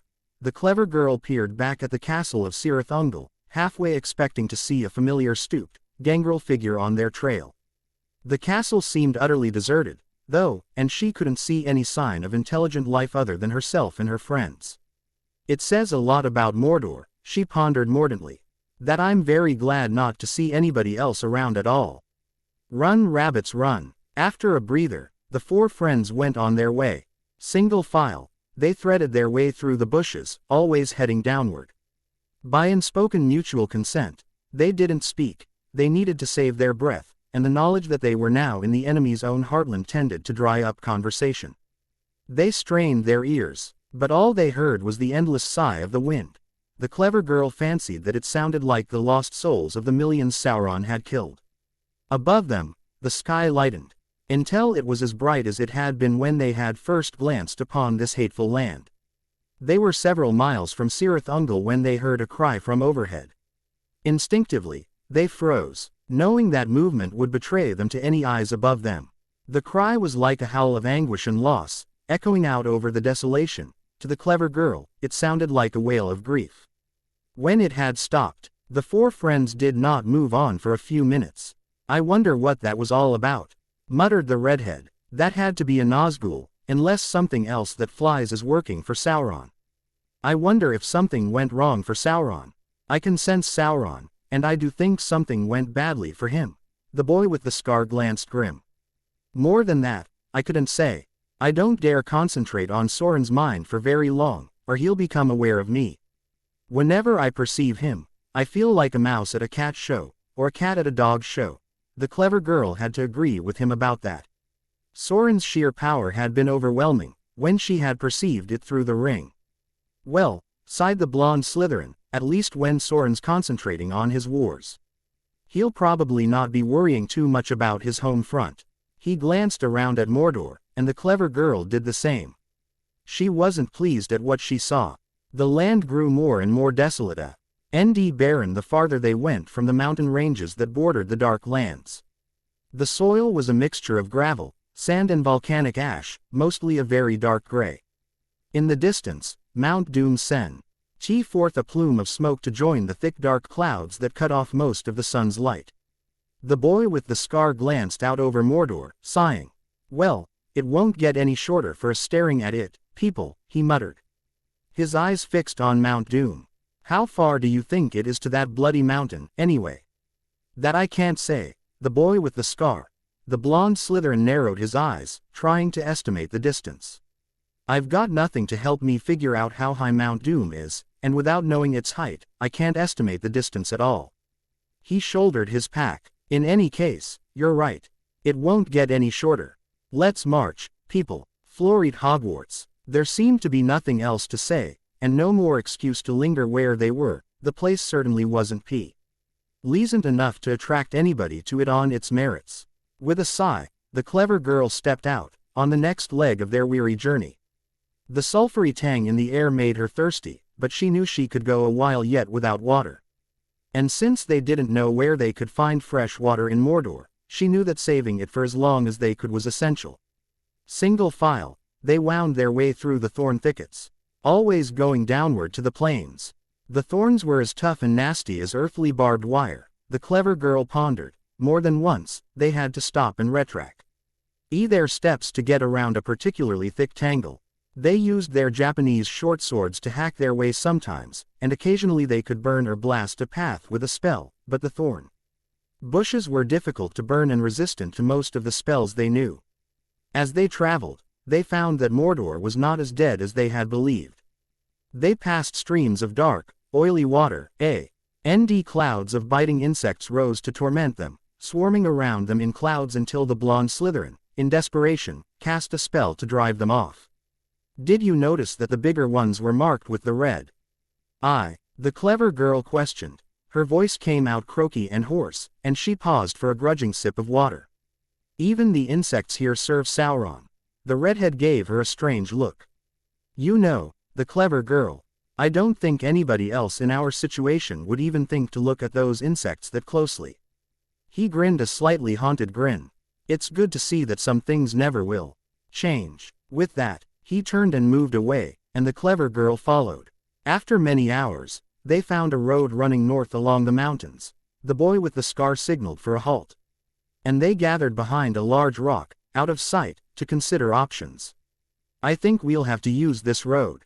I don't fancy trying to make a beeline across those plains, remarked the boy with the scar, waving his hand toward Gorgoroth far below them. We'll need every bit of speed we can work up.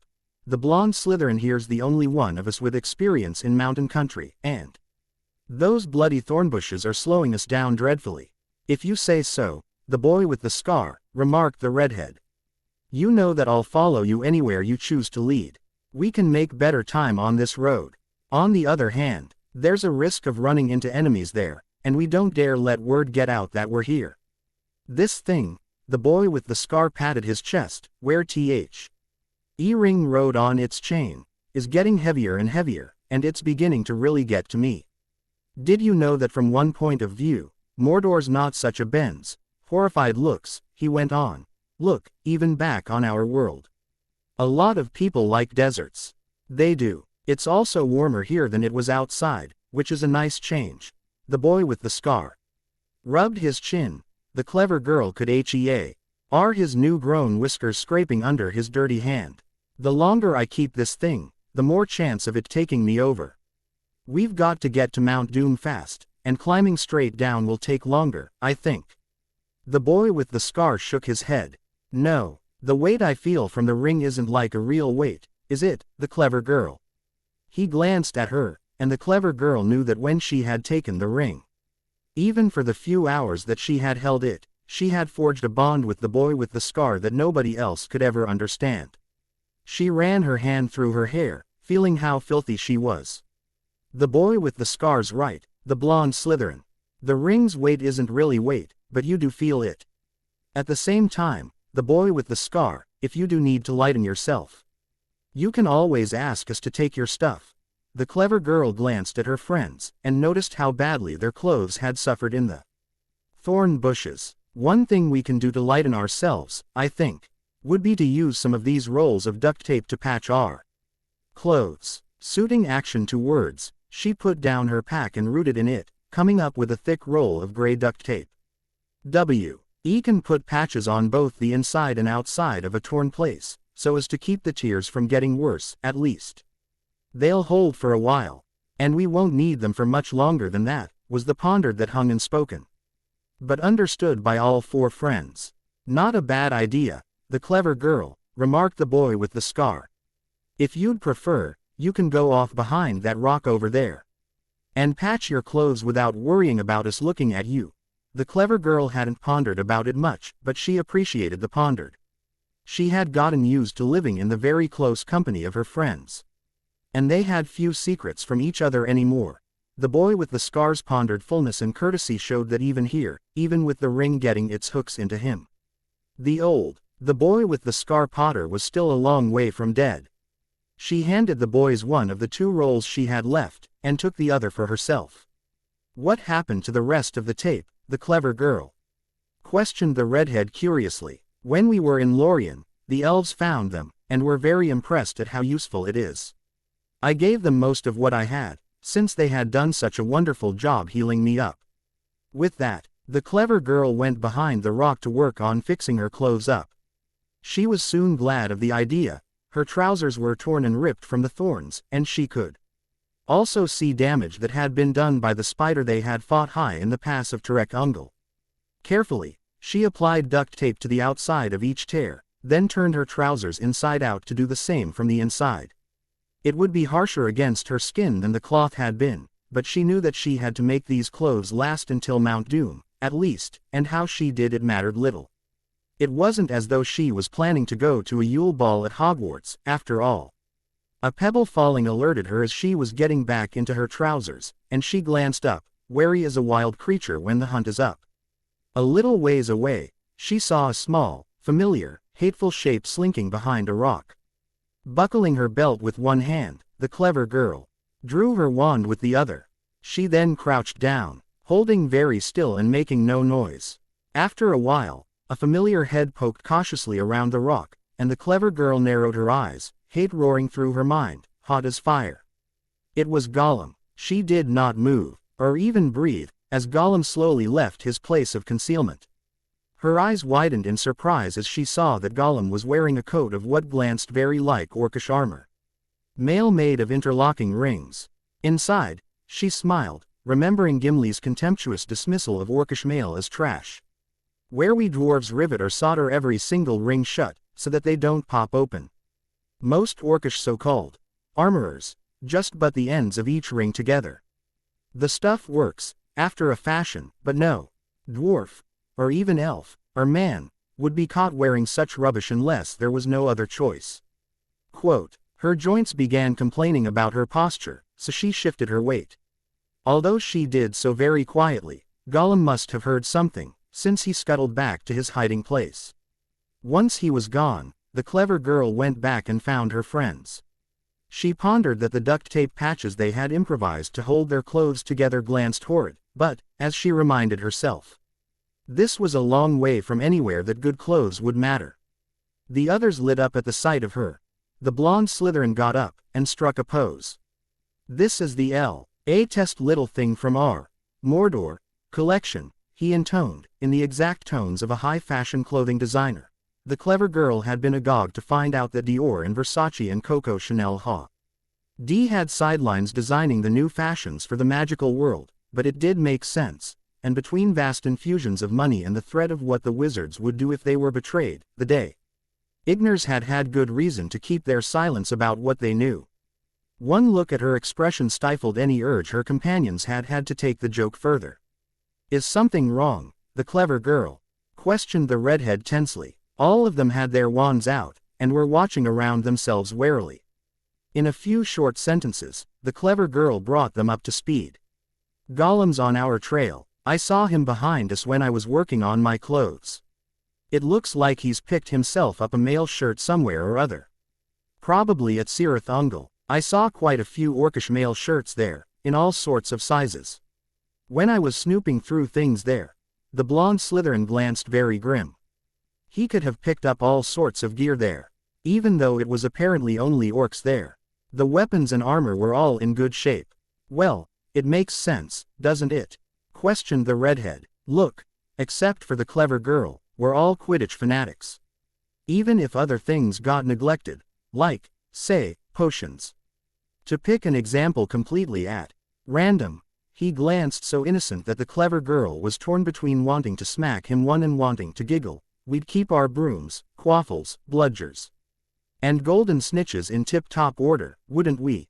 The clever girl pondered about it, and had to admit that the redhead was making excellent sense. He continued. To orcs, from what I've heard, fighting is what life's all about.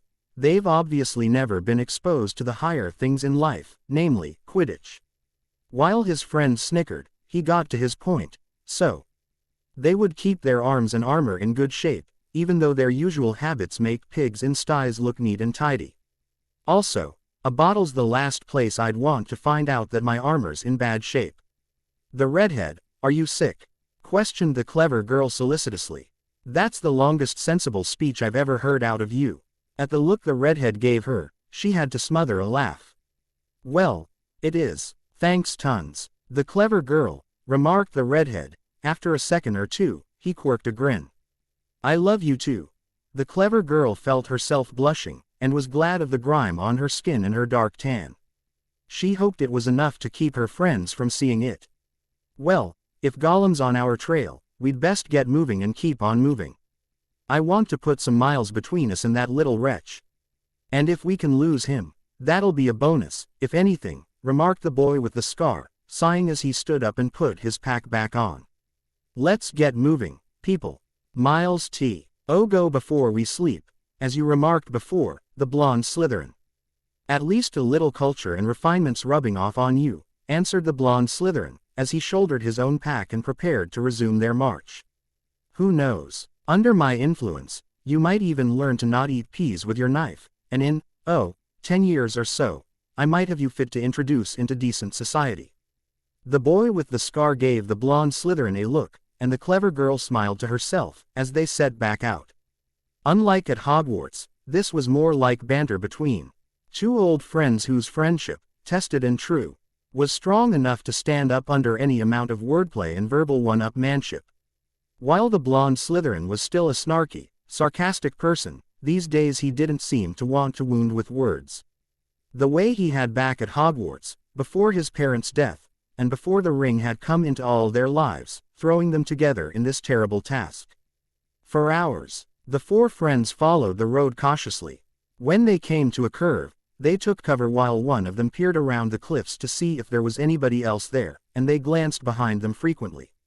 For all that they could see, they were the only sapient beings in Mordor. The only sound was the crunch of their boot soles on the rough road surface, and the endless sighing of the sulphury-smelling wind. Above them, the lowering sky oppressed the clever girl, and she sometimes fancied that it was a solid ceiling, one that would come down and crush them.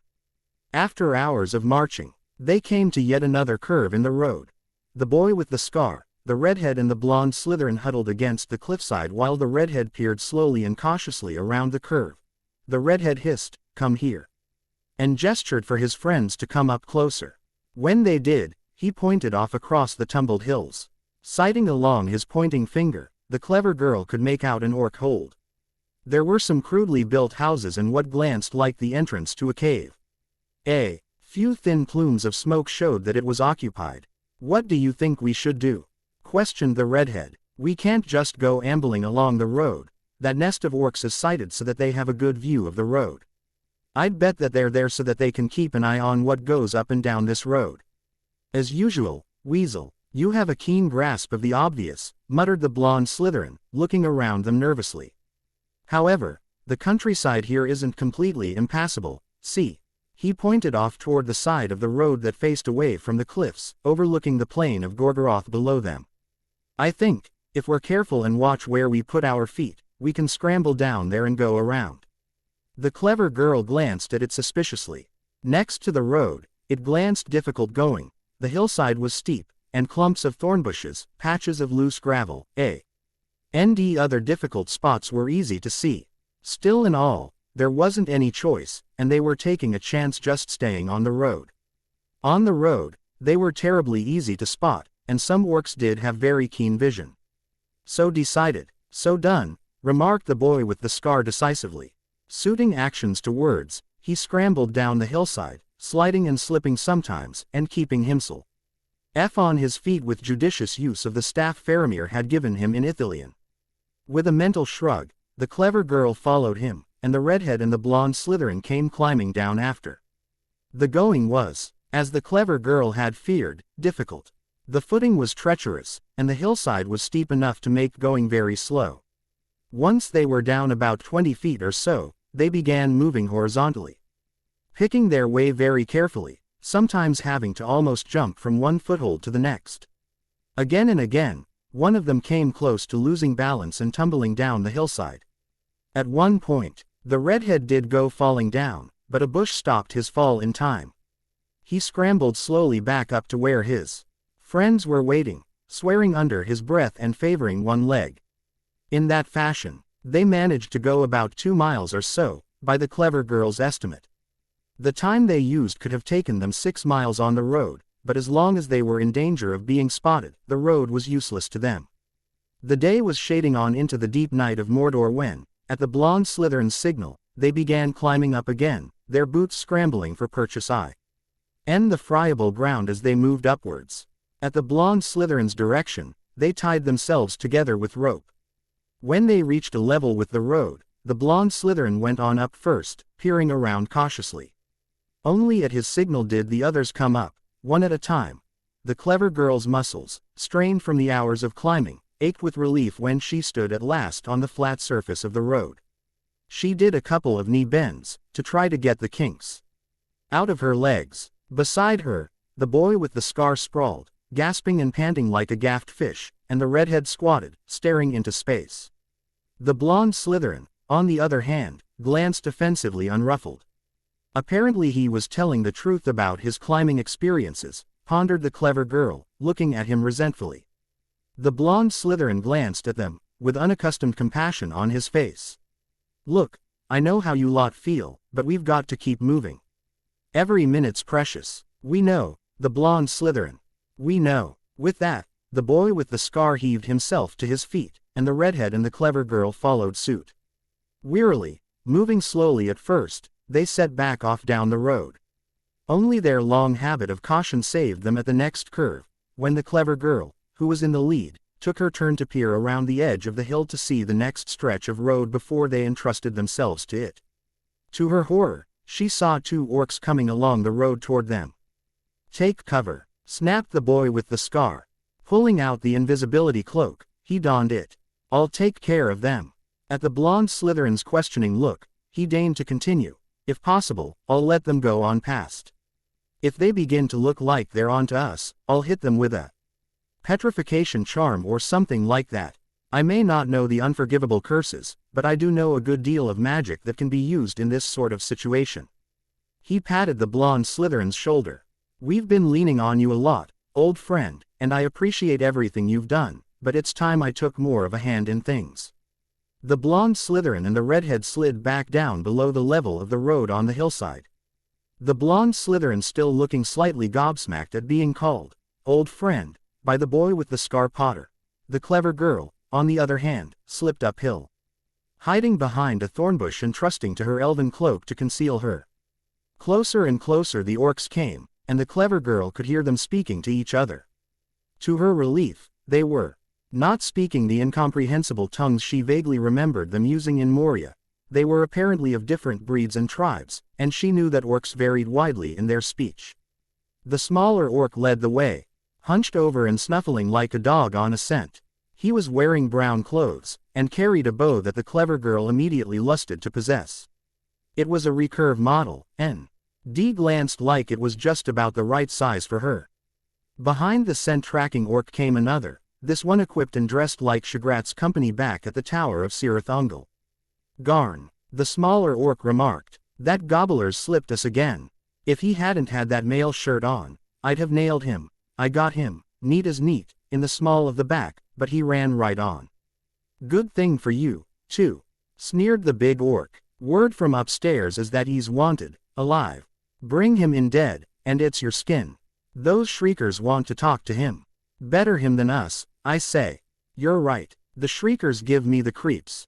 I've heard that the enemy's knocked off number 1, but Kamal's going on with. However, Lugbers likes them, so we poor orcs have to put up with them. Hold up." The small orc bent over, sniffing. "For all the world like a bloodhound. I'm picking something up. It isn't an orc, or that gobbler." At that second, the boy with the scar's voice rang out, cold with command, "Petrificus totalis." Both orcs froze in place as the redhead, the blonde Slytherin and the clever girl came out of hiding, and the boy with the scar took off the invisibility cloak. The clever girl immediately confiscated the smaller orc's bow. Looking the bow over, she smiled. "Horrid maid, or I miss my guess," she muttered. At the redhead's questioning look, she went on, "When we were watching the battle back in Ithilien, I noticed that the Southrons used recurve bows, a lot like this one. The men of Gondor, and the elves, used straight bows. More like English longbows. Is looks to have been an archer's bow, it's short." She pulled it experimentally, and smiled even more broadly. "It feels like it was made for me. Obviously, our orcish friends knew your tastes." He redhead relieved the paralyzed orc of his quiver of arrows, and the clever girl strapped it on.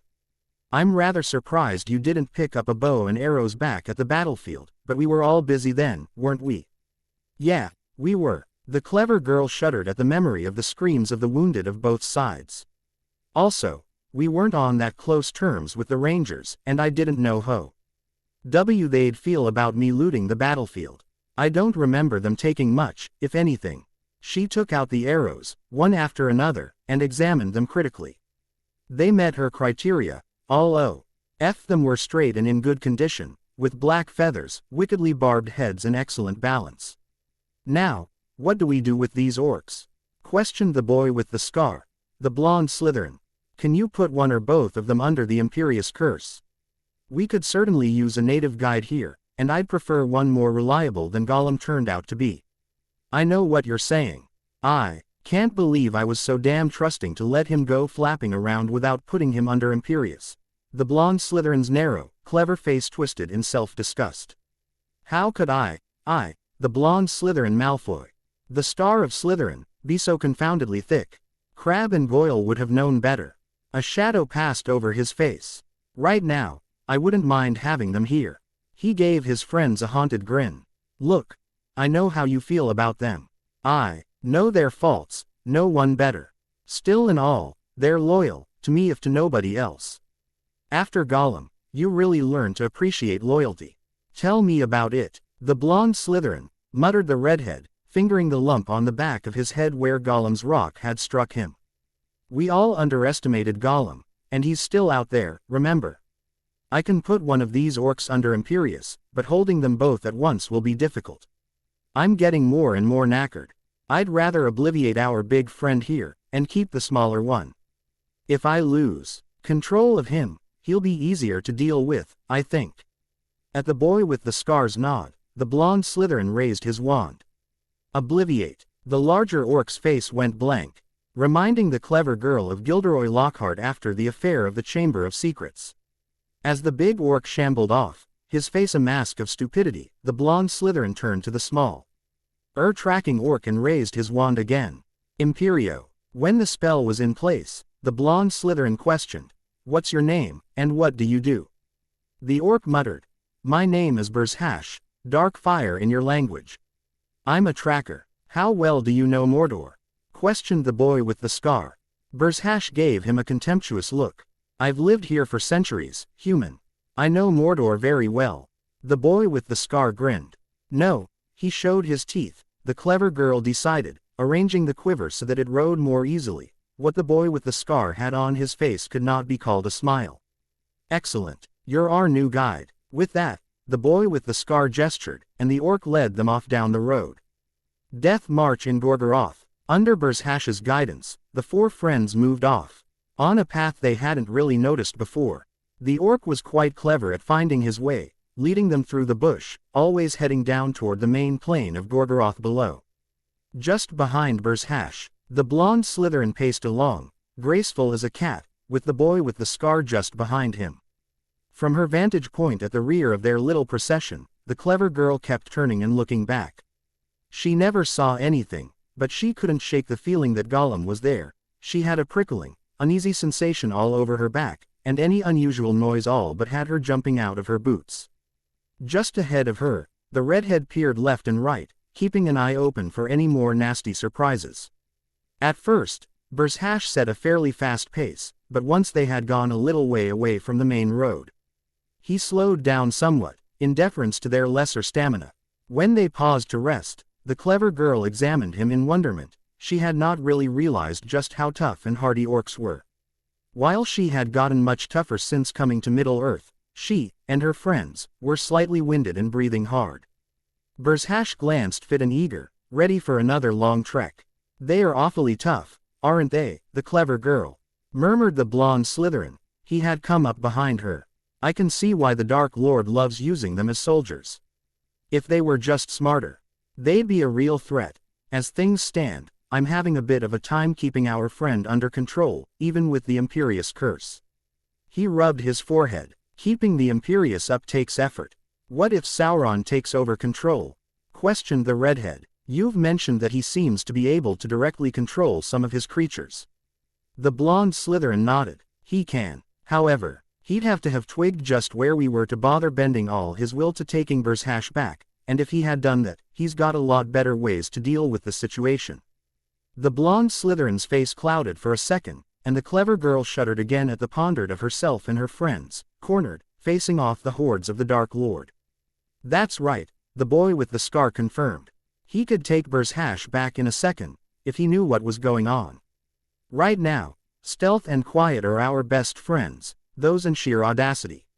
From what I can gather, Soren's mainly concerned with an attack from, or on, Gondor. I don't dare get too close to his mind lest he figure out where I am and what I'm doing. Stealth, quiet, sheer audacity, and speed. The sooner we get to Mount Doom, the better. The redhead peered off into the distance, through the murky air of Mordor.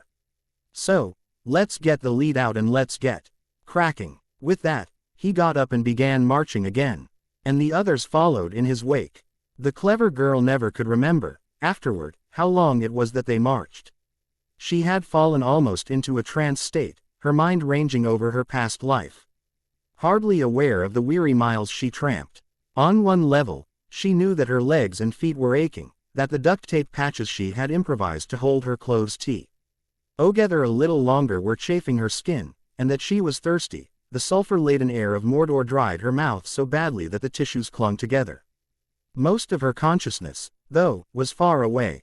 She went over the principles of transfiguration, ran down lists of magical herbs and fungi, and reviewed the basics of casting charms. An arrow zipping past startled her out of her fog.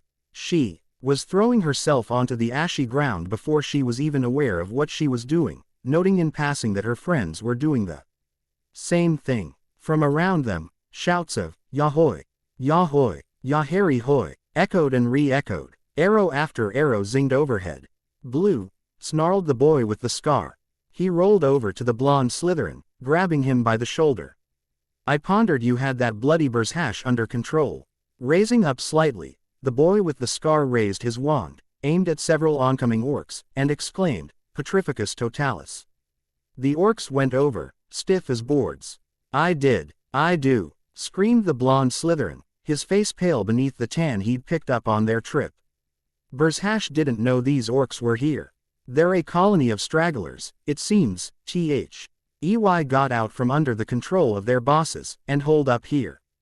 As a large orc, braver than its friends, began to charge up close, the blonde Slytherin pointed his wand and yelled, Avada Kedavra.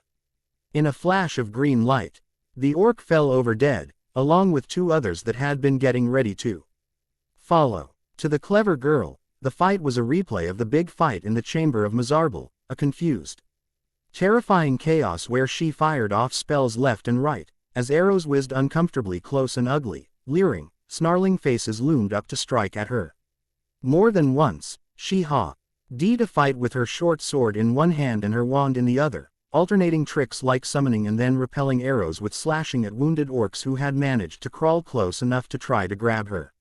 Finally, after a time that could have been minutes but that had seemed like hours, the fight was over. The last orcs were running off, shrieking in fear, or lying on the ground bleeding to death. The clever girl absently squatted down and took a dead orc's cloak to clean her sword with, wiping the black blood off the blade as coolly as if she were cleaning her cauldron after nothing worse than double potions. Then it hit her. What in the world's happened to me? How can I be so calm about this? You all right, the clever girl? Questioned the redhead. He had finished cleaning off his sword. He had gotten to close quarters as well, and had come over to see how she was doing. The clever girl gave the redhead a rather shaky feeling smile. I don't know, the redhead, it just struck me how much I've changed since I got here. Back home, I'd probably have been throwing up after something like this. Now, it's all part of the day's work. She suddenly grabbed the redhead, heedless of his start of surprise. Has the ring gotten to me? Am I going evil? Am I a monster? She clutched him convulsively, burying her face in his chest. She didn't dare to look into his face. She was as terrified of what she pondered she'd see there: rejection, disgust, horror. No, the clever girl, you're not a monster. None of us are. We've just had to adjust to what we found here. We knew the trip would be dangerous when we started out. The redhead put a finger under the clever girl's chin and gently tilted her head up, so that she had to look him in the eye. Instead of rejection and disgust, she saw trust and total acceptance, and a wave of relief washed through her. If you hadn't learned to kill, you'd be dead now. We all would be. I don't know about you, but I want to live. I want all of us to live, and live long lives. If the orcs had let us be, we'd have let them be as well, but they made the choice to attack us, and if we turned out to be tougher than they expected, it's their hard luck. That's 2 sensible speeches in a row from you, the redhead, commented the boy with the scar, with a crooked grin that would have glanced more at home on the blonde Slytherin. Behind him, the blonde Slytherin nodded. All right, out with it. Where's the redhead Weasley, and what did you do with him, you imposter? At this, the clever girl began to snicker, and soon all of them were laughing. Relief at being alive and joy that their friends were also alive was like a tonic to them. I can't say the news was all good, though, remarked the blonde Slytherin, when they had calmed down. Burzhash got it in the fighting. I lost control of him for a minute. He tried to join the other orcs, and they put 4 arrows into his throat and chest before I could stop them. We've lost our guide. I think we may have lost something worse, remarked the boy with the scar, in a low voice. Check your water bottles, everybody. I know I landed on mine, and while they're flexible, they aren't completely invulnerable. I landed flat on mine when I hit the dirt, and the stopper came out. The boy with the scar pointed to the front of his clothes, which were soaked with mud. Oh, bugger, muttered the blonde Slytherin. Mine stopped an arrow, I think. He held up the bottle, which had a hole right through it from one end to the other. The clever girl checked her own water bottle, and was relieved to find that it was unharmed. So was the redheads, but they now only had half as much water as they'd set out with, and much of it had gone to waste. So now we're a lot lower on water than we had anticipated.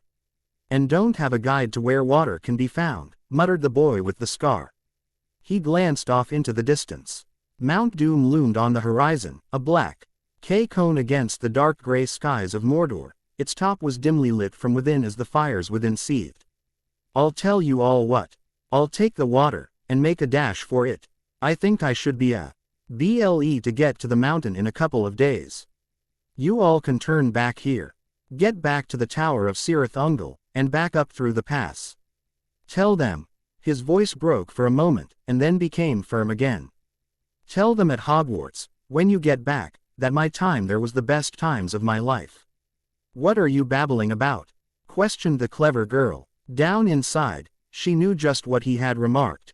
But she was hoping against hope that she had misheard him, or misconstrued his words. "Do you want us to let you go on alone?" The boy with the scar nodded, not looking at any of them. The clever girl felt a fury grow inside her, a fury like nothing she had felt since Gollum's betrayal of them high in the passes of Tirek Ungol. Striding forward, she grabbed the boy with the scar by the front of his tunic. "The boy with the scar, James Potter, if you think we're splitting up, here in Mordor of all places, you're barking mad. Do you hear me? I don't know about the boys, but I for one am not going to let you go on alone in this awful place." She shoved her face up close to his, close enough that she could see her own eyes reflected in the boy with the scar's glasses. "You are not going on. We are going on. Do you understand me?" "I see you remembered what I remarked earlier, when we split off from the fellowship," commented the blonde Slytherin. "I'm flattered that you chose to borrow my phrasing. Of course, it's worth borrowing, and is true. Now as it was then."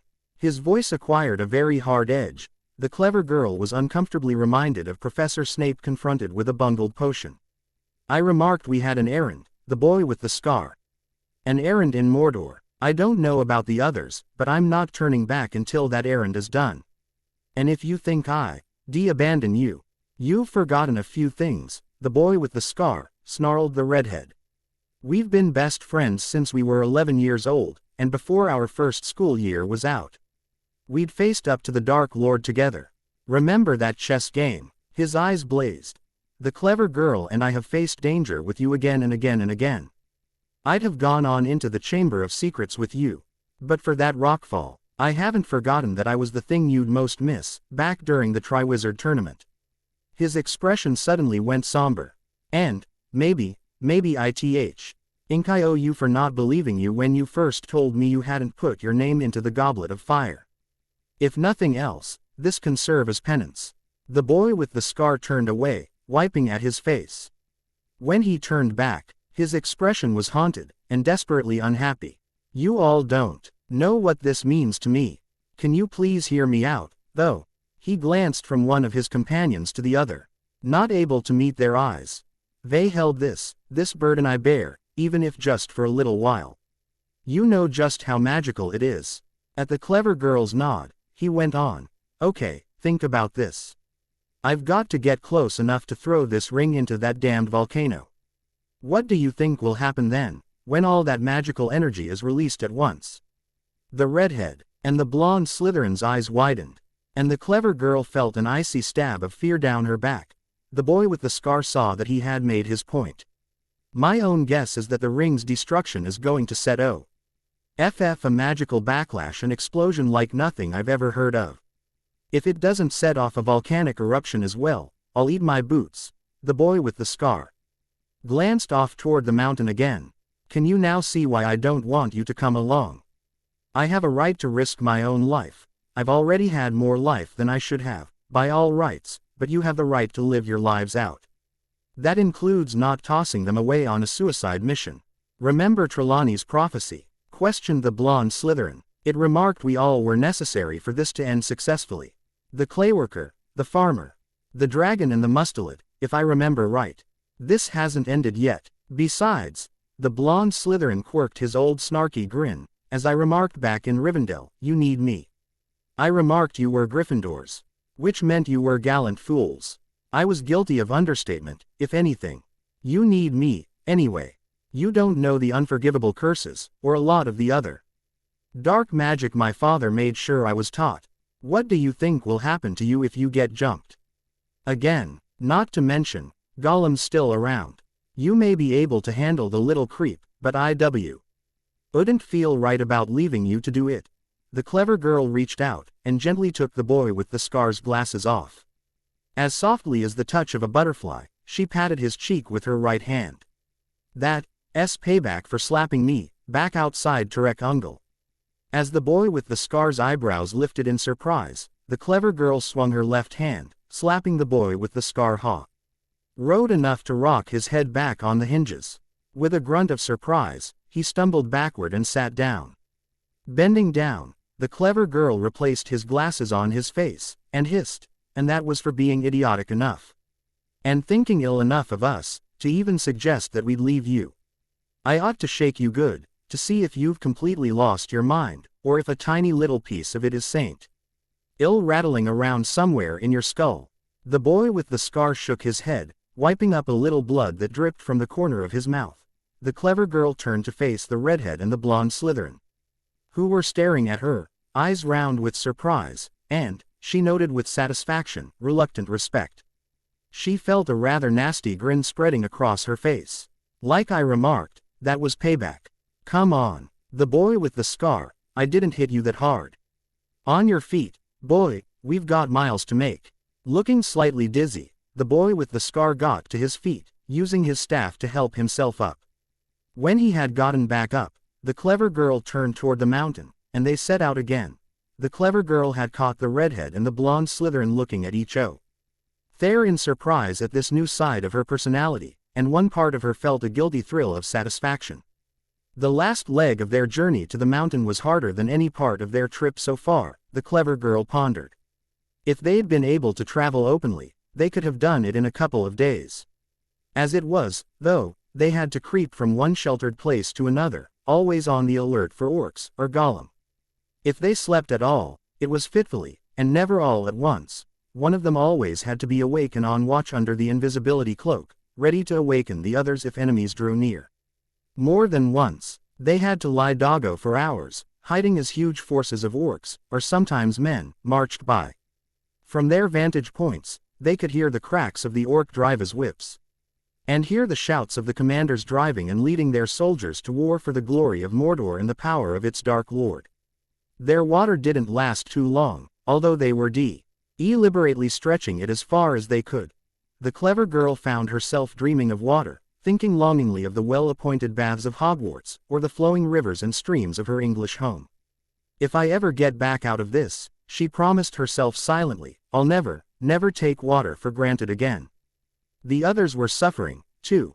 They stumbled forward, eyes glazed, and unless they sensed danger, seemed to be almost running on autopilot. She could hear the blonde Slytherin murmuring the words of a poem she remembered from her time in Muggle primary school. She wondered absently where he had heard it. Here there is no water but only rock and no water and the sandy road. The road winding above among the mountains which are mountains of rock without water. He paused for a moment, gasping in the fetid air, then went on. This is the dead land. This is cactus land. Here the stone images are raised, here they receive the supplication of a dead man's hand. Under the twinkle of a fading star, even through her own haze of suffering, the clever girl shook her head in wonder. First Dante, she pondered, now T.S.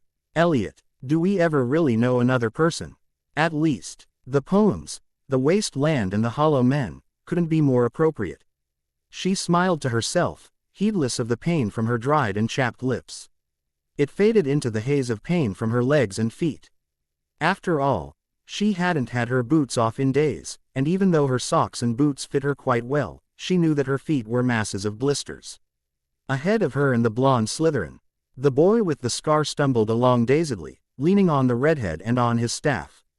His head was held low, and she could hear him panting for air, wheezing with every breath he took. In between wheezes, she heard him muttering, and could occasionally catch a word. No, I won't, not even for that. Even through her own pain, she pitied the boy with the scar. Poor the boy with the scar, the W. Earl's weight does seem to descend on your shoulders, doesn't it? At the same time, she was awed by his devotion. Even though she could see that the ring was steadily sucking the vitality from him, he was never the first to suggest stopping, and he did his full share of keeping watch when they stopped. One of the worst things about their water shortage was how it affected their eating. About all tea they had was lembas and the hard dry biscuit they had picked up at Cirith Ungol.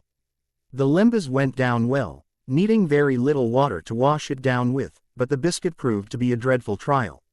Some of it proved to be infested with weevil larvae and had to be thrown out, while the uninfested portion was hard as rock and difficult to choke down.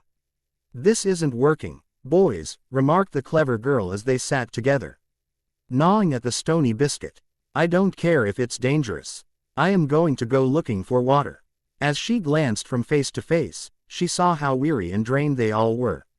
In the distance, the Mountain rumbled, deep and low like the snoring of a mad earth god, the vibrations resounding through her bones. Overhead, the endless overcast of Mordor, dark as a thunderstorm's darkest cloud. Cut the daylight down to a dimness like an English winter evening. "Do you want us to come with you?" questioned the redhead. His sunburn, at least, was healing, without the sun burning his skin again and again. It had a chance to heal. In that, if in nothing else, Mordor was a good land, pondered the clever girl.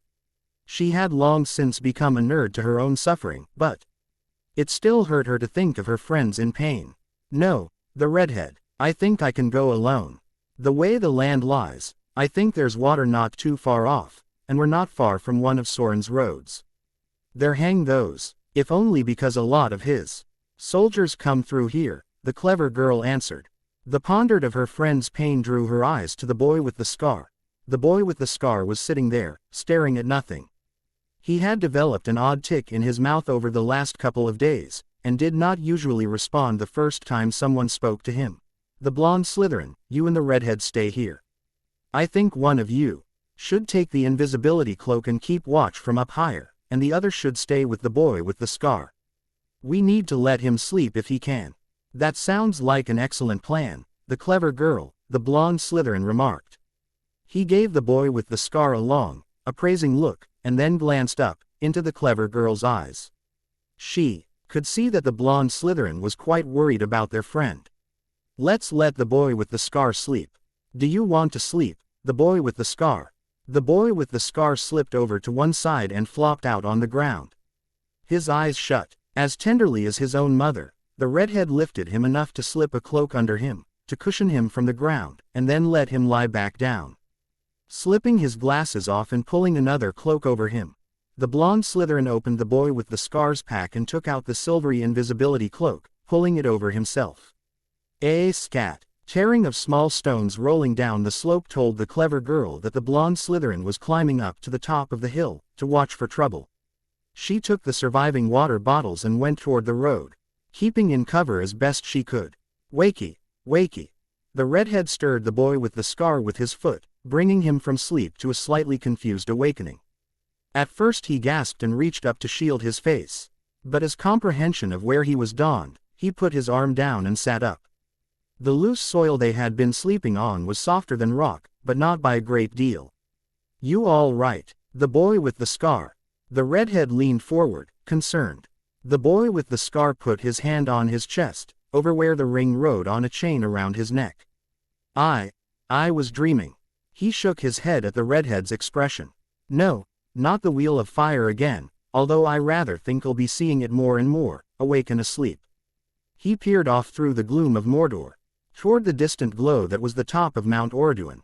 "I was dreaming that I was back with the Dursleys." As if reluctant to let go, his hand slowly dropped to his side, and he took his glasses out of his battered pouch, wiped them on the front of his ragged tunic, and put them on. "That bad, mate?" Concern edged the redhead's voice. "Yeah, you know, after dreams like that," the boy with the scar gestured, indicating the land of Mordor all around them, from the grim mountains they had had to pass to get in, onto the desert they had to cross. "This doesn't look half bad." He brushed his hair back out of his eyes. It was a lot longer than it had ever been, and the clever girl had tied all the boy's hair into ponytails to keep it out of the way. "It was that bad for you?" "Worse. Infinitely worse. When you're a little child, you accept the world pretty much as it is, even if it is pretty horrible. I do wish the Dursleys were here, suffering along with us, but I think they'd be on Sauron's side pretty quick. They were always awfully fast to suck up to anybody who had anything they wanted." The redhead was cut off as the blonde Slytherin Malfoy slid down the slope in a shower of pebbles, ending up near them as he took off the invisibility cloak. The redhead gazed carefully at his old rival.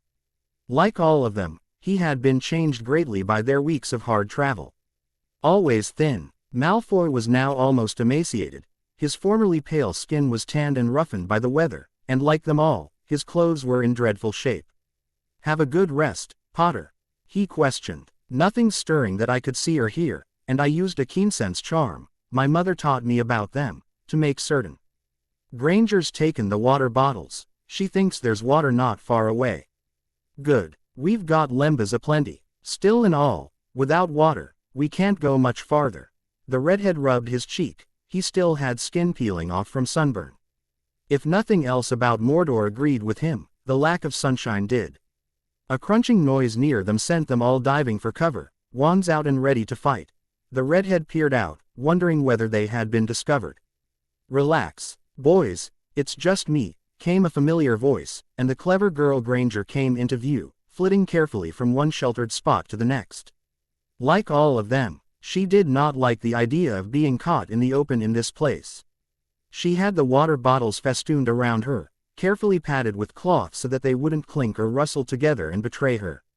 When she reached the others, she set down her burden with a sigh. Gods and goddesses, that stuff's heavy, but I dare say we'll be wishing it was heavier before this trip's over. She peered off toward Mount Doom, and the redhead took the opportunity to take a long look at her. Like all of them, the trip had told on her. She had lost weight, as they all had, and her clothes were bedraggled and filthy. Her hair was what she called a fright wig, and she was smeared with the volcanic ash soil of Mordor. The redhead didn't pay any of that any attention. He knew they were all filthy and ragged. What he noticed was changes that she probably wouldn't have even agreed existed. She was consumed with the determination to see this thing through, and get the ring to Mount Doom. Behind the smudges and sunburned cheeks, her eyes reflected an unshakable resolve, her will subordinating her body and making it a mere instrument in the service of their terrible quest. The redhead pondered that she had never been more truly beautiful. He knew that if he remarked any such thing, she'd loudly deny it and insist that she glanced hideous. Still, she reminded him of a finely crafted, honed, polished Japanese sword blade. Such as they all carried, made for one mission and one mission only. Taking a water bottle from her, he swigged deeply. The sulfur fumes from Mount Doom dried the mouth quickly. At least it isn't as hot here as I'd expected it to be in a desert, the boy with the scar muttered, gulping water from his own bottle. Of course not, the boy with the scar, remarked the clever girl, handing out the water bottles and bags so that everybody got to carry a roughly equal share. We're behind the mountains here, and some way from the sea, according to those maps I saw in Lorien. Also, that cloud cover over us keeps the worst of the sun off. She hunched, hissed, and snarled. Ack, SSS, the yellow face. We hates it, we doesn't we, my precious? Gollum, she shivered, his voice in my ear. And his hands all over me, gods, what a nightmare. At least we haven't seen him lately. The redhead grinned rather crookedly. He wasn't expecting you to be so strong, the clever girl. Kicking him just where you did was perfect. The clever girl shook her head grimly. He was useful enough, guiding us to that pass.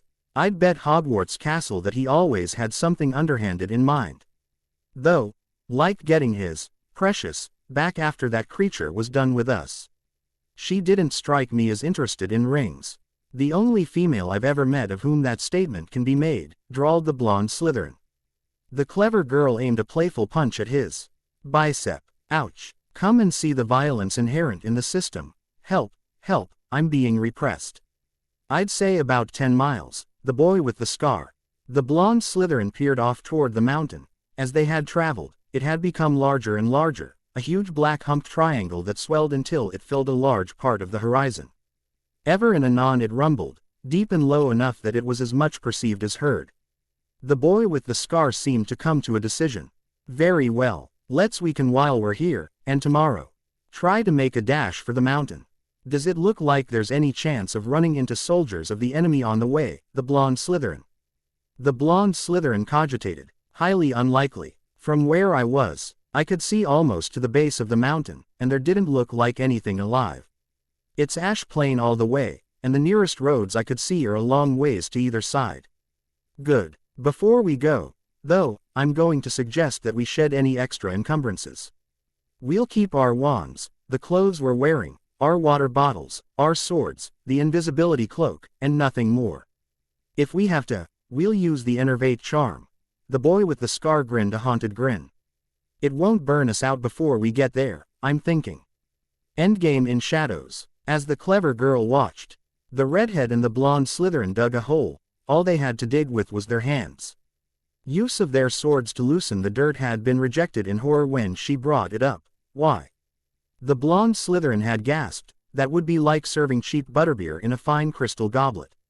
The clever girl decided that it was a male thing, and left her friends to it. The boy with the scar was sitting off by himself, his knees tucked up under his chin, staring out at the mountain. The clever girl felt her heart go out to him. She had borne his terrible burden for a little while, and had faced the wheel of fire herself, in her dreams. She could easily imagine what was going through the boy with the scar's mind. The boy with the scar. At her voice, he glanced up, startled out of his reveries. Mind if I sit with you for a while? The boy with the scar nodded and smiled at her, the old sweet smile that she loved. Even here, even now, with the ring getting its claws deeper and deeper into his mind, the boy with the scar Potter was still there. She wondered if he'd go back to normal once the ring was destroyed, assuming they survived the magical backlash that its destruction would set off. That ponder turned the clever girl's mind toward the last stages of their journey. Ahead of them, Gorgoroth stretched, bleak and barren, its blackened soil supporting no vegetation. While the ground was rough enough that they could find cover, she wasn't looking forward to the trip at all. And at the end of it loomed Orduin itself, the blonde Slytherin's mountaineering skills. She feared, would have to come into play for them to get up the volcano's slopes. There, remarked the redhead, behind her. The hole's deep enough, the blonde Slytherin. Reminded of her friend's existence, the clever girl turned to see what they were doing. Carefully, the blonde Slytherin unpacked his pack, taking out the ropes, the one remaining roll of duct tape, and other things they'd agreed they would certainly need, and put the rest into the hole. The redhead then did the same with his own gear, sorting through to get the things he'd need, and putting his pack in on top of the blonde Slytherin's. May I ask a question, boys? The clever girl got up and came over to where the redhead and the blonde Slytherin were working. Wouldn't it be a lot simpler to just throw the stuff away? The blonde Slytherin straightened, sweeping his hand across his forehead and leaving a grimy smudge to go with the layers of grime he'd accumulated already. X'd the clever girl with a piercing look, reminding her somehow of Professor Snape. First, the clever girl, I'm not sure that we won't survive the ring's destruction. If we do, we'll have a new problem, namely, getting out of Mordor alive. When and if that occurs, we'll need this stuff. He suddenly glanced very, very weary, and much younger than he usually did. Secondly, Professor Snape brewed up those potions himself. When he found out where I was going and what I was going to do, and I do not want to just throw them away or pour them out. He worked hard on them, and I don't want to waste them. The clever girl was slightly startled. The blonde Slytherin Malfoy, of all people. Sentimental. Well, she pondered, he is probably a lot closer to Professor Snape than we are. She found herself warming to him. She knew it would just about tear out her heart to leave her own gear behind for the last push. She suddenly remembered something. One thing that we do not abandon, boys, and that's my gift from the Lady of Lorien. Fishing in her pack, she pulled it out. Even after riding in her pack for so long, along with increasingly ripe used underwear and other things, it still had the smell of Lothlorien on it. Remember this, a comprehensive history of Middle-earth, enchanted so that it doesn't weigh anything. She clutched the book to her chest, staring defiantly at the redhead and the blonde Slytherin. To her relief, the redhead smiled, and the blonde Slytherin chuckled softly to himself. As you say, the clever girl, it doesn't weigh anything. Reassured, the clever girl sorted quickly through her things, separating them into things she knew they'd need, and her precious gift, and things she could spare for the last dash. With a sigh, she shoved the excess into the hole. Then she turned to the boy with the scar, who was still wearing his pack. The boy with the scar. We're getting rid of stuff we won't be needing. Can I have your pack? The boy with the scar reflexively grasped at the ring, gripping it through his shirt, before her words registered with him. Giving the clever girl a rueful smile, he stripped off his pack. Sort away, the clever girl. I won. She need my spare clothes, they're all filthy. I could try throwing them in the faces of attackers, but orcs would probably think they were yummy orc snacks, if your accounts of what they had available to eat back at Terek Ungol are right. He fished in his shirt, and brought out the file the lady had given him. I heard what you remarked about the gift the Lady of Lorien gave you. I feel the same way about this. And it doesn't weigh more than a few ounces. Anybody trying to take it will get hexed. Got me. His green eyes flashed coldly behind his glasses. Nobody'll take that. The boy with the scar. We promise. The redhead's words mollified the boy with the scar, and he permitted the redhead and the clever girl to go through his pack. The clever girl giggled softly, not loud enough for the boys to hear, as she fished out the boy with the scar's old clothes. He hadn't been kidding or wrong about his old clothes. She pictured using them to distract orcs with, and the orcs breaking of their attack to chow down on the boy with the scar's stinky old socks. When they had stripped themselves of everything but what they'd need on the last dash to the foot of the mountain, they began filling up the hole. As the ashy soil of Mordor covered their possessions, the clever girl shivered, seeing it as though it were a grave for one, or all, of them. Absit omen, she muttered, spitting very carefully so as to not waste any more moisture than absolutely necessary. May it not be an omen, indeed, remarked the redhead, putting his arm around the clever girl's shoulders as she leaned against him.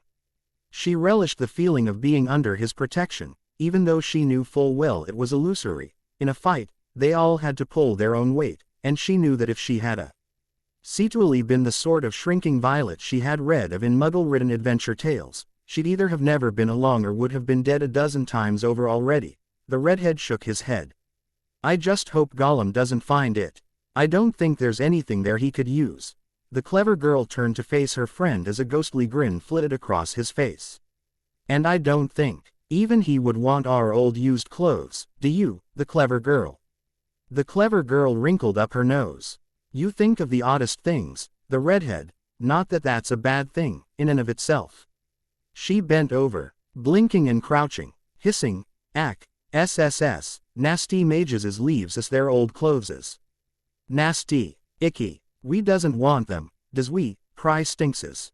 The redhead and the blonde Slytherin, who had come up to see what she was doing, laughed and laughed. Then an unexpected sound startled all of them. Whirling, they saw that the boy with the scar had been watching, and he was laughing as hard as any of them. As they watched, he took off his glasses to wipe tears of laughter from his eyes. Oh, the clever girl, that's hilarious. He sputtered. When you came to Hogwarts, the Muggles lost an incredible comedienne. Wiping his glasses absently, he slipped them back on, still chuckling. Don't ever change, the clever girl, I like you just the way you are. The clever girl felt warm and comforted at his words.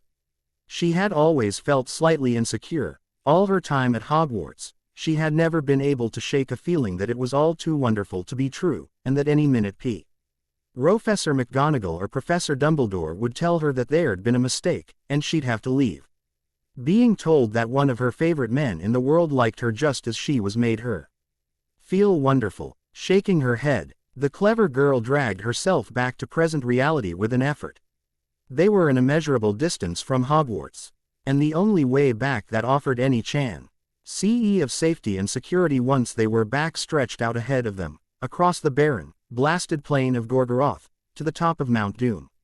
Well, boys, as the blonde Slytherin would say, it'll get no shorter for us looking at it. Shall we? She stepped off, down the hillside toward Gorgoroth, not looking to see if the boys were following her. For several hours, they were able to make fair time. The clever girl was grateful. In an odd way, for Mordor's very dryness, she knew that had it been as damp as England, the friable soil that crunched under her boot soles would have been slippery, gooey mud. And they'd either have had to plow through the stuff with it up to their shins, or beyond, or they'd have been slipping and losing their footing. As it was, they were able to scramble up and down, over the low hills. For some time, when they paused for a moment, the clever girl noticed that the boy with the scar glanced very bad. She pondered. She knew the symptoms of the ring's influence, and it didn't look like that. It glanced to her more like he was in dreadful pain. The boy with the scar. At her voice, the boy with the scar glanced up warily. The boy with the scar. Is there something wrong? The boy with the scar nodded, his lips white with the effort of keeping his composure. My leg.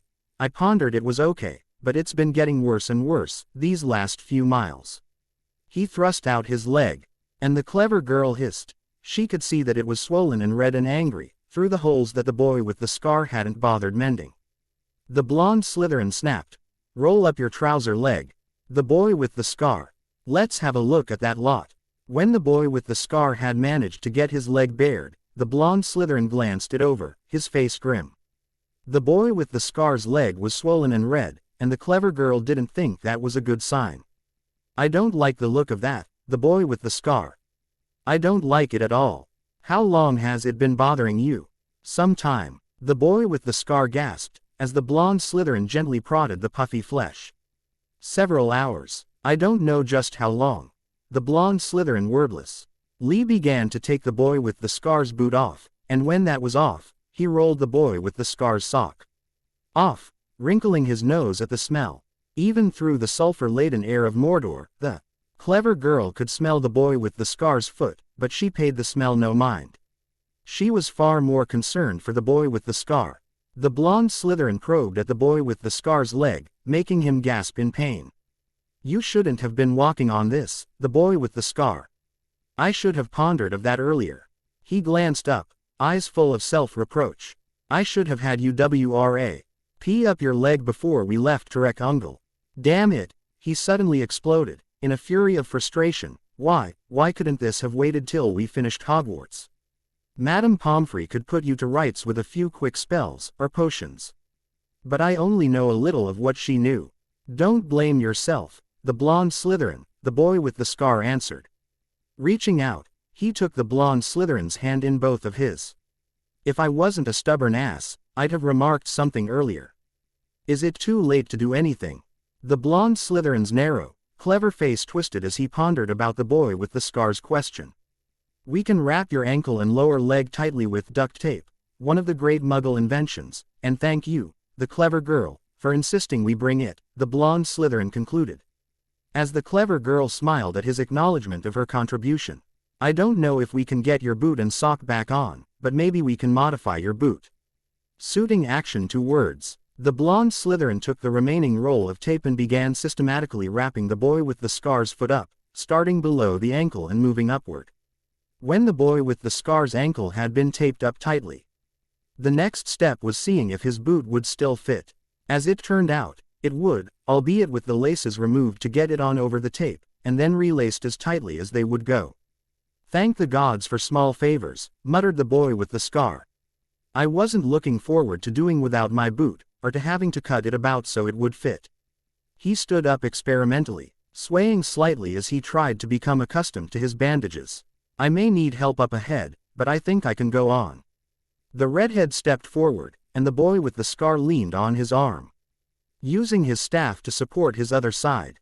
"My oldest friend of all," muttered the boy with the scar, as the redhead blushed scarlet. With the redhead helping the boy with the scar along, they moved out again. The blonde Slytherin in the lead to watch for danger, and the clever girl behind everybody else to keep an eye out for anything following them. They now made slow progress. The ground was uneven and rough, and the boy with the scar could only get over it with a great deal of help. More than once, the other three had to come to his rescue, sometimes resorting to spells to get he boy with the scar over a particularly rough patch. The boy with the scar's endurance also wasn't what it had been. More than once, they had to pause while he lay there, gasping in the parched, sulfur-stinking air. His face pale and drawn under the deep tan he had acquired in their time on the road. The clever girl was worried. She hadn't seen any sign of Gollum, but she knew that the creature was a very good tracker. The soil was loose enough that they left footprints behind in many places, and even without that, she knew that Gollum could probably trail them by smell. Even as slowly as they were traveling, forced to go no faster than the boy with the scar could limp along, and having to move from cover to cover, they did make progress. Ahead of them, Mount Doom loomed, larger and larger, a black cone rearing up against the eternally overcast skies of Mordor. As they approached, the clever girl found that she could also see a great castle in the distance, perched on a tongue of Mountain that extended out into the plains of Gorgoroth. "Yeah, I see it too," the clever girl, muttered the blonde Slytherin when, during one of their rests, she mentioned it. The redhead nodded in agreement.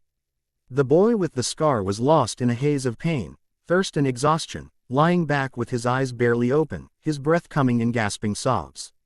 That has to be Barad-dûr itself, the Dark Tower, the home of Sauron. The blonde Slytherin managed to leer at the clever girl. Ever wonder what's in there, Miss Curiosity? No. The clever girl shook her head emphatically, careless of how the motion made her head throb with pain. The Muggle writer H.P.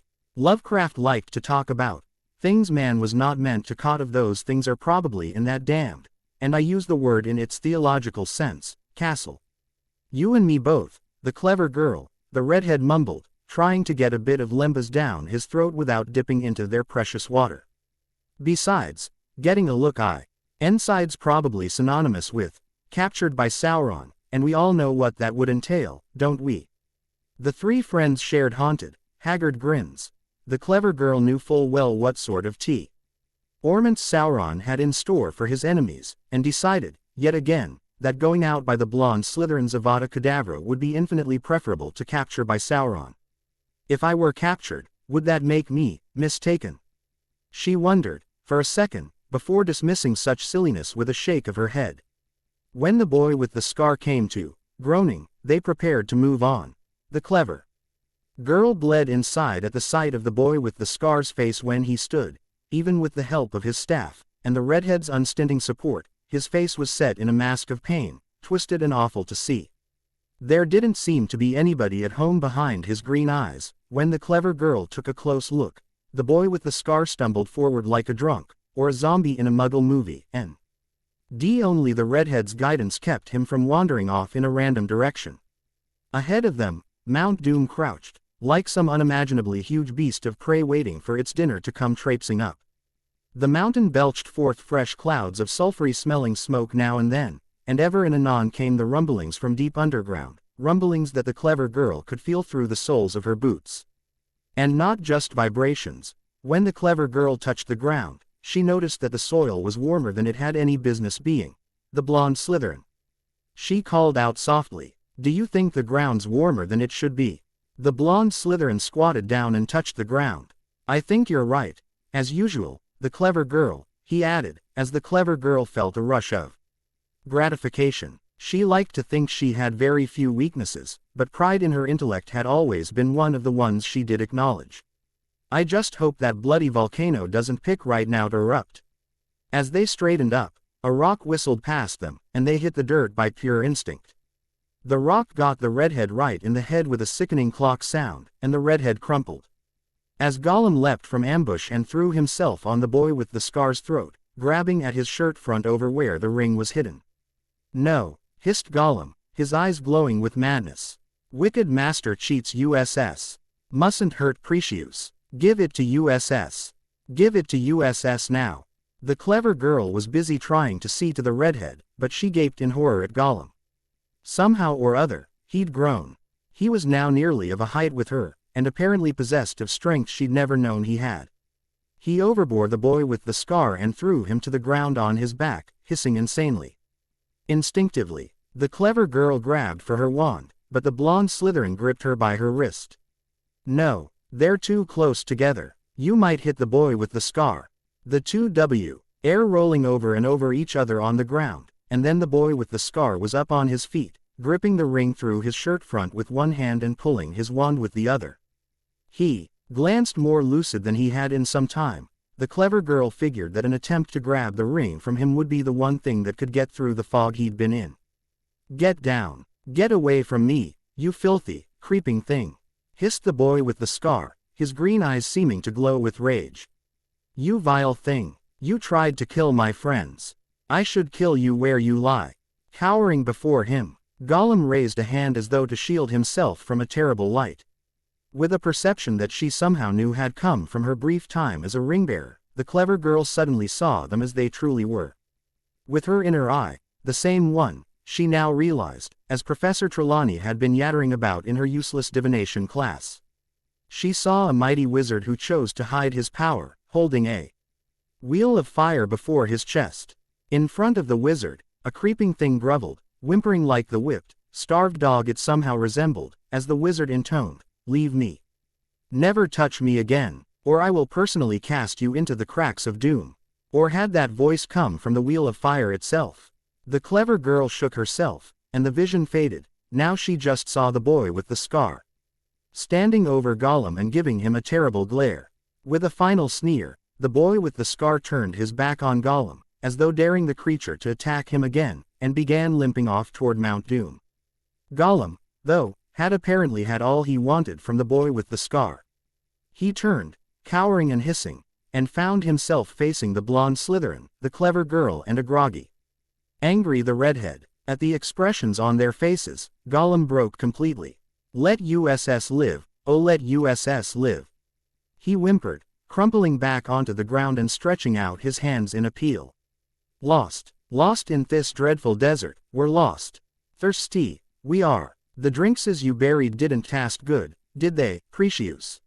"So that's it," the clever girl heard the blonde Slytherin mutter. "There was some Skelligro left, and some pepper-up potion. No wonder he grew." He pointed his wand, looking very like the blonde Slytherin Malfoy at his very worst. Then he lowered it, sheathing it and drawing his sword.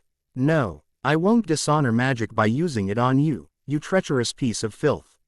Remember what I yelled at you, back where the spider was." At the mention of the spider, the redhead moaned. His eyes weren't focusing, and he didn't seem oriented, but he did remember the spider, all too well. The clever girl slipped over to his side, unobtrusive, idly offering her shoulder to support him. The blonde Slytherin was going on, his voice ominously calm, his eyes glittering with hatred. "I yelled, you are dead, dead, dead. I'm going to kill you myself until you're sorry." And a Malfoy always keeps his word, particularly when it's about doing someone harm. Faster than a striking snake, he grabbed Gollum by the throat and brought back his sword for the killing blow. He towered over the cringing Gollum like an avenging angel. Time seemed to go very slowly for the clever girl, as she suddenly heard voices from the past. In particular, she heard the boy with the scar, saying that he couldn't hate Gollum, because he understood Gollum, all too well. She could also remember what it had been like for her, in the few hours that she'd held the ring herself. How would I have been, she questioned herself, if I had been burdened with it for 500 years? All of that ran through her mind in less than a second, and before she quite knew what she was doing, she'd drawn her wand, and leveled it at the blonde Slytherin's head. "Put down that sword, the blonde Slytherin Malfoy," she heard herself snarling, a snap of command in her voice that had seldom been there. "I forbid you to kill him." The blonde Slytherin whirled, his eyes blazing.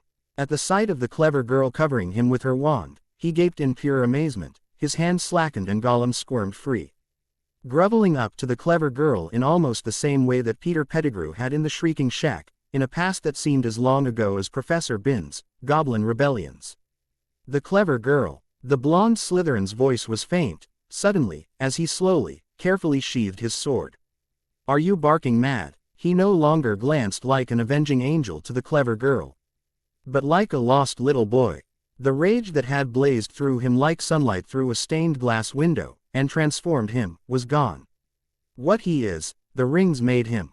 He can't help himself. Besides, the boy with the scar didn't kill him, he just told him to go away. Lee lowered her wand, looking at Gollum with mingled pity and loathing. "I didn't want to kill him, back below the Emon Meal, remember? Even now, I can't do it." SSS, pretty girl Seves USS, Gollum whimpered, wriggling like a dog whose owner has petted it. "SSSHE won't let nasty elf-looking wizard kill USS, will she?" He dared to peek at the redhead. "Or nasty bad-tempered red-headed wizard. You heard what the boy with the scar remarked. Get away from us and never bother us again. You're lucky I didn't let the blonde Slytherin kill you." As Gollum whimpered, the clever girl lashed out with her boot, catching him in the ribs and evoking a whistling shriek. "Get out of here, sod the hell off." As Gollum scampered away, and the clever girl made well sure that he was going in a different direction from the boy with the scar, who was being helped along by the blonde Slytherin, she turned her attention to the redhead. The redhead was rubbing his head, moaning, twice in the same spot. "What is it with his rocks and my head?" The clever girl grabbed him by the sides of his head, peering into his eyes. To her relief, his pupils were the same size. "Can you walk?" The redhead nodded, but when he tried to walk, he nearly fell flat on his face. The clever girl ran to him, and fitted herself under his armpit, using her staff to steady herself. With that, and his own staff, the redhead was able to walk, and they set off after the boy with the scar and the blonde Slytherin. When they caught up to their friends, the boy with the scar had paused for a rest, lying back on the ground as the blonde Slytherin squatted beside him. The blonde Slytherin glanced up as they came up, and the clever girl noticed, as if for the first time, how haggard and drawn he glanced. He'd never been fat, but she pondered he was almost like a skeleton covered with deeply tanned skin, with gray eyes peering out from under a wild mop of dirty blonde hair. "What a long, strange trip it's been, the clever girl," he muttered. "But, do you notice anything?" The clever girl glanced around, and she suddenly saw that they were sitting right on the edge of the mountain itself. Before them, it loomed up into the sky, dominating everything around them. "We made it this far. We made it across Gorgoroth. Now all that's left is the climb. The doom that came to Ordruin." After a few hours' worth of uneasy rest, always with one of them on the lookout for Gollum, orcs, or other enemies, the Y turned to the last obstacle in their terrible quest. The mountain slopes were very gentle at first, and they were able to make nearly as good time as they had in the plains, but as they went up, the going got steeper and steeper, with big boulders forming more of the mountainside. At first, the boy with the scar's injury was a dreadful impediment. He could barely climb under the most favorable conditions, and as they got higher, it got worse and worse for him. The blonde Slytherin's past mountaineering experience came into real play for the first time on their trip, as he fashioned Bolin's from the elven rope they had been given in Lorien, and used them to haul the boy with the scar up the more precipitous spots. The redhead was still a little fuzzy from the effects of Gollum's stone, but it didn't seem to affect his climbing much, for which small mercy the clever girl was devoutly thankful. To the clever girl, the world seemed to shrink to their little struggle. All that mattered was to get up that next precipitous spot, or holding tightly to the rope with her heels dug into the crumbly black stone of Ordruin so that the redhead or the blonde Slytherin could clamber quickly up. Her hands had become calloused over their long trip, but even so, she was soon blistered and bleeding from times that the ropes chafed her hands.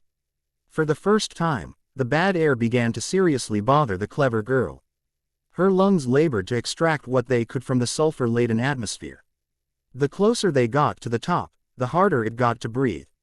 She noticed, through the haze that seemed to have taken over her mind, that the others were suffering, too.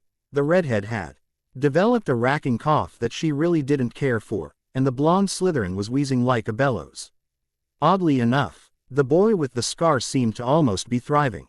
He didn't seem to mind the bad air, and although he still needed help climbing, his eyes sparkled behind his glasses in a way that he clever girl decided she didn't like at all.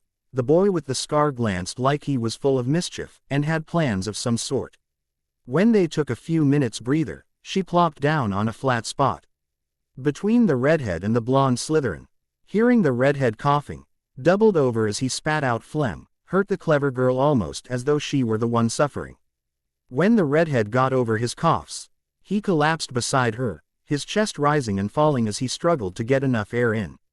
"Pity, I had to get rid of those potions," gasped the blonde Slytherin, his face chalky white under his tan. The clever girl glanced at him, noting the red of his eyes. "Some of them would have helped." He shook his head. "Never had weak lungs before. You couldn't have known." "The blonde Slytherin," murmured the clever girl. The blonde Slytherin nodded, wheezing. "I wonder how the boy with the scar's feeling."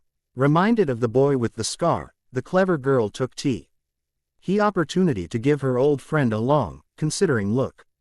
The boy with the scar was sitting on a rock near them, looking out over the land of Mordor. His expression was not like the others, no thousand-yard stare here. He turned to her as she watched, stretching out his hand, in a gesture that reminded the clever girl of the scene in Paradise Lost where Satan offers the world to Adam. "Look at it, the clever girl. You have to admit, it does have a certain grandeur, doesn't it?" The clever girl glanced out in her turn.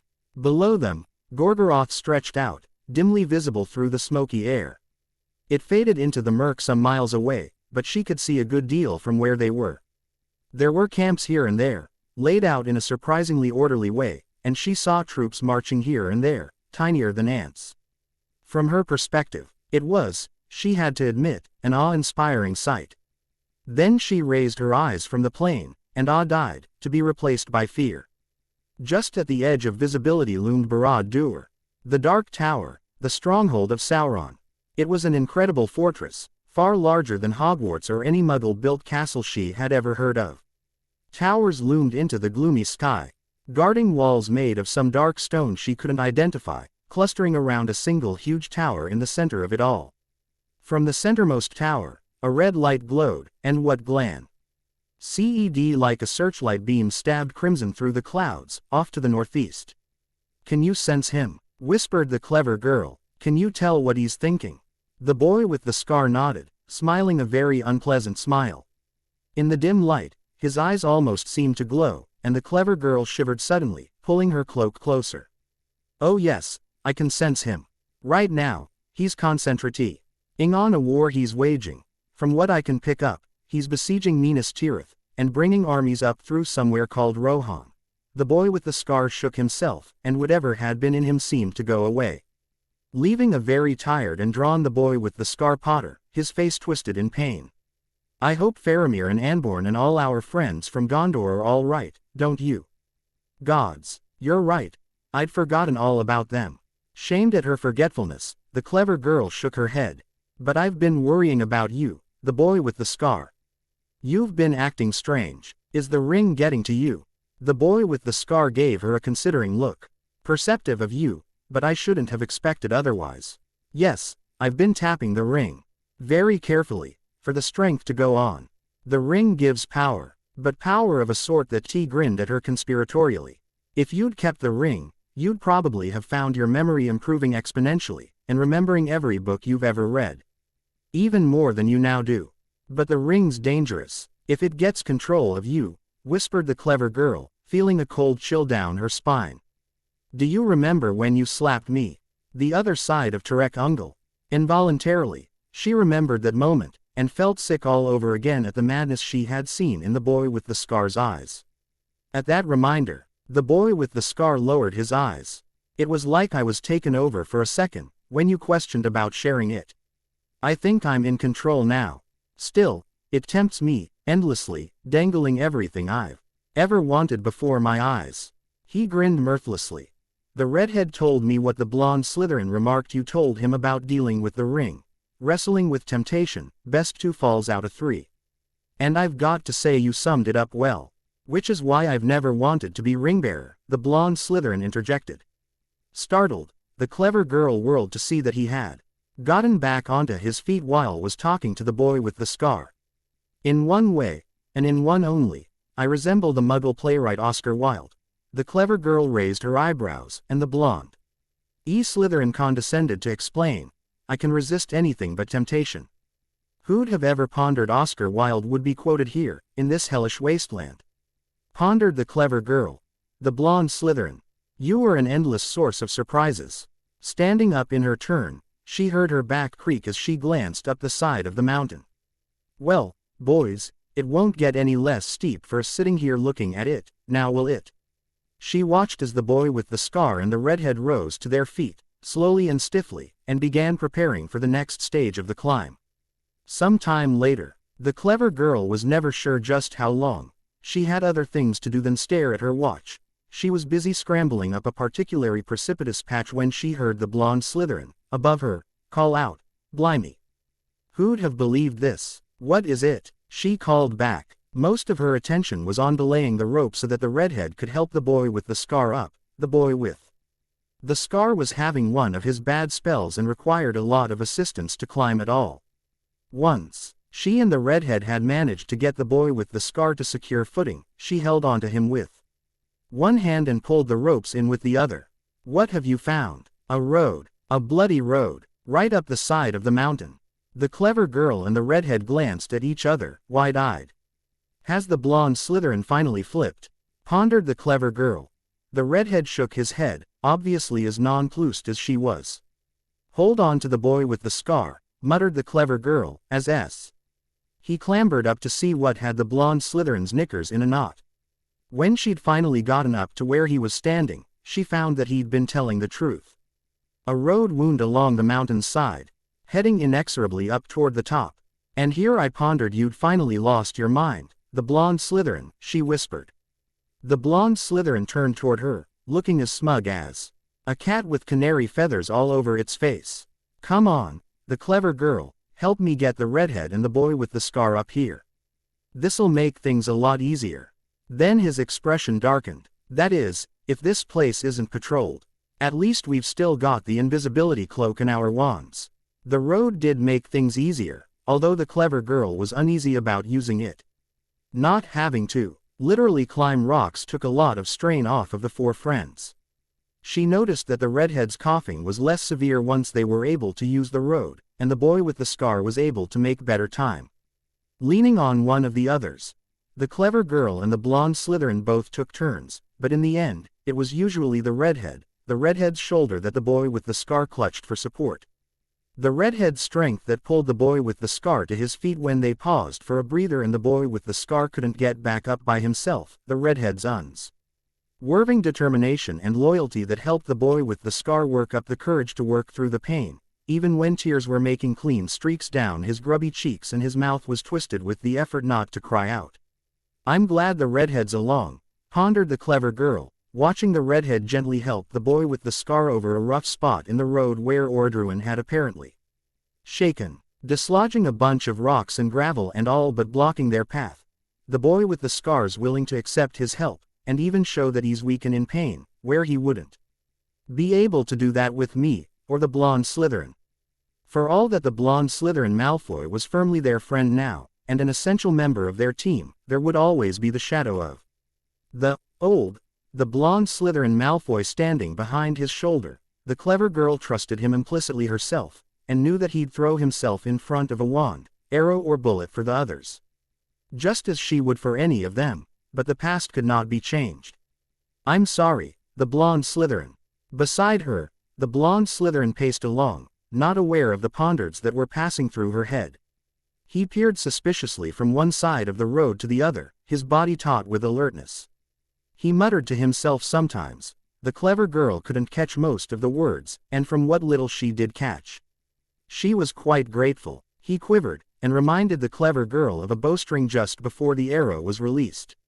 Reminded of her new bow, the clever girl paused for a moment, winking at the blonde Slytherin when he gave her a quizzical look. Taking it out of its case, she strung it in one swift move, pulling the string back to her ear with a practiced motion. The go. Be thanked I'm not one of those bosomy girls, she pondered with an inner grin. She remembered how one of her muggle neighbors had howled and howled when her breast had been wanged with a bowstring. When she'd been careless at an archery competition a few summers before. She glanced down at herself. I look an absolute fright. I'm filthy dirty. I must stink to high heaven. I've lost weight Eve. And since we were in Lorien, my clothes are all but hanging off me. She swiped futilely at herself, only managing to rearrange the dirt. You know, the redhead thinks you've never been more beautiful than you are now. The blonde Slytherin drawled. The clever girl glanced up, her heart thundering. How in hell? At her look, the blonde Slytherin went on, winking. You sleep a little ways away from us. Usually, and the redhead talks in his sleep. I'm a light sleeper, and I find myself listening. I don't really mean to. His expression grew wistful. I've sometimes envied other people, what it must be, to be able to select your life's partner. You know, of course, that I'm an engaged person, don't you? Who? The clever girl's eyes went wide. And how? As her mind wrestled with the concept of one of them being engaged to be married, she began walking up the road again, automatically, her eyes scanning for danger all around as she and the blonde Slytherin continued their conversation. Pansy Parkinson. I've known her since forever, and our families arranged it for us when we were both babies. Lots of the old wizard families do it that way. I'm surprised that the redhead's and dad weren't in that sort of arrangement. But, isn't that illegal? The clever girl tried to grapple with the idea of one of her friends being engaged, and having been since before she had ever met him. She herself fully expected to marry someone someday, but the pondered of having the whole thing planned out for her by her parents offended her on a fundamental level, like the enslave me. NT in mistreatment of House Elvesti by her friends who'd lived their lives entirely within the wizard's secluded society. No, even by Muggle law it isn't, although enforcing the agreement against the wishes of the people most concerned would be all but impossible. Believe me, the blonde Slytherin gave her a bitter smile. I've checked. He wiped sweat and grime from his brow, as they continued on up the hill. Oh, it's not that I don't like Pansy. Like I remarked, we've known each other since the year. It's just that her heart's bestowed elsewhere. Really? The blonde Slytherin nodded. Can't you? Oh, I don't know. Work around it. The blonde Slytherin gave the clever girl an unreadable look. Her heart's long been given to Millicent Bulstrode. The clever girl felt like the world had been tilted sideways. Around Slytherin House, they're accepted as a couple. But, your parents are dead, doesn't that make you your own master? The blonde Slytherin shook his head. I honestly don't know. Things have changed considerably since last summer. I think that if Pansy and I explain things to the Parkinsons, they'll release us from the compact. However, until then, I'm bound to marry her. The blonde Slytherin glanced ahead, and pointedly changed the subject. Come on, we don't want to let those two idiots get too far ahead of us, do we? Without us, they'll wander off and get lost, or something. When they reached what had to be the cracks of doom, they were all but at the end of their strength, even the boy with the scar. The fetid air and lack of water had worked on them for too long. And they were staggering with weariness from not being able to sleep peacefully. Their last good sound sleep had been in the Tower of Tarek Ungol. Well, I guess this is, as they say, it, remarked the boy with the scar. The mountain rumbled around them, the sound vibrating their very bones and teeth, as they paused outside the entrance. The heat was greater than any they had felt since the fight with the Balrog in Moria, and sweat poured from them. The clever girl felt dizzy, and the others also glanced dazed. Just as the boy with the scar turned to enter the mountain, a familiar voice, shrieking from above, startled all of them. Instinctively, they snapped into defensive mode, ducking into cover with their wands at the ready. Master. Above them, a Nazgul hovered on its flying steed, dangling a shrieking Gollum by one arm. Master. Pretty girl. Save us, please. Save us. Expelliarmus. Roared the boy with the scar, and Gollum flew out of the Nazgul's grasp. With a levitation charm, the boy with the scar brought the gangrel creature safely to earth, where he scuttled behind the boy with the scar, cringing and whimpering for help. Meanwhile, the others were also busy. The blonde Slytherin pointed his wand at the Nazgul and screamed, Petrificus totalis. The curse seemed to splash off the Nazgul, but hit its steed, which fell like a stone. The Nazgul itself fell, but hit the ground rolling and came up apparently unharmed.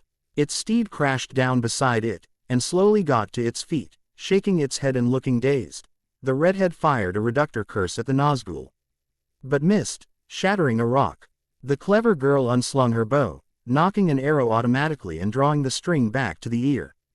Taking careful aim at the Nazgul, she let the arrow fly, hardly noticing the pain in her unshielded bow arm as the string whipped it. In the fog of pain she had moved in for so long, a little more pain was nothing to even notice. To her surprise, the arrow seemed to disintegrate as soon as it struck the ringwraith. Throwing back its head, the Nazgul emitted a cold, clear laugh. Thou fool, it remarked, in a voice like a woman's, a beautiful, almost seductive voice. Thou fool, to think that thy mere arrows could slay me. Know, fools, that I am a Dunifil, and since the death of the Witch King of Angmar at the hands of Eowyn of Rohan, I am the greatest of all Nazgul. If arrows won't hurt you, let's try spells. The blonde Slytherin snarled, his face twisting in a rictus of hatred, holding his wand in both hands like a Muggle policeman aiming a pistol. He exclaimed, Avada Kedavra. Green light erupted from the tip of his wand, speeding toward the ringwraith. Unlike the Balrog, the Nazgul visibly felt the killing curse. Although it didn't cause instant death, any more than it had against Durin's Bane, it did bring the ringwraith to its knees. With a scream like a woman in agony, the redhead let loose a reductor curse, which knocked the black-robed horror back on its back. The blonde Slytherin ran up, pointing his wand down. Avid. URK. The ringwraith had grabbed him by the throat, flipping to its feet.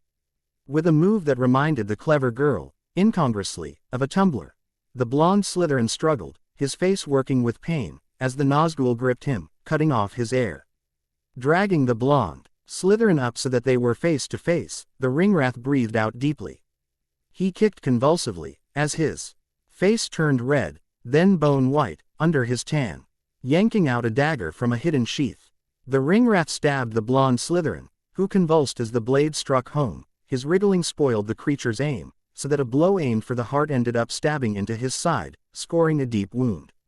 "No!" screamed the clever girl. Pulling her bowstring back, she sent another arrow winging at the Nazgul. "Get away from him, you bitch!" Quote. The arrow sang out, taking the wraith in the back of the head. The clever girl backed up, fumbling for an arrow. At this sight, the Nazgul laughed again. "How brave! A mere maid child seeketh to stay me. Thou mindest me of myself at thy age, and for that I shall spare thee to the last."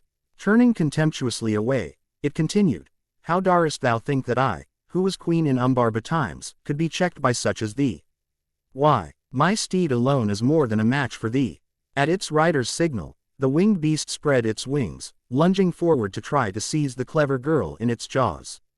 By this time, though, the clever girl had knocked an arrow. Again, she let fly.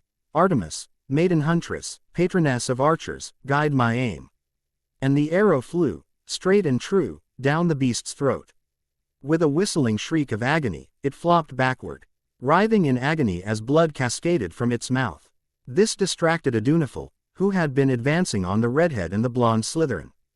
As she turned, the redhead had let the blonde Slytherin fall. He seemed to be unconscious, which the clever girl privately pondered was a mercy, and pointed his wand. "Die, you horrible thing, die!" he screamed, his face a mask of pure, insane hatred.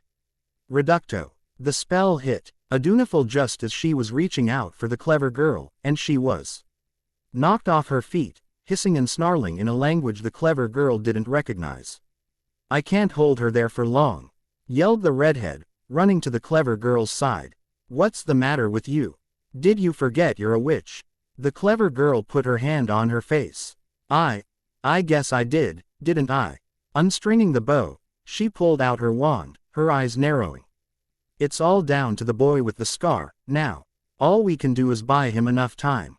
She glanced around. "Come to it, where's the boy with the scar?" When the fighting had started, the boy with the scar had been right beside the entrance to the Cracks of Doom. The Nazgul's appearance had startled him, and he had instinctively ducked inside, finding himself in a long, high tunnel. At the far end of the tunnel, he could see what glanced like fire. It reminded him of Moria, in some ways. Besides the flickering light of fire, he could feel the ground vibrating under his feet, and the heat was increasingly intense.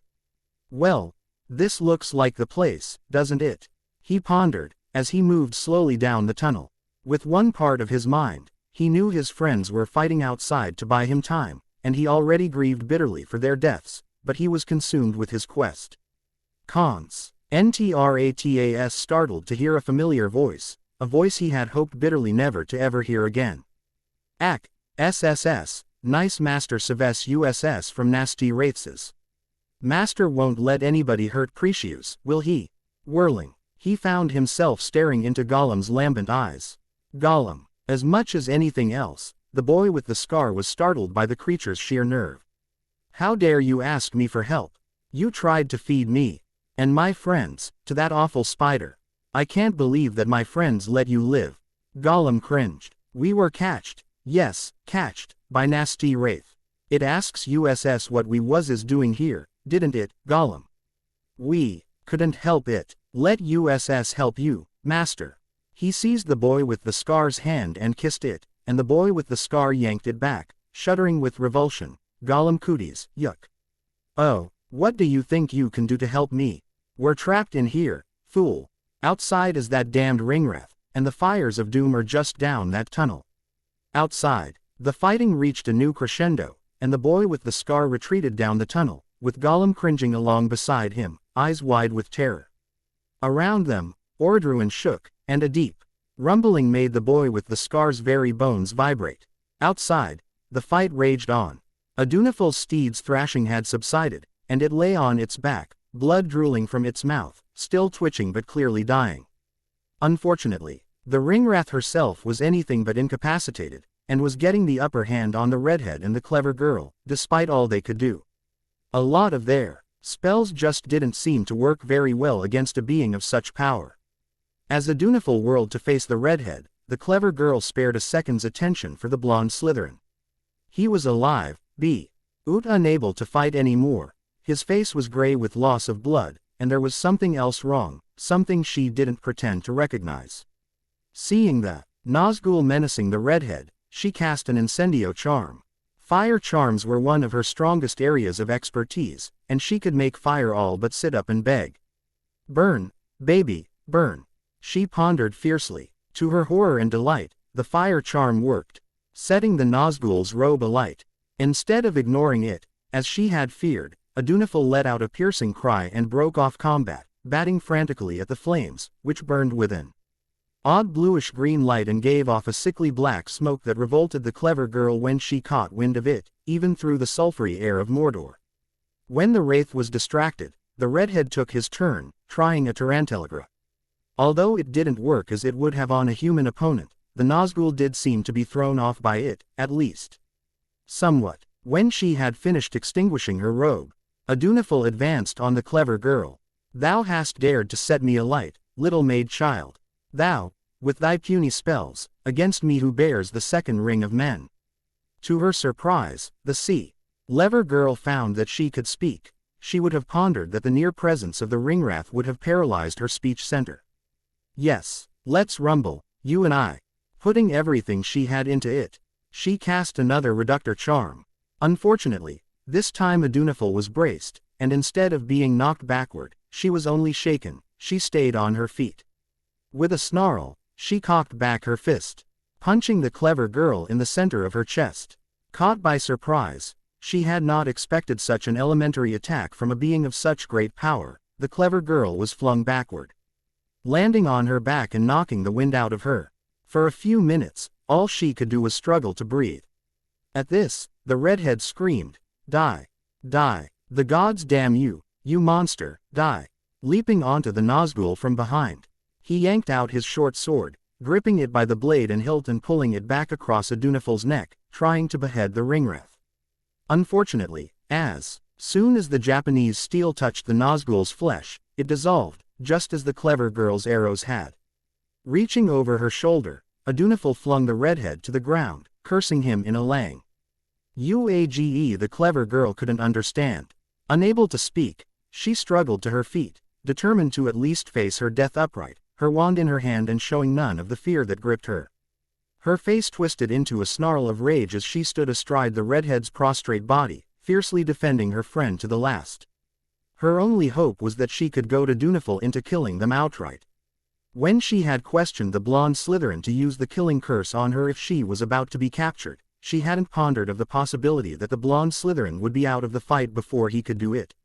Just as the clever girl was bracing herself for death, Adunifil had drawn a wicked-looking broadsword, and was pulling it back to cleave her from crown to crutch. A miracle seemed to happen. Lowering the sword, Adunifil turned from them, hurrying into the mouth of the nearby cave. For a second, the clever girl couldn't quite comprehend that she'd been reprieved, sinking to her knees. She sobbed for breath, shaking with reaction. Then she realized what had happened. Only one thing could have distracted Adunifil from the kill. By that time, the boy with the scar and Gollum had retreated about as far as they could go into the mountain. Behind himself, the boy with the scar could feel the fires of doom. The heat seemed to sear through his clothes. He suspected that his skin was burning.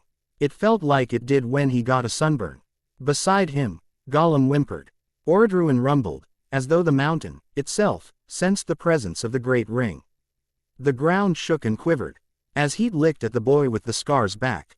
"Well, I guess this is," as I remarked outside, it, steeling himself, the boy with the scar made ready to jump down into the fires. "I'm sorry, but this is the only way. Goodbye, everybody." Suddenly, the boy with the scar found himself paralyzed. Unable to twitch a muscle, he stared in horror as the Nazgul loomed into the chamber. With the tiny part of his mind not consumed by terror, he noticed that the ringwraith glanced to have been in a very bad fight. Its robes were torn and charred, and it seemed to move awkwardly. To his surprise, when the Nazgul spoke, it was a woman's voice, pleasant and seductive. "Come, now, what dost thou here, young wizard?" The creature stretched out a hand. "Come away from those flames, lest thou come to harm." At that, the paralysis ceased, and the boy with the scar could move again.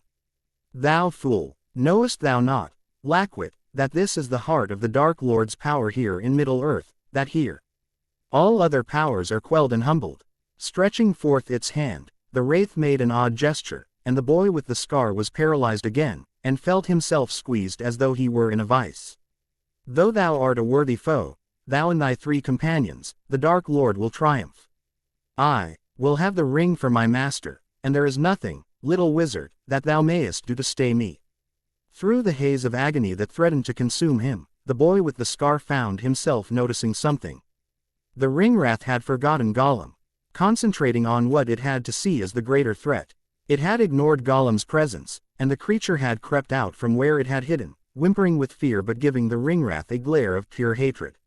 Smeagol, even forcing the word out took all of the boy with the scar's strength. "Smeagol, take the precious. Don't let that creature get it." Gollum's eyes lit with understanding, and what the boy the scar would have sworn was malicious satisfaction. Before the Nazgul could react, Gollum was on the boy with the scar, scrabbling under his shirt. A flash of fresh pain across the back of his neck. CK told the boy with the scar that the thin chain the ring had ridden on for so long had snapped, and Gollum gave a scream of triumph, holding up the one ring, dancing precious, precious. Gollum was capering with glee. "We has you back, Precious." That had been the one thing that the Nazgul had never, ever expected the boy with the scar to do, and its sheer unexpectedness made the wraith's spell falter. Falling to his knees, the boy with the scar sobbed for breath, feeling his head clear as the ring's influence waned. "Thou wretch, give me that ring. Such things are not for the likes of thou art a far less worthy bearer even than this wizardling." Here, striding forward, the ringwraith advanced on Gollum, who backed up, and backed up some more, until he was standing just on the edge of the cracks of doom. "Smeagol," croaked the boy with the scar. "Smeagol, if the wraith gets the precious, he'll hurt the clever girl. You remember the clever girl, don't you?" Gollum's head nodded. "Oh yes, we remembers pretty girl, she was always good to us." As the Nazgul got closer, Gollum glanced up at the cloaked figure, his face a mask of malice and resentment. "You hurt USS both before. And when you had USS this time, we won't let you hurt USS ever again." Stepping back a little farther, Gollum fell backward, into the fires. The boy with the scar heard what sounded like a last shriek of "Precious." Then a magical backlash whipped through every cell in his body, like nothing he had ever felt in his life. Somewhere, he could feel Sauron, screaming in agony as he was robbed of all his power, dwindling to a shadow that could never harm anybody again. The sound was like music to the boy with the scar's ears, and he exulted. "Fall into nothingness, Sauron, despair and die." As the boy with the scar watched, paralyzed by the shock of the ring's destruction, the Nazgul turned toward him. Suddenly, instead of an invisible figure wrapped in a black cloak, he could see the face inside the hood.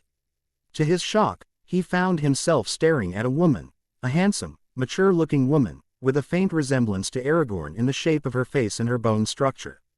In seconds, she aged decades, her skin wrinkling and her black hair whitening, even as she reached out for him. As she crumbled, her flesh turning to dust and falling off her bones, the boy with the scar pondered. He heard her voice, whispering, "Free, at last." Had that been an expression of gratitude on her face? He would never know. Even her bones were crumbling to dust before his eyes. Oro. Druin heaved under his feet like a ship in a storm, and the boy with the scar saw the flames rising higher and higher in the cracks of doom, where Gollum had immolated himself. He felt terribly weak, but his head was clearer than it had been for a long time. Got to get out of here, he pondered, and, suiting deed to pondered, tottered toward the exit as best he could. Oh, gods, the boy with the scar. Not really believing that the boy with the scar was still alive, the clever girl staggered toward the entrance into the mountain. Even with the mountain shaking, she managed to keep her feet, although she couldn't have remarked how. To her surprise and joy, she saw the boy with the scar stumbling out, looking horribly weak and tired. She ran toward him, helping him away from the entrance just as flames licked out of it. It collapsed as she reached him. The boy with the scar didn't seem to notice her. Gripping her, he stared over her shoulder.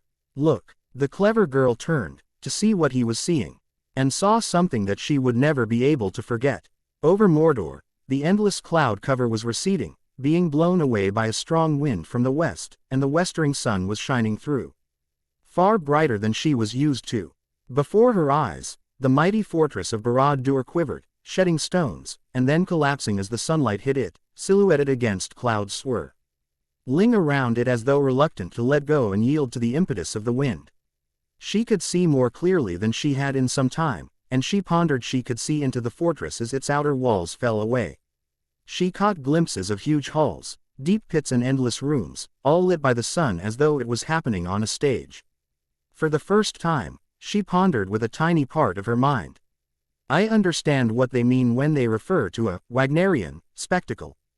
Behind them, Ordruin began to erupt, and the clever girl turned from the ruin of Barad-dûr to deal with the situation. The boy with the scar. She screamed, hoping he'd hear her over the volcano's noise.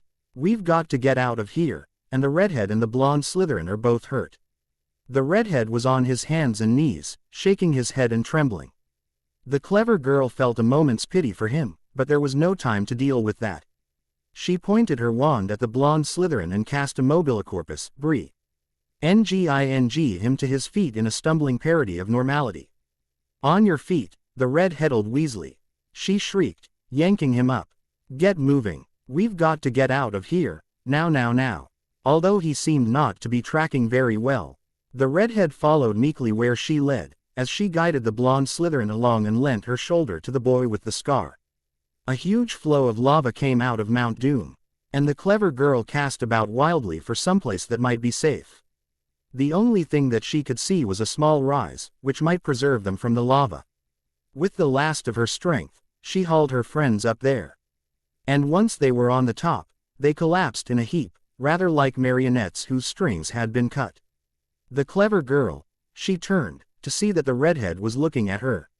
Mercifully, the boy with the scar and the blonde Slytherin were both out. The clever girl, could you hold my hand? The redhead glanced to be in a very bad way. So cold. When she had his hand between both of hers, she was shocked at how cold his flesh was. The clever girl, the magical world, was blessed when you joined it. She stared into the redhead's eyes, tears blurring her vision. Even this, to have known you makes everything worthwhile. He gripped her hand weakly. Gripping it back, the clever girl felt herself falling into unconsciousness. Her last ponders were regretful, wishing that her friends could have survived the flight into light. By Technomad, with an effort, the redhead Weasley opened his gummy eyes. Although he was still racked with pain, something was different. For the first time in a long time, he was cold, he realized. Bitterly cold. His head ached, and his mouth tasted indescribably foul, but something was different. The air itself was different. There was no reek of sulfur in it at all. Peering around, he was startled to find himself high in the air, being carried along by what glanced like a huge bird. To one side, he could see another bird, carrying the clever girl. Its wings flapped slowly as it soared over roiling clouds. On the bird's back, the redhead could make out a familiar figure. It glanced like Gandalf, but all in white. So, this is death, the redhead pondered muzzily. It isn't so bad. Maybe I'll wake up again in paradise. His eyelids were growing terribly heavy. His last pondered, before sliding back into unconsciousness, was happiness that the clever girl and he were still together. At first, the clever girl didn't know where she was. She felt as though she were floating on her back, on a beautiful white cloud. Am I dead? She wondered. She realized that she could hear familiar voices, Professor Snape and Sprout, conferring about something. Mr. Malfoy was in a very bad way, until the king came. I wouldn't have believed he could survive, Severus. I have got to get my hands on some of that, Athelas, and grow it myself. I know, Salvia. The short while wave, Been here has been an incredible education for me, too. But then, I've been able to show them a few things with potions and alchemy that they'd never heard of. Then came Madame Pomfrey's familiar voice. Well, the state they were in when they arrived, even without those dreadful wounds, I never saw the like in all my born days. I mean to say, malnutrition, dehydration, general debility. And the state of their feet, I can't describe it. And their clothes were absolutely stiff with grime, and falling off their backs. Oh, I'm back at Hogwarts, in the hospital wing. The clever girl wondered at what she remembered. When she cast her mind back, dear gods, what dreams I've been having. She opened her eyes, to find herself staring into a familiar face. A face she had never expected to see again, this side of the grave. Gandalf. The next thing she knew, she was laughing and sobbing with sheer joy, hugging Gandalf so tightly that she later wondered where she had mustered up the strength. Burying her face in his chest, she let her emotions flow freely for the first time in what seemed like forever, feeling a huge weight that she hadn't even been conscious of after bearing it or so long roll off her shoulders and disappear. For a little while, she could be a little girl again, with her father's arms around her, feeling safe and secure from all threats. After she regained some control of herself, she stared into Gandalf's face. Memories of an author she had loved stirred uneasily in the back of her mind. When she had been a bookish little girl trying to find clues to why she was different, why things happened around her, she had loved C.S. Lewis' Narnia series. Does this mean that I'm dead? Of all the things she could have remarked, this had apparently been the last one Gandalf had expected. He sat her on his lap, looking deep into her eyes. No, Miss Granger, you're not dead, and neither am I. You were in Minas Tirith, the capital of Gondor, in the Houses of Healing. You all walked close to the shadow of death, and if the king hadn't been close to hand, with a supply of the herb Athelas, or Kingsfoil, the Black Breath would have been the death of all of you. At that, memories rushed back into the clever girl's mind, memories of their last fight, with the Ringwraith on the slopes of Mount Doom itself. She shuddered, burying her face in Gandalf's robes, his white robes. Looking up, her vision blurred with tears, she questioned, "But, the Balrog, how did you live?" Her mouth twisted with remembered grief. We saw you fall."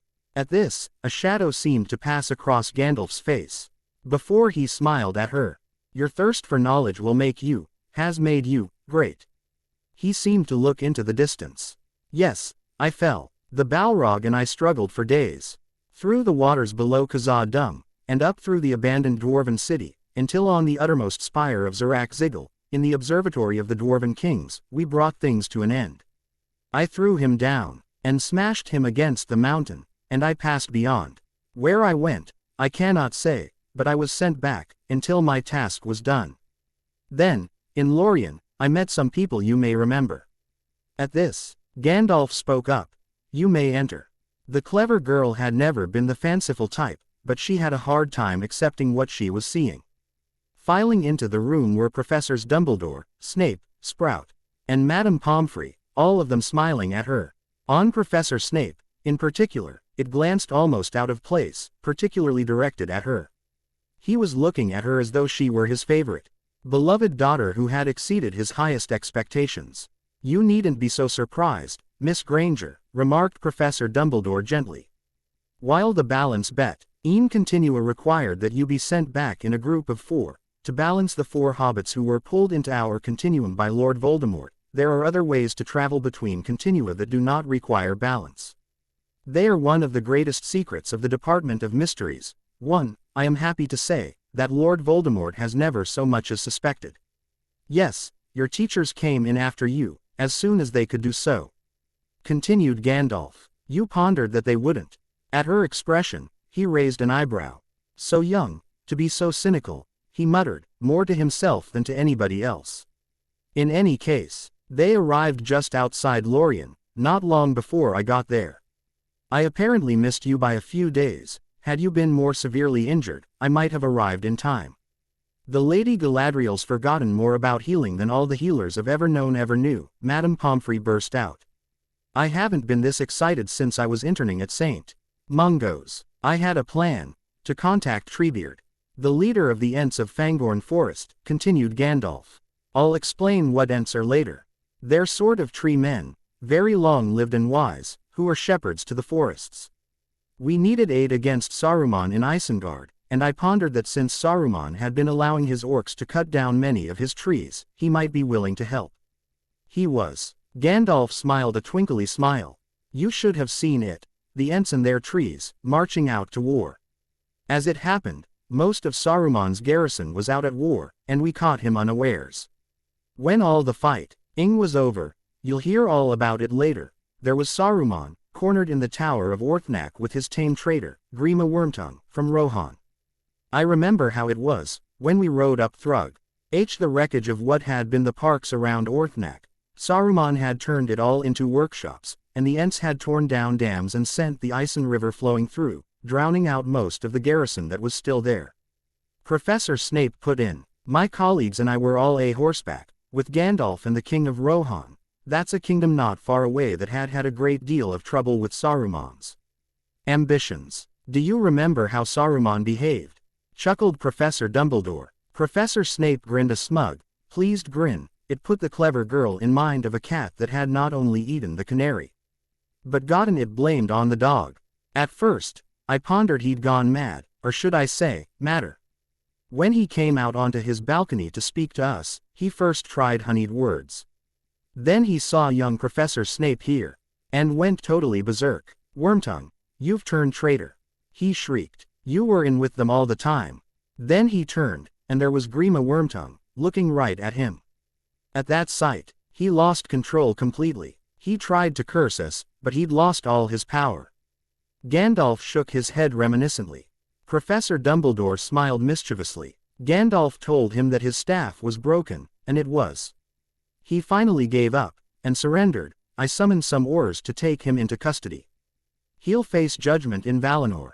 Grima Wormtongue was turned over to King Theoden, to face judgment at his hands, Gandalf continued. Then we went to Minas Tirith, and found ourselves dealing with the father of our friend Boromir. He shook his head. We ran into Aragorn, Gimli and Legolas on the way to Minas Tirith. After they lost track of you, they decided that they could do the most good there. That was where we faced Sauron's onslaught, we and the men of Gondor and Rohan. We were literally fighting off the hordes of Sauron. The Witch King of Angmar, the most powerful of the Nazgul, had been slain by Eowyn, a shield made of Rohan, when the ring was destroyed. We saw, from Mordor, a huge shadow rising, shaped like a man, reaching out for us, and it dissipated in the wind from the west. Then Gandalf called for the Eagles, who had been fighting the Nazgul over Minas Tirith, and headed into Mordor to rescue you. Your friends are all in dreadful shape, Madame Pomfrey put in. Apparently that awful thing, that Nazgul, gave them what they call black breath, here. On top of that, Mr.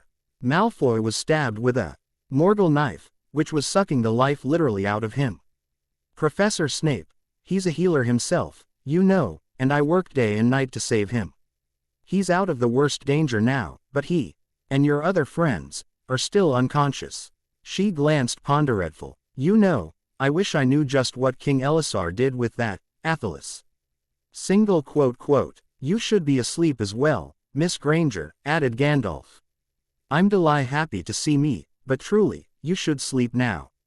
Before I go back to bed, the clever girl remarked, surprising herself by how husky her voice was. How long had she been out? Anyway, I want to see my friends. She gave Gandalf a determined look. I want to see that they're all right. Gone. Dalf and Professor Dumbledore exchanged glances, and Professor Dumbledore nodded almost imperceptibly. Very well, Miss Granger.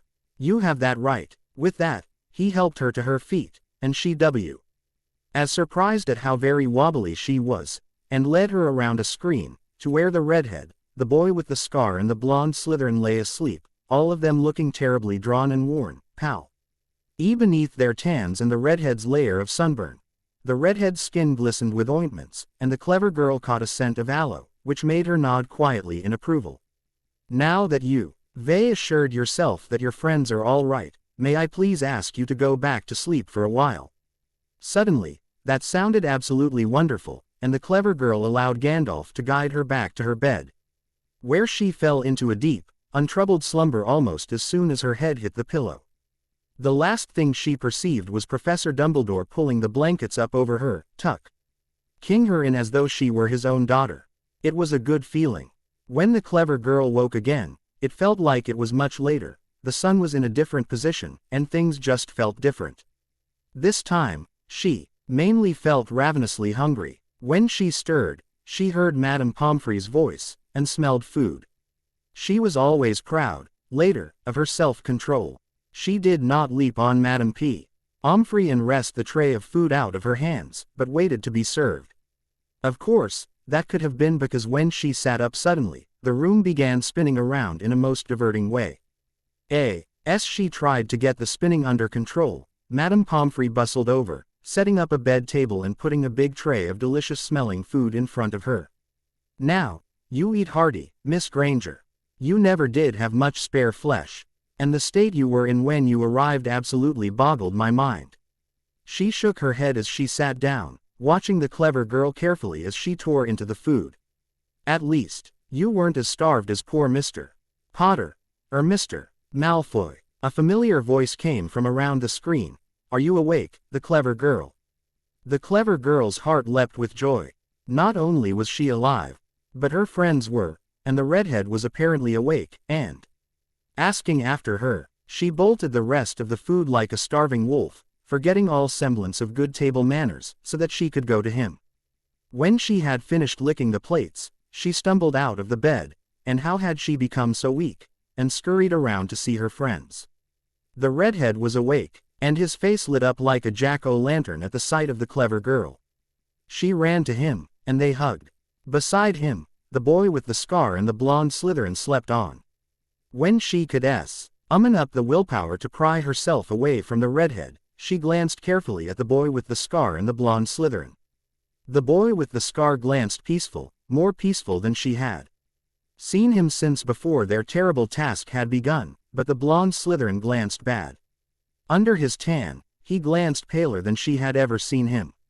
"Oh, gods, don't let the blonde Slytherin die. Please, please let him live. Mr. Malfoy will live, Miss Granger, but he will always bear the mark and the pain of his wound," came a familiar voice, one the clever girl hadn't heard since the dreadful day when the fellowship had finally broken. Turning, she gasped at what she saw. Before her stood Aragorn, wearing elegant clothes not unlike what Boromir had worn at the council at Rivendell. Oh, and his forehead was a diadem with a strange jewel in it, and around his neck was an elven gemstone. I heard Madame Pomfrey say that if King Elisar, I don't know who he is, I don't remember reading about him, hadn't been handy with Athelas, we might have all died." The clever girl glanced carefully at Aragorn, who blushed slightly under her scrutiny. "When I see this king, I want to thank him. To thank him for my life, and for the lives of my friends." "You're most welcome, Miss Granger," remarked Aragorn, with a smile. "It was my pleasure. Don't you remember when I used Athelas on you, after we escaped from the mines of Moria?" The clever girl felt her eyes go very, very wide, and her jaw dropped as she finally put the pieces together. "Yes, the clever girl. I am now called Elisar, and I am the rightful king of Gondor and Arnor.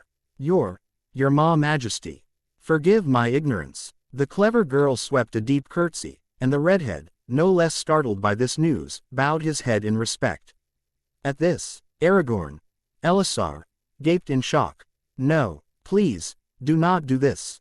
By rights it is I who should kneel to you," he remarked, and he did so, his eyes now on a level with the clever girl's. Gently, reverently, he reached out and brushed a tear from her cheek. "Kneeling to such as you does not humble a man, or a king. Rather, it exalts him. Oh, please get up."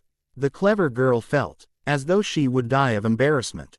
"We're old friends, old traveling companions, and I don't feel right being knelt to." She gently urged Aragorn back to his feet. "And we've been through so much together. I'd like to ask you a favor. Anything in my power, Miss Granger. Name it, and I'll grant it. Then, could you, and whoever else is left of our fellowship, call me, the clever girl, from now on out." The clever girl wriggled with self-consciousness, as she tried to explain what she wanted. Back when we first arrived, I told Nanandal that to my friends, I'm the clever girl. And I'd like us to just be friends. That goes for me, too, remarked the redhead, his voice hoarse with emotion. My first name, the one my friends use, is the redhead, short for the red-headed. Aragorn bowed his head. You do me too much honor. The clever girl, rising to his feet, he glanced over at the bed. I think that Mr. Potter will rise soon, but I still have work to do with Mr. Malfoy. How he survived, I'll never understand. It was because he was born to be hanged. This was from the boy with the scar, who had just opened his eyes. The clever girl shrieked. Ed with delight and nearly jumped on him before remembering that they were all still convalescing. The boy with the scar held out his arms and the clever girl ran into them, hugging him and the redhead at once in a three-way hug. Meanwhile, Aragorn, accompanied by Professor Snape, approached the blonde Slytherin, who tossed and turned, mumbling incoherent unpleasantries as he fought whatever demons populated his sleeping mind. The clever girl saw this, and remembered what the blonde Slytherin had remarked to the redhead once. Well, Weasel, it's like this. I lie there, caught up in the grip of a horrible nightmare. Then I awaken, and I remember who I am, and where I am, and what I am, and I wish I had the nightmare back. She shuddered, and felt a deep stab of pity for the blonde Slytherin. She also remembered the road south from the Black Gate to Ithilien, and how she had been the one to enervate the blonde Slytherin, because he trusted her. What would it be like, she wondered, to be the blonde Slytherin Malfoy, almost unable to trust even his friends? She figured that one little datum told her all she needed to know about life in the Malfoy household. Unheeding of this byplay, Aragorn produced a handful of a sweet-smelling herb, and crushed some of the leaves. Awake, Mr. Malfoy. The black enemy has passed away. He dropped the leaves into a pot of boiling water, and aromatic steam arose, which he directed to the blonde Slytherin's nostrils. To the clever girl, the steam smelled wonderful, but she could never really describe it.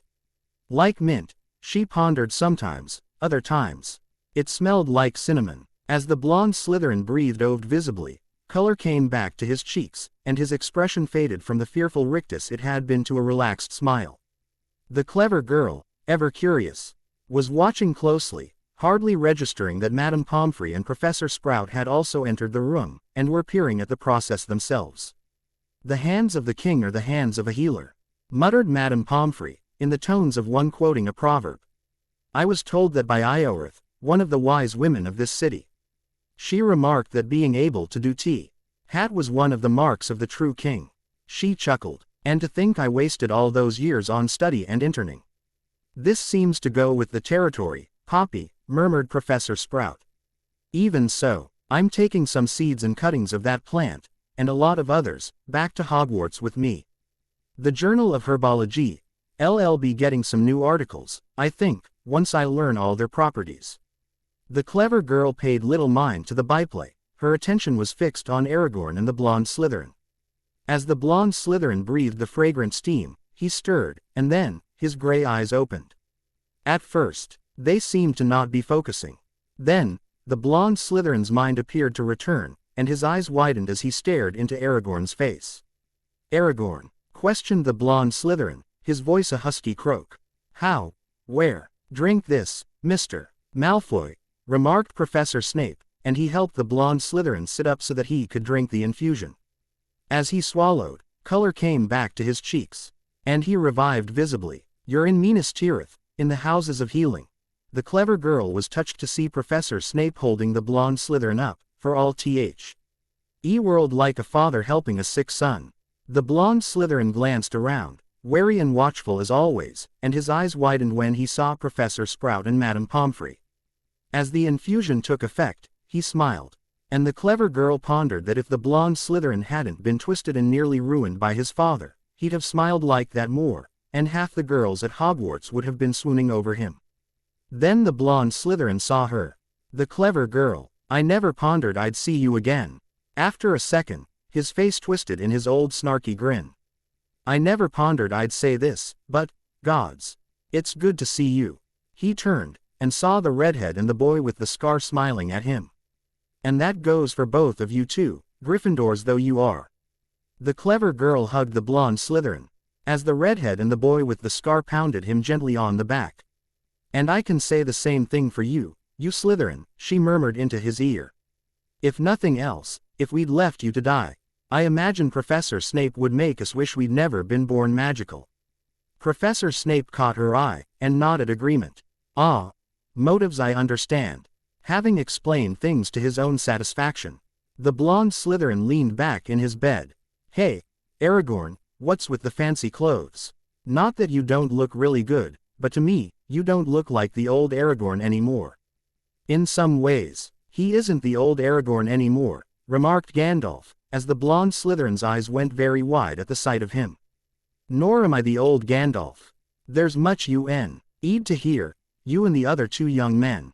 As Gandalf began filling the blonde Slytherin, the boy with the scar and the redhead in, with help from the Hogwarts professors, the clever girl suffered herself to be led back around the screen to her bed. She felt drained, and pondered that a nice nap would be just the thing. Madame Pomfrey and a local woman whose name seemed to be Ioreth tucked her back in. And she found herself drifting off. Some days later, when they were more recovered from their ordeals in Mordor, the clever girl was talking with the boys when Ioreth came in. Miss Granger, could you come over here and get dressed? There's ever so many people here who want to meet you. Curious, but polite, the clever girl let herself be led off, and she found the clothes she had worn into Mordor laid out for her. Although they were freshly laundered and sweet-smelling, they were still ragged, patched with duct tape and dreadfully worn. Do I have to wear these? Questioned the clever girl. While she didn't think of herself as vain, she was still female enough to want to look her best. No robes of honor or kingly crown would be more honorable, Miss Granger, remarked a young woman the clever girl hadn't met. At her raised eyebrow, she explained, I am Eowyn, the niece of King Theoden of Rohan. At my hand, the Witch King of Angmar met his doom. It had been given to him to no living man could slay him, but I am a woman, and was not covered by that prophecy. She smiled. She had a very nice smile, the clever girl pondered. I was told of your response to Lord Boromir, back in Rivendell, girls rule. Boys drool, and your demonstration that you were just as formidable as your friends. You were an inspiration to me in dark days, when all seemed lost. Reassured on the clothes question, the clever girl scrambled out of her nightgown and into her familiar clothes. When she was dressed, Gandalf came in, with her sword and sword belt, and her pack with the book that the Lady of Lorien had given her. Will you allow me to belt this sword on you, Miss Granger? He questioned. The clever girl blushed. Only if you call me, the clever girl, from now on out, Gandalf. Gandalf raised an eyebrow, but nodded, and knelt before the clever girl, girding the Japanese short sword she had carried so far around her waist. The clever girl felt hugely unworthy to be given such attention by anyone, and wished keenly that they'd just have let her get dressed in peace. When Gandalf was done with her, he went around the screen, and performed the same office for the boy with the scar and the blonde Slytherin. The redhead's sword had been lost in the fight with Kamal the Ringwraith. Once they were all arrayed in the clothes they had worn in Mordor, the clever girl took the boy with the scar's arm. And the redhead and the blonde Slytherin trailed along just behind them, and they were led out into a huge hall. When they arrived, a mighty cheer greeted them, and praise in many languages echoed off the curiously carven roof. Smiling, the four advanced slowly down a carpet, while knights in mail bowed before them, and swords were raised in salute, to a dais where 3 high seats were, each with a banner behind it. In the midmost seat, before a banner with a white tree, sat Aragorn, King Elisar. To one side of the dais stood the remaining members of the Fellowship, Legolas and Gimli. To the other side, the contingent of Hogwarts faculty stood, eyes shining with pride and wonder. The clever girl felt as though her heart would burst with happiness. When they reached him, Aragorn stood, and took the boy with the scar and the clever girl by the hands, turning them around to face the assemblage. Behold, free people, behold the boy with the scar James Potter and the clever girl Jessica Granger. Bearers of the ring, his voice rang out in the stillness. Praise them with great praise. As the shout echoed, to be joined with a roar of approval that bid fair to shake the building. The boy with the scar and the clever girl glanced at each other, and moved slightly to ensure that the redhead and the blonde Slytherin were included. The clever girl put her arm around the redhead's shoulders, and the boy with the scar put his hand on the blonde Slytherin's shoulder, making it clear that they were to be praised, too. The clever girl stole a glance at the redhead, and saw that he was blissfully happy to not be overshadowed. We're a team, pondered the clever girl fiercely, and nobody had better forget it. Then a minstrel came forward, bowed, and questioned leave to sing. Lords and knights, men of valor unashamed, kings and princes, men of fair Gondor, riders of Rohan, sons of Elrond, elf, dwarf, and guests from the other world, listen to my lay. Or I will now sing the lay of the boy with the ring of doom. As the minstrel began, the clever girl pondered, so that's why they were so intent on getting our stories. Then she lost herself in the beauty of the man's voice. He made all the singers she had heard in her own world sound like asthmatic crows, and the intricacy of his verses was a splendor and delight in itself. I have got to get a copy of that, she decided. When the minstrel had ended his song, and more shouts of praise for them had echoed off the walls, the clever girl came back to herself and found that she was ravenously hungry. They went into pavilions, where a feast was waiting that made the best she'd ever seen at Hogwarts look like what gets thrown to pigs. She tucked into the food that was brought in, and as she ate, a ponder occurred to her. There was someone who hadn't received the glory that, at the last, he deserved. When she whispered her ponder to the boy with the scar, his green eyes widened behind his battered spectacles. Before he nodded. Later, she saw him talking quietly to Gandalf and Gimli, and nodded to herself. Things were well in hand. With that pondered, she went off to bed. She was still convalescing. Many farewells. The Anduin River. The boat moved slowly down the Anduin. Several men of Gondor worked the oars, driving it along. Seated near a gunwale, the clever girl glanced out at the landscape. It was not a bad land, although long abandoned. Her friends also glanced out, each wrapped in his own secret ponders. The clever girl's idea had met with approval from all of them. Although the redhead had taken a little convincing, and finally, a one-on-one talk with the boy with the scar, before he was fully comfortable with what they were doing. In the stern of the boat, Gandalf stood beside the man who was steering, directing him. We're almost there. You can put in here. Obediently, the helmsman put the tiller about, directing the boat toward the overgrown shore. The clever girl peered at the shore, and her keen eyes picked out signs of long-abandoned habitations. She could see a rubble wall meandering through the brush. The four from Hogwarts had fully recovered, and taken a prominent part in the celebrations that attended the end of the Great War of the Ring. The clever girl had been flabbergasted to receive an invitation to serve as bridesmaid of honor at the wedding of King Elisar to his longtime love, Arwen Undomiel, the daughter of Elrond. But there must be people with a greater claim. Why do you want me? She had questioned. Arwen leaned close, her luminous eyes capturing the clever girl's attention totally. She couldn't have glanced away if she had wanted to. Miss Granger, the clever girl, she amended hastily at the clever girl's upraised eyebrow, your example and your heroism make you an equal to my great ancestress, Luthien Tinuviel. If you and she ever meet in whatever world lies beyond the grave for you, I think she would be proud to be your friend. The clever girl's eyes went wide at the comparison. She had read the lay of Beren and Luthien while recovering, and had been utterly awed at the deeds that both of them had done. To find herself compared to such a heroine overwhelmed her. She felt herself blushing. Arwen was going on.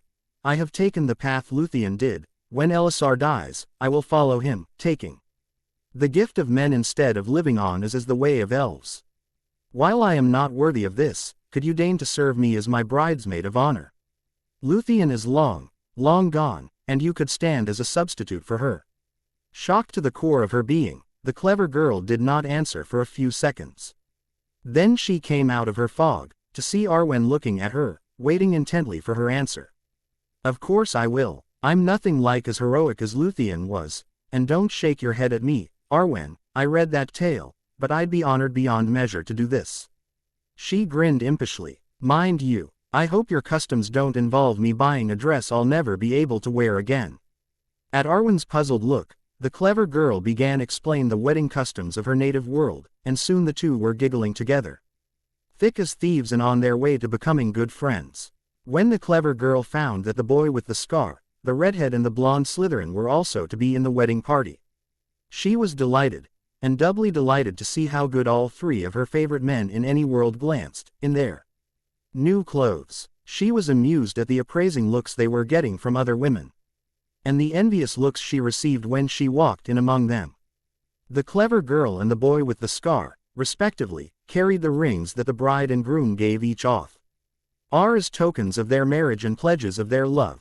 The clever girl had to smile, inwardly, at the appropriateness of this gesture. She and the boy with the scar were ring-bearers once again, but this time, it was a joy and a pleasure. After the wedding itself, there were huge celebrations in Minas Tirith, and the clever girl found herself greatly in demand as a dancing partner. She had dances with Faramir, King Éomer of Rohan, and other great and noble men, as well as with her three companions and Professors Dumbledore and Snape. Her last dance, though, was with Gandalf, and she almost laughed at the slightly nonplussed expression on the old wizard's face as she hauled him out on the floor, discreetly leading him so that he would look as though he was leading her. "Do you mean to tell me, Gandalf, that in 300 lives of men, no woman ever danced with you?" she questioned impishly. At Gandalf's head shake, the clever girl chuckled softly, just loud enough for the two of them to hear. "Well, all I can say is that their loss is my gain. You're light on your feet, keep the rhythm well, and picked up on this very quickly indeed." She grinned at his expression, and held him a little closer. He made her feel safe, secure and happy. Scoring one off all the female population of Middle-earth didn't feel bad, either. When she went ashore, the clever girl glanced around curiously. Now that she was closer, she could see many signs that there had been a village here at one time. There were foundations of buildings still visible in the overgrown brush, and here and there, the stump of a chimney still poked up. Some of the hillocks, now that she saw them more closely, glanced as though they had once covered hobbit holes of the sort Gandalf and Bilbo had described as typical of the Shire. But these holes had long since collapsed. The whole place had a forlorn look about it, and she was rather glad that Bilbo, who had wanted to come along when he heard what they had planned, had, in the end, been too frail to do so. The men of Gondor who had manned the boat were wrestling a burden down and carrying it up the shore, under the redheads and the blonde Slytherin's direction, a large square object, covered with a cloth. "Over here," called the boy with the scar, pointing to a place that was almost completely enclosed by a low rubble wall. Sweating, the men carried it on in to the place the boy with the scar was pointing to, before leaving to go back to the boat. Gandalf, the redhead, the blonde Slytherin and the clever girl watched in silence as the boy the scar gently flicked off the cloth, revealing a simple stone stela. The quiet was so absolute that a bird call in a nearby tree sounded loud to the clever girl. Around them, she noticed crumbling gravestones with simple inscriptions, commemorating the lives of the stores whose home this had once been, 500 years and more ago.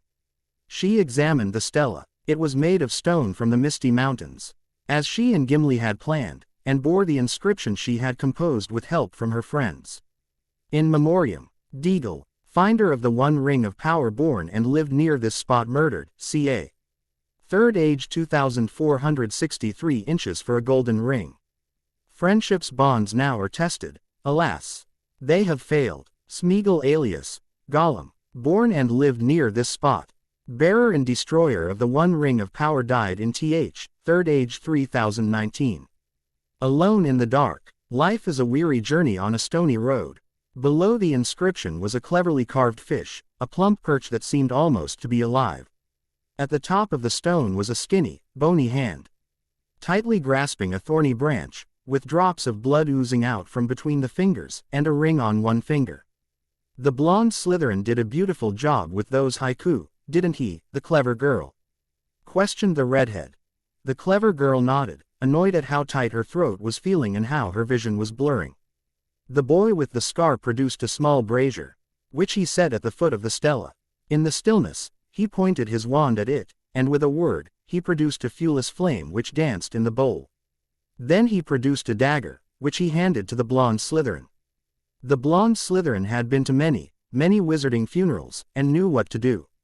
He used the dagger to hack off a lock of his hair, which he stepped forward and threw into the fire.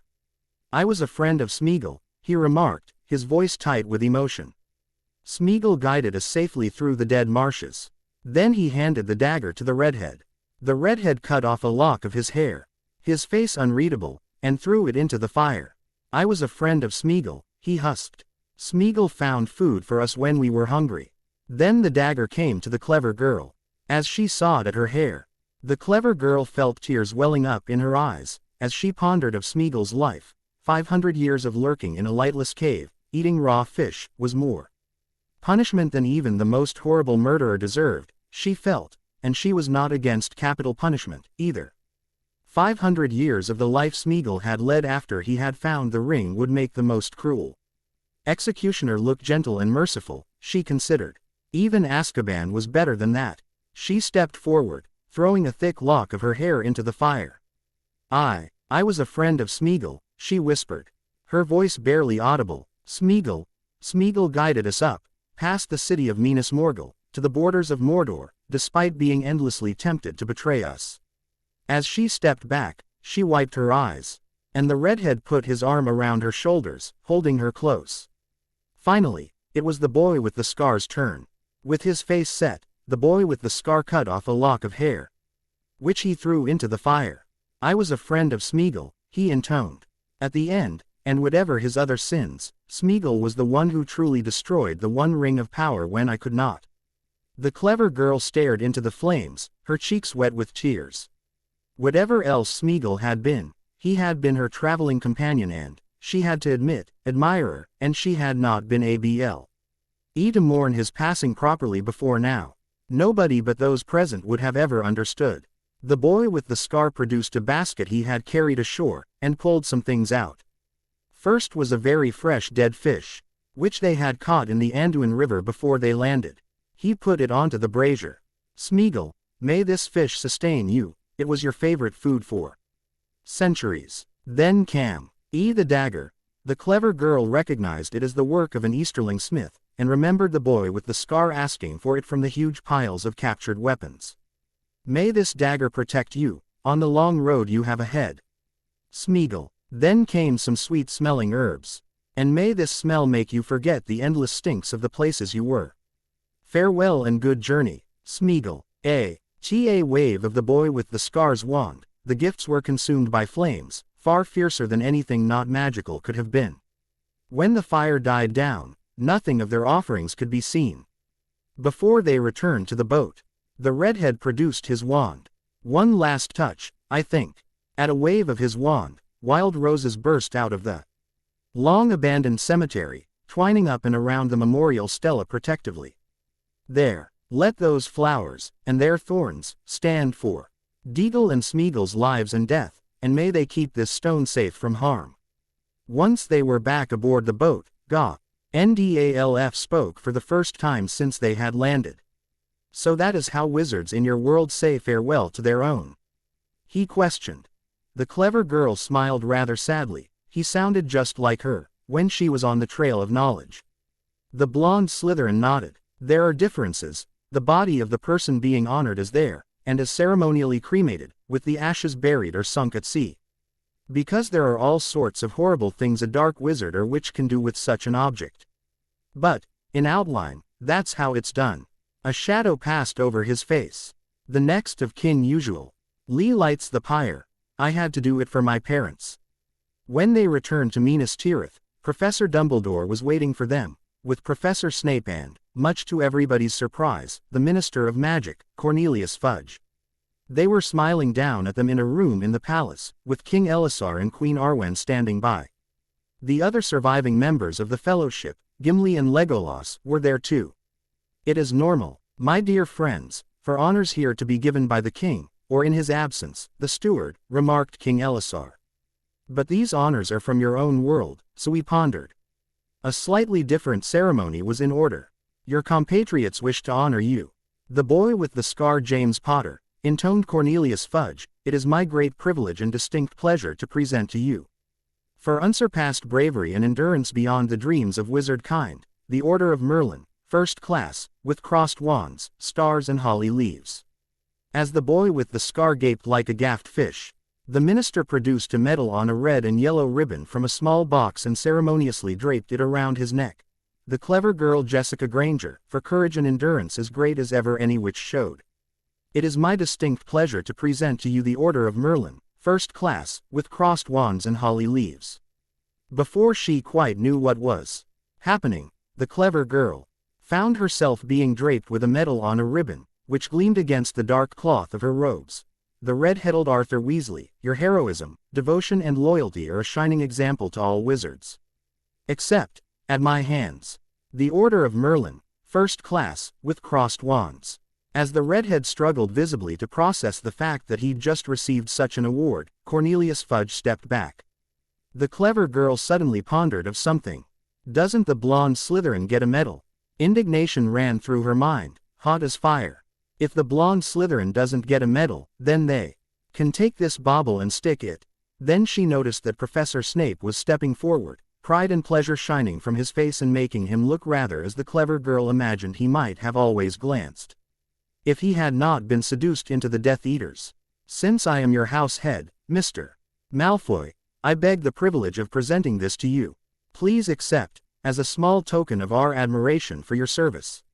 Your unflinching courage in the face of dangers far beyond your strength, and your skill in magic, the Order of Merlin, first class, with crossed wands. The blonde S.L. Wytherin's eyes shone as Professor Snape draped the Order of Merlin on a green and white ribbon, as opposed to the red and yellow ribbons on the others. Trust Professor Snape to see to that little detail, pondered the clever girl, around his neck. When the four had received their medals, Cornelius Fudge cleared his throat.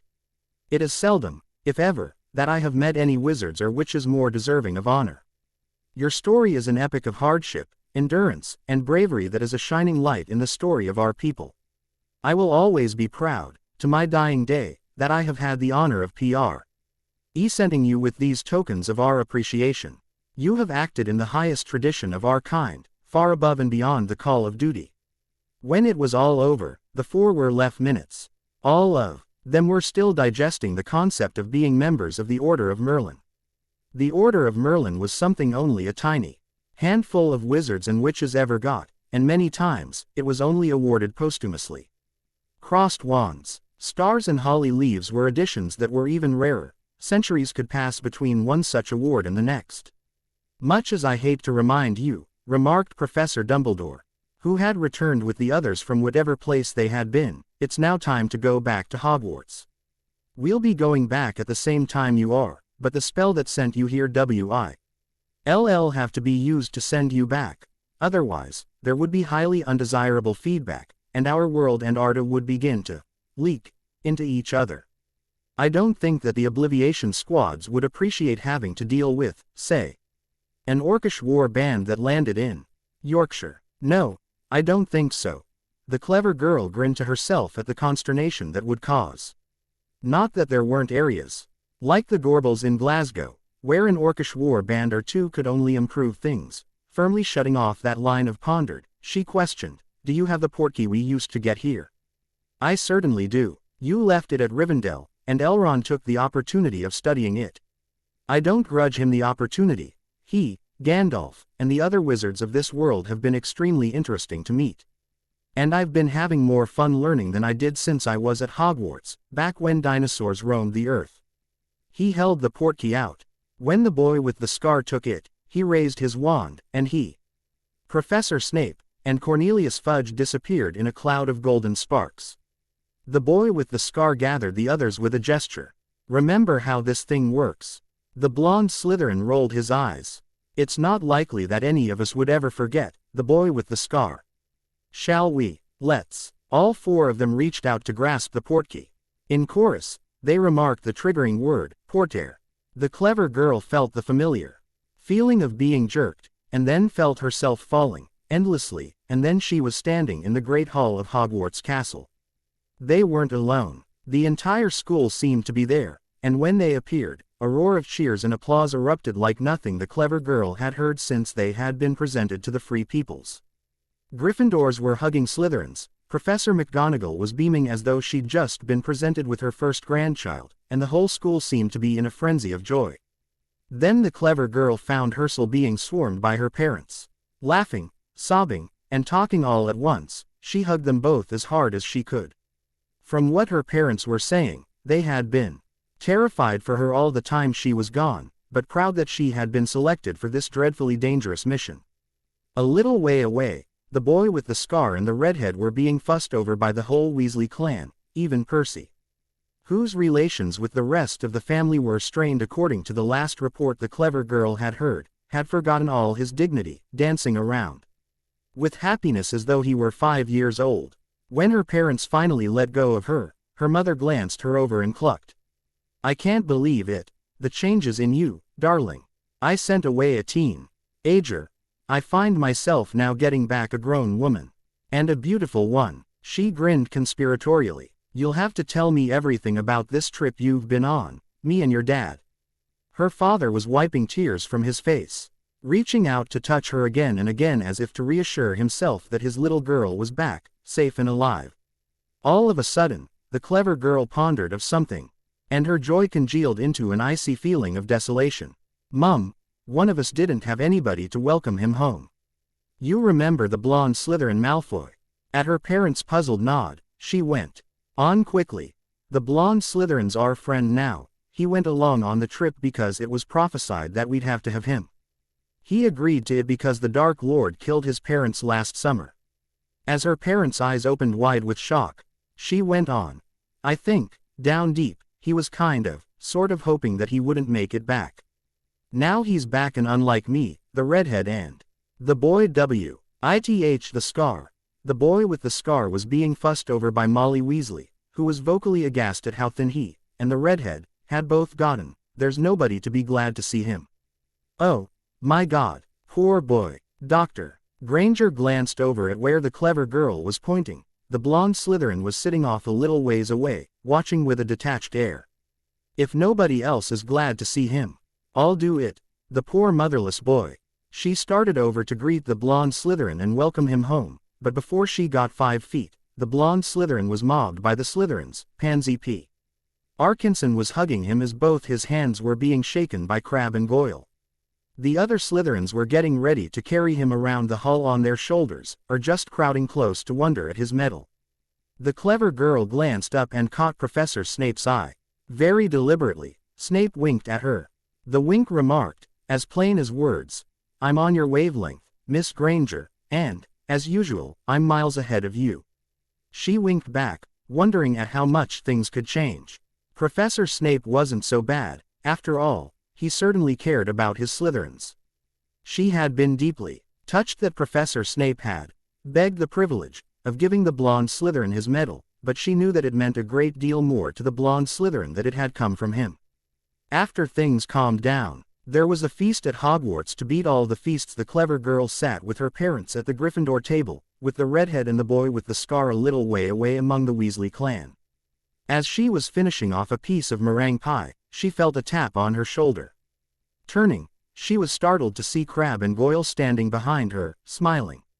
"What do you want?" Reflexive suspicion edged her voice slightly. The blonde Slytherin might be a mostly reformed character, but she had no history with these two other than mutual enmity.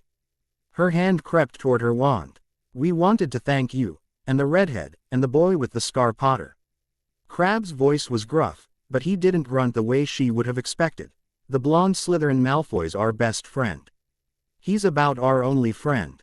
He's the only person we were allowed to play with, before we got to Hogwarts. He means an awful lot to us." The clever girl found her hand engulfed in Crabbe's huge paw, and then Goyle's. Thank you from the bottom of our hearts for bringing him back to us alive." "Well, this explains a lot," pondered the clever girl. She stood up, and took their hands in hers.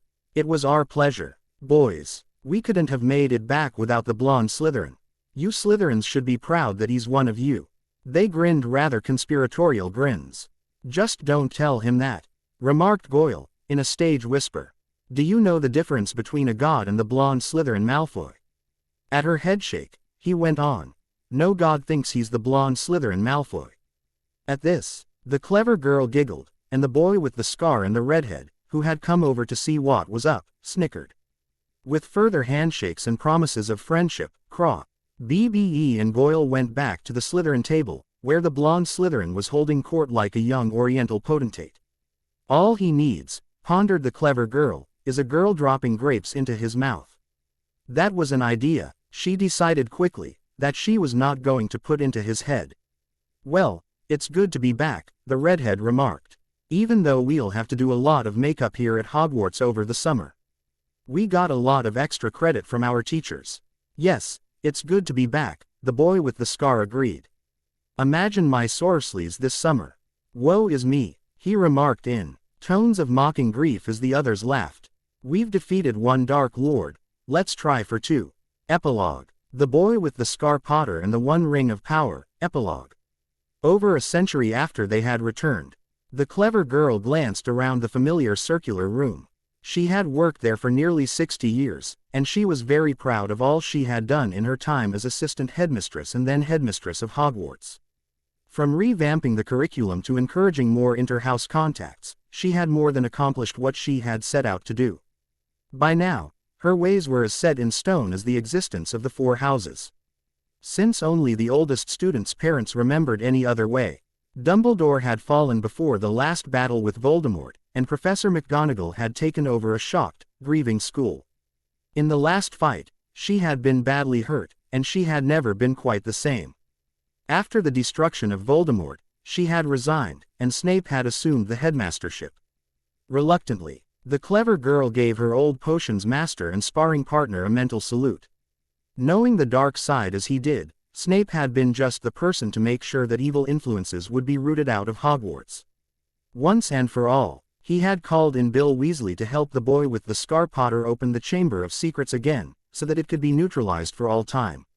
His own status as a Slytherin old boy had meant that the Slytherins accepted his alterations in the way things worked, where they would have balked at the same changes instituted by a non-Slytherin. And, the clever girl pondered with an inward smile, he had talked her into trying teaching at Hogwarts, just for a year or so. Miss Granger, were terribly shorthanded. The year had somehow stretched to 2, and then on and on. Most importantly of all, he had thrown her together with the man she married, and at her wedding, no one had danced more enthusiastically. Of course, he was convinced that he had cunningly arranged it all. She glanced with affection at a picture on the wall, showing a grinning young wizard with red hair. It was draped with black in token of mourning. Even so long after she had lost her husband, she still mourned him. I miss you every day, darling, she murmured. Talking to your husband again. The redhead Weasley's voice broke in on her reverie. He crossed the room, standing beside his sister-in-law as they glanced at the portrait. I miss him too. His voice shook slightly as he glanced at the picture of his brother. Not a day goes by but I see something that reminds me of him. At least, he's with Fred now, the clever girl pointed out, her voice suspiciously thick. After his twin died, it was like he didn't want to go on, no matter how much he loved me and our children. I know, the redhead answered, turning from the portrait with a visible effort and sitting in the chair that had been in front of the headmistress' desk since Dumbledore's day and before. Fred and George were joined in ways the rest of us never understood, and without his other half, I think something inside him was broken. He never was the same after Fred went. He sighed. I wish that my grandchildren could have known their great-uncles Fred and George. Gabrielle's family is very nice, but very, very proper, and I often think that Fred and George would be Jew. Saint the thing to liven up a family gathering with them. The clever girl suddenly smiled, the old smile that flashed across her face so quickly that if you weren't looking just at the right moment, you'd miss it. Remember when we got back from Arda? The redhead grinned reminiscently. Do I ever? We tried to make it work between us, the clever girl, but we were too close. It felt like incest. When you and George got interested in each other, it was almost a relief, to me, at least. To me, too. The clever girl reached out and touched her brother-in-law's hand. Have you ever pondered that? Maybe, it's time. Time for the gateway. The redhead nodded. I've been thinking that for some time. All of us have risen to the top of our professions, and there aren't any honors we don't have. Our children, heck, our grandchildren, are grown and successful. There isn't anything more for us to do.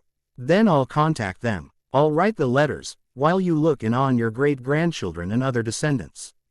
As the redhead headed out of the room, the clever girl took out a quill and some parchment and sat down at her desk. A few days later, they gathered in the headmistress' office.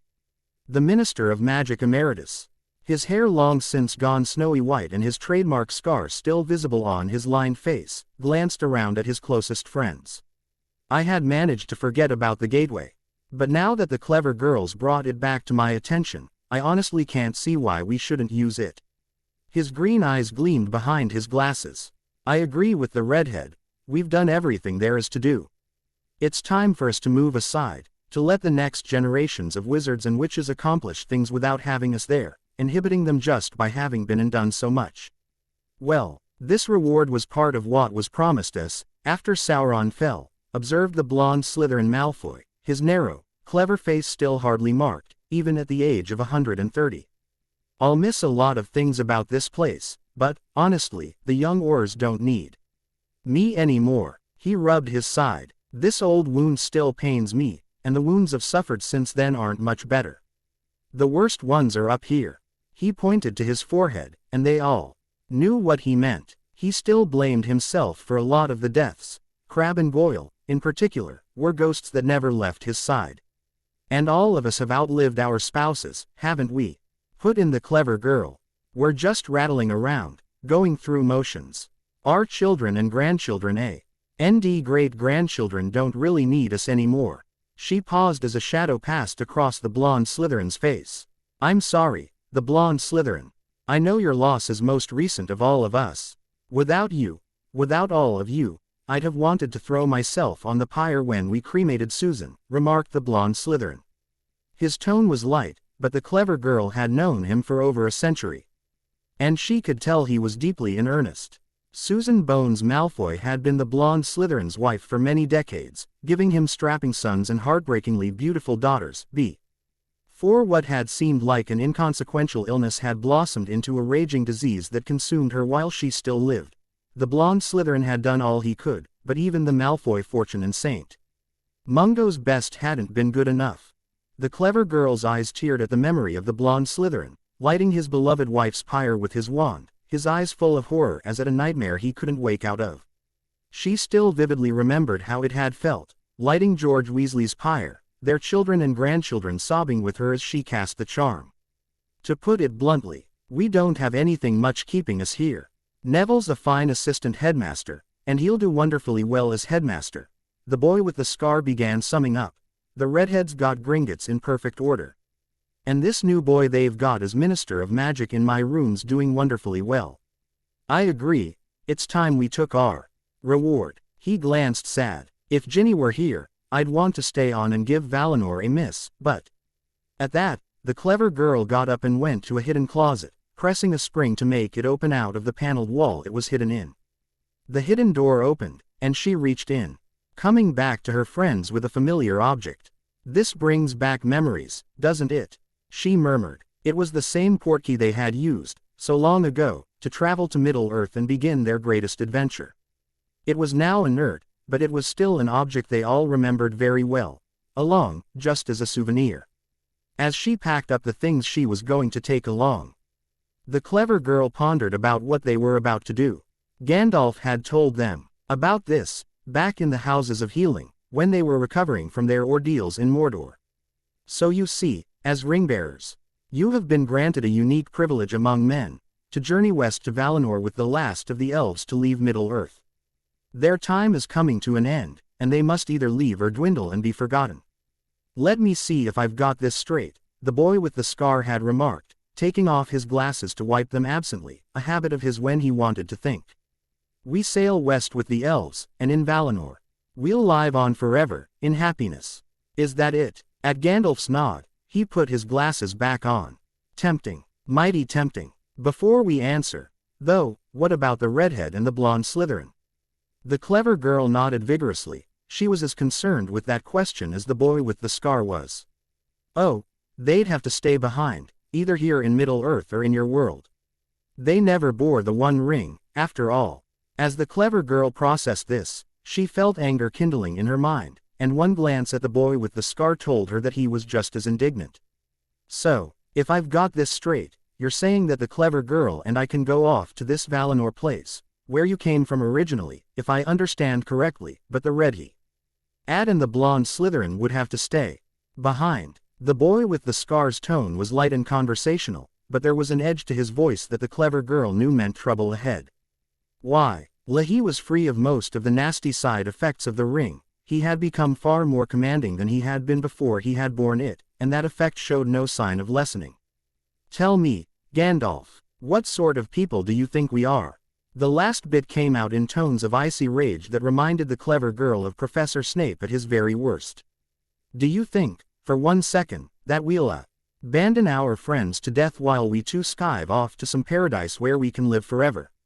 The clever girl, for her part, was just as furious as the boy with the scar. Gandalf, with all respect, unless the redhead and the blonde Slytherin are included in this little offer, you can take that offer and shove it. She subsided at a gesture from the boy with the scar, but she gave Gandalf a furious glare. How dare he suggest that she and the boy with the scar abandon their companions, their comrades in arms, their dearest friends in any world? She would have slapped anybody else who suggested any such thing, and only her residual respect for her elders held her back. Gandalf seemed to be honestly shocked and surprised at their reaction to his revelation. But, the clever girl, the boy with the scar, you two bore the burden of the ring, and they didn't. At the expression on the boy with the scar's face, Gandalf trailed off. They stood beside us, again and again, in wastelands, in the dungeons of Moria. And in places that would scare even you, the boy with the scar snarled. They chose to come with us. They had the option of turning back at any time. At the end, it was the redhead's strength and devotion that got me to the cracks of doom. I was all but on my last legs. Either he goes, and the blonde Slytherin too, or I don't, and that's bloody well my final word. And the blonde Slytherin's skills helped us, time and again, hissed the clever girl, her fingers twisting as she mastered the urge she was feeling to grab Gandalf by the beard and slap him senseless. He knew how to climb mountains. He knew how to deal with our hurts. He helped us deal with the Galadrim, and eased our passage into Lothlorien. The double entendre she had inadvertently used suddenly struck her, and she had to suppress an urge to giggle. This was serious. And, unlike the redhead, who's been the boy with the scars and my dearest friend for years, he was originally our worst enemy. He put himself in deadly peril, again and again, for our sakes. Even when we were going to leave him with the rest of the fellowship, he insisted on accompanying us. Only fate, and luck of the card draw, made the clever girl and me ringbearers. Gandalf, the boy with the scar stated, leaning back and fixing the old wizard with a piercing stare. It could have easily been either of them. We have a saying in our home world, greater love hath no man, than that he lay down his life for his friend. They didn't lay down their lives, but they came mighty close, just as we did for them. If we've earned rewards, so have they, and I, for one, am going to make damn well sure that they aren't cheated. He pointed a finger at Gandalf. I wasn't too pleased that they weren't mentioned when King Elisar presented us to the Free Peoples, and when I got a chance I let him know about it. Tell me, Gandalf, the clever girl questioned, her tone conversational, do you really think that eternal life, even in a paradise, would be anything but an unending torment for us, if we knew that to get it, we'd abandoned our best friends? I'd go to hell for them. I went through hell with them, and if I've earned paradise, so have they. She quirked a smile. I pondered, back in Cirith Ungol, that if I claimed the ring, someone would survive, wearing my skin, answering to my name. I don't know that person. I don't know that I'd like that person, or like being her. This is no different. Gandalf glanced from one of them to the other, and what he saw seemed to move him deeply. I will communicate your wishes. The boy with the scar, the clever girl. In the meantime, please forgive me. I honestly meant no disrespect to you, or to your friends. And, he turned to go, let me say that devotion such as yours to your friends is something I have almost never seen, not in all my time in Middle-earth. When he was gone, the boy with the scar glanced at the clever girl. Tell me, the clever girl, did we two just stand up to, and face down, Gandalf? He glanced as though he was just realizing what they had done. Or am I dreaming? Later, Gandalf had quietly let them Now that all four of them would be welcome in Valinor. When they had explained the whole situation to the redhead and the blonde Slytherin, their friends had been utterly dumbfounded. The boy with the scar. Mate, you mean to tell me that you turned down eternal life and happiness because it wasn't offered to us? The redhead's eyes were as wide as saucers, and the blonde Slytherin glanced just as shocked. At the boy with the scar and the clever girl's nods, the redhead sat down, trying to assimilate this news. For once, the blonde Slytherin was utterly speechless. Without a word, he turned and left the room. And when the clever girl got up to go after him, the redhead held out an arm. "Leave him, the clever girl." He pulled her close, and remarked in a low tone, "I don't think he'd want you to see him cry." When they assembled in the Great Hall of Hogwarts, the student body was lined up in serried ranks to bid them farewell. The clever girl's longtime assistant, now headmaster of Hogwarts after her resignation, made a speech thanking the clever girl for her services to Hogwarts and magical education in general, finishing with a flourish by unveiling a wizard portrait of the four friends, as she admired it. The clever girl in the picture winked at her. The Minister of Magic bid them all farewell, thanking the redhead for his long service to Gringotts, the blonde Slytherin, and for his heroic years with the Aurors hunting down the remnants of Voldemort's followers, and the boy with the scar for his time as Minister of Magic after his defeat of Voldemort. Then the students gave them 3 rousing cheers. The clever girl felt a lump form in her throat. She had never really realized how much the students revered her. Even in paradise, she knew she'd always remember Hogwarts, and miss it.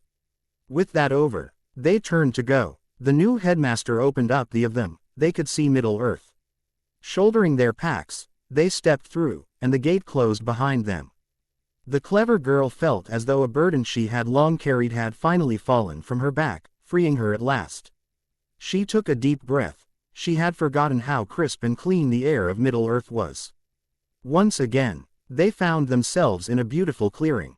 This time, though, there was a smell of salt in the air, and they could hear gulls crying. The clever girl knew that they were near the Western Ocean. "Welcome to the Grey Havens, the boy with the scar Potter, the clever girl Granger Weasley, the redhead Weasley, and the blonde Slytherin Malfoy," came a voice, and they turned to find themselves confronted by a tall elf. "I am certain the shipwright, and I have long wished to meet you. Gandalf is waiting, and we are just about ready to set sail." He led them out of the clearing, to a harbor where a beautiful white ship was waiting, tied up alongside a wharf. Gandalf was standing nearby, along with Elrond, Galadriel, and some other elves. The breeze made the ship's flags flap, loud in the sudden silence. "As we remarked, here we are. We're a team, remember," remarked the boy with the scar. At this, Gandalf came forward, his face wreathed in a smile. As he and the boy with the scar embraced, the clever girl found herself looking at him with different eyes than she had before. She was now over 100 years old, and she had to admit that Gandalf glanced very attractive. "Stop it, woman," she scolded herself. "You're a respectable widowed schoolteacher. Act your age. Didn't you learn your lesson with Gilderoy Lockhart?"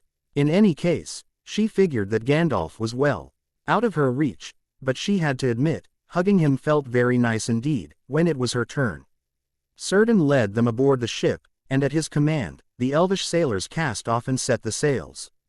With a slight lurch, the ship began its journey, and all the passengers crowded the rails, to look their very last on Middle-earth. The clever girl was crying, and she noticed that she wasn't the only one. As far as she could tell, there wasn't a dry eye on the ship. The ship sailed on, into the west, with a gentle breeze urging it through the sunlit waters. A few days out, when the highest mountain of Middle-earth had disappeared into the sea behind them, the clever girl felt an indescribable sensation, as of passing through a barrier. It reminded her of going through the barrier between King's Cross Station and Platform 9 3/4 in London. Peering ahead, she saw impossibly tall mountains, and she knew that she was gazing on Valinor. Birds wheeled around the ship, their cries seeming to bring a message of welcome. Looking at herself and her friends, the clever girl was startled to see them becoming youthful again.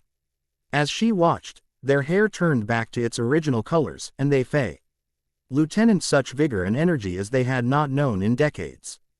And so, the boy with the scar Potter, the red-headed Weasley, the clever girl Granger, and the blonde Slytherin Malfoy made their final journey to Valinor, the land of the Valar, to dwell among the Valar and elves in bliss and peace forever, held in the highest honor as the destroyers of Sauron. The end.